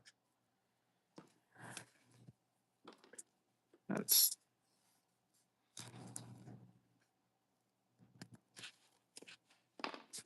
It's going in the dip, it doesn't matter.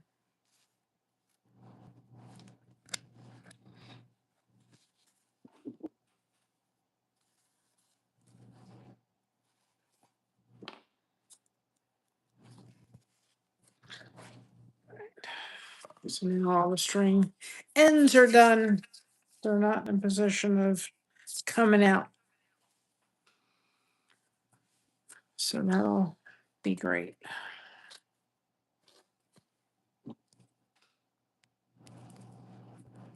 I'm just, some of these I'm just taking, if I think I want to just, I'm not even going to rub it in. I'm just taking the tip of the glue, just taking it around any pieces that I didn't get all the way over. I would prefer not seeing that fray on me.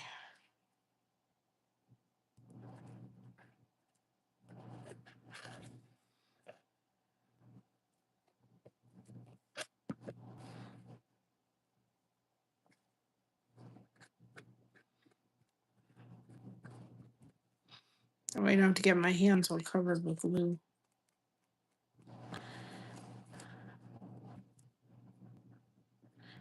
And so you're not seeing the back of here, so don't even worry that it has to be flat. And going to be stuffing this in something or putting paint sticks around it or something. Just don't worry about it.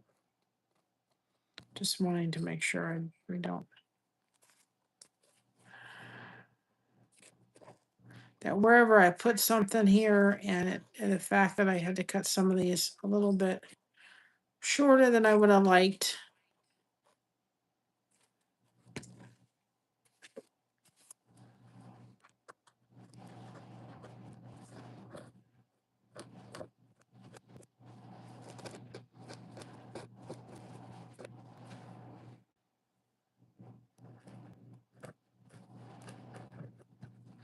I'm just making sure that we're not going to fray or come out of position.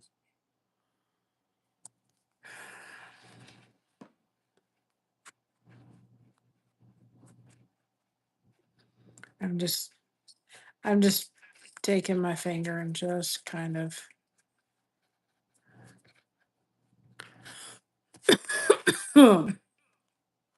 excuse me, making sure we're not getting any big clumps too. By kind of waiting a minute, it helps the glue to kind of stiffen up a little bit, and then you're not.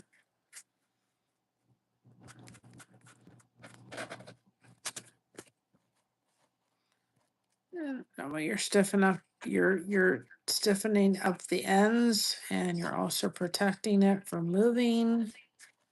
And just taking my finger and doing them. So anyway, now for the most part,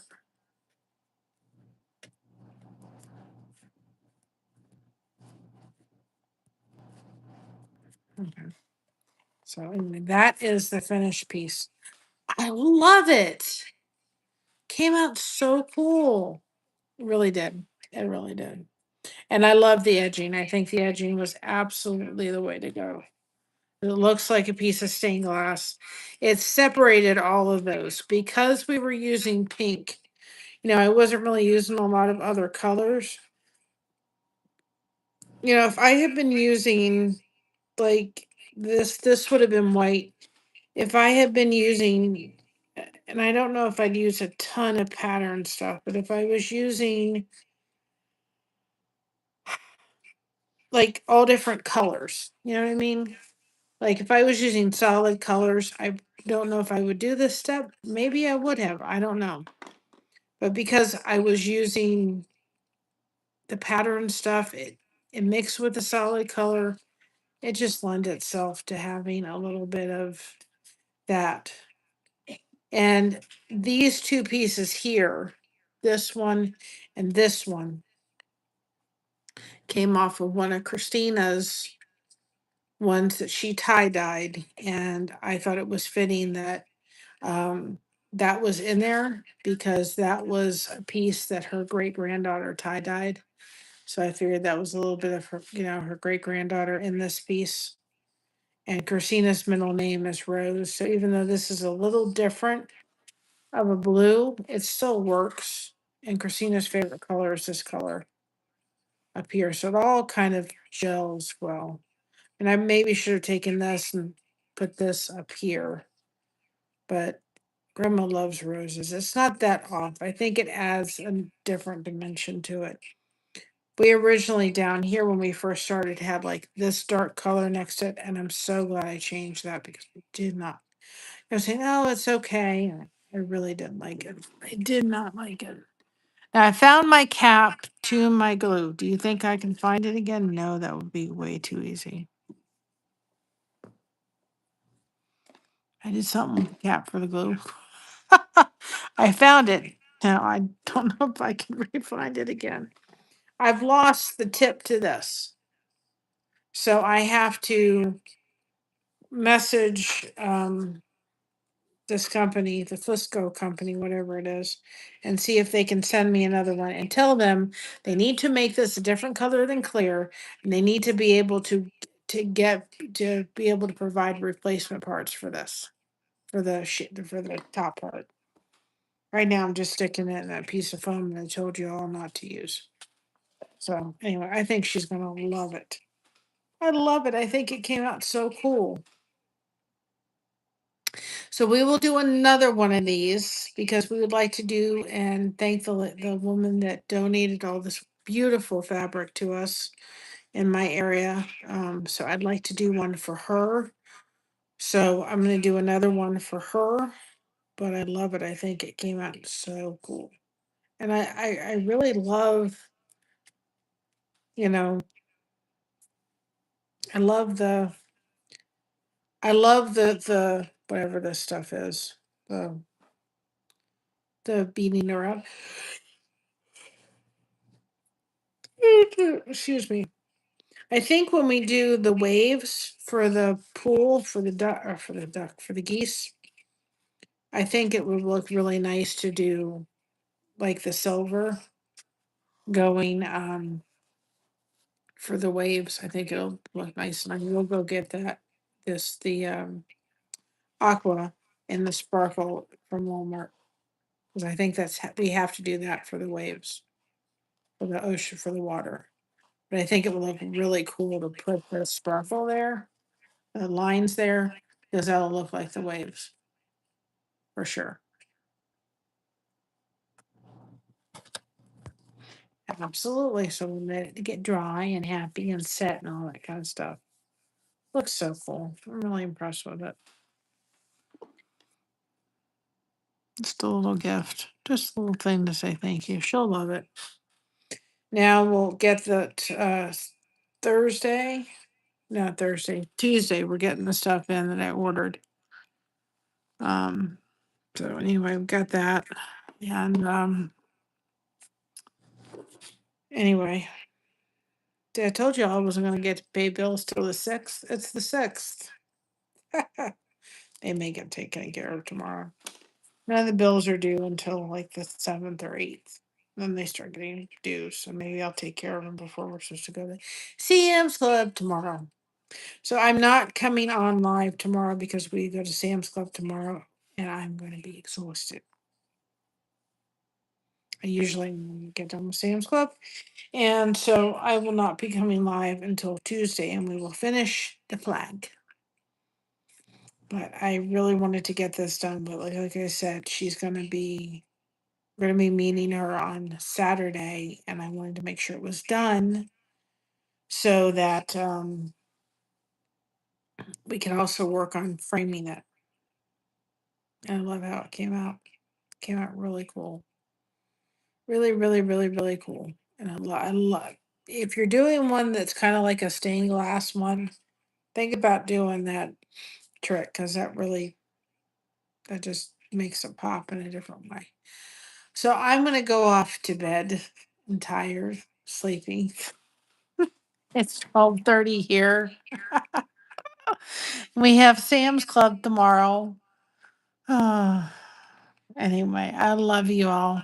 I'm glad I came on. I'm telling you, this craft is addicting. You start it and you go, oh, before you know it, what, like 3 hours go by? I started at 8. I'm like sitting here at 4, 4 hours later.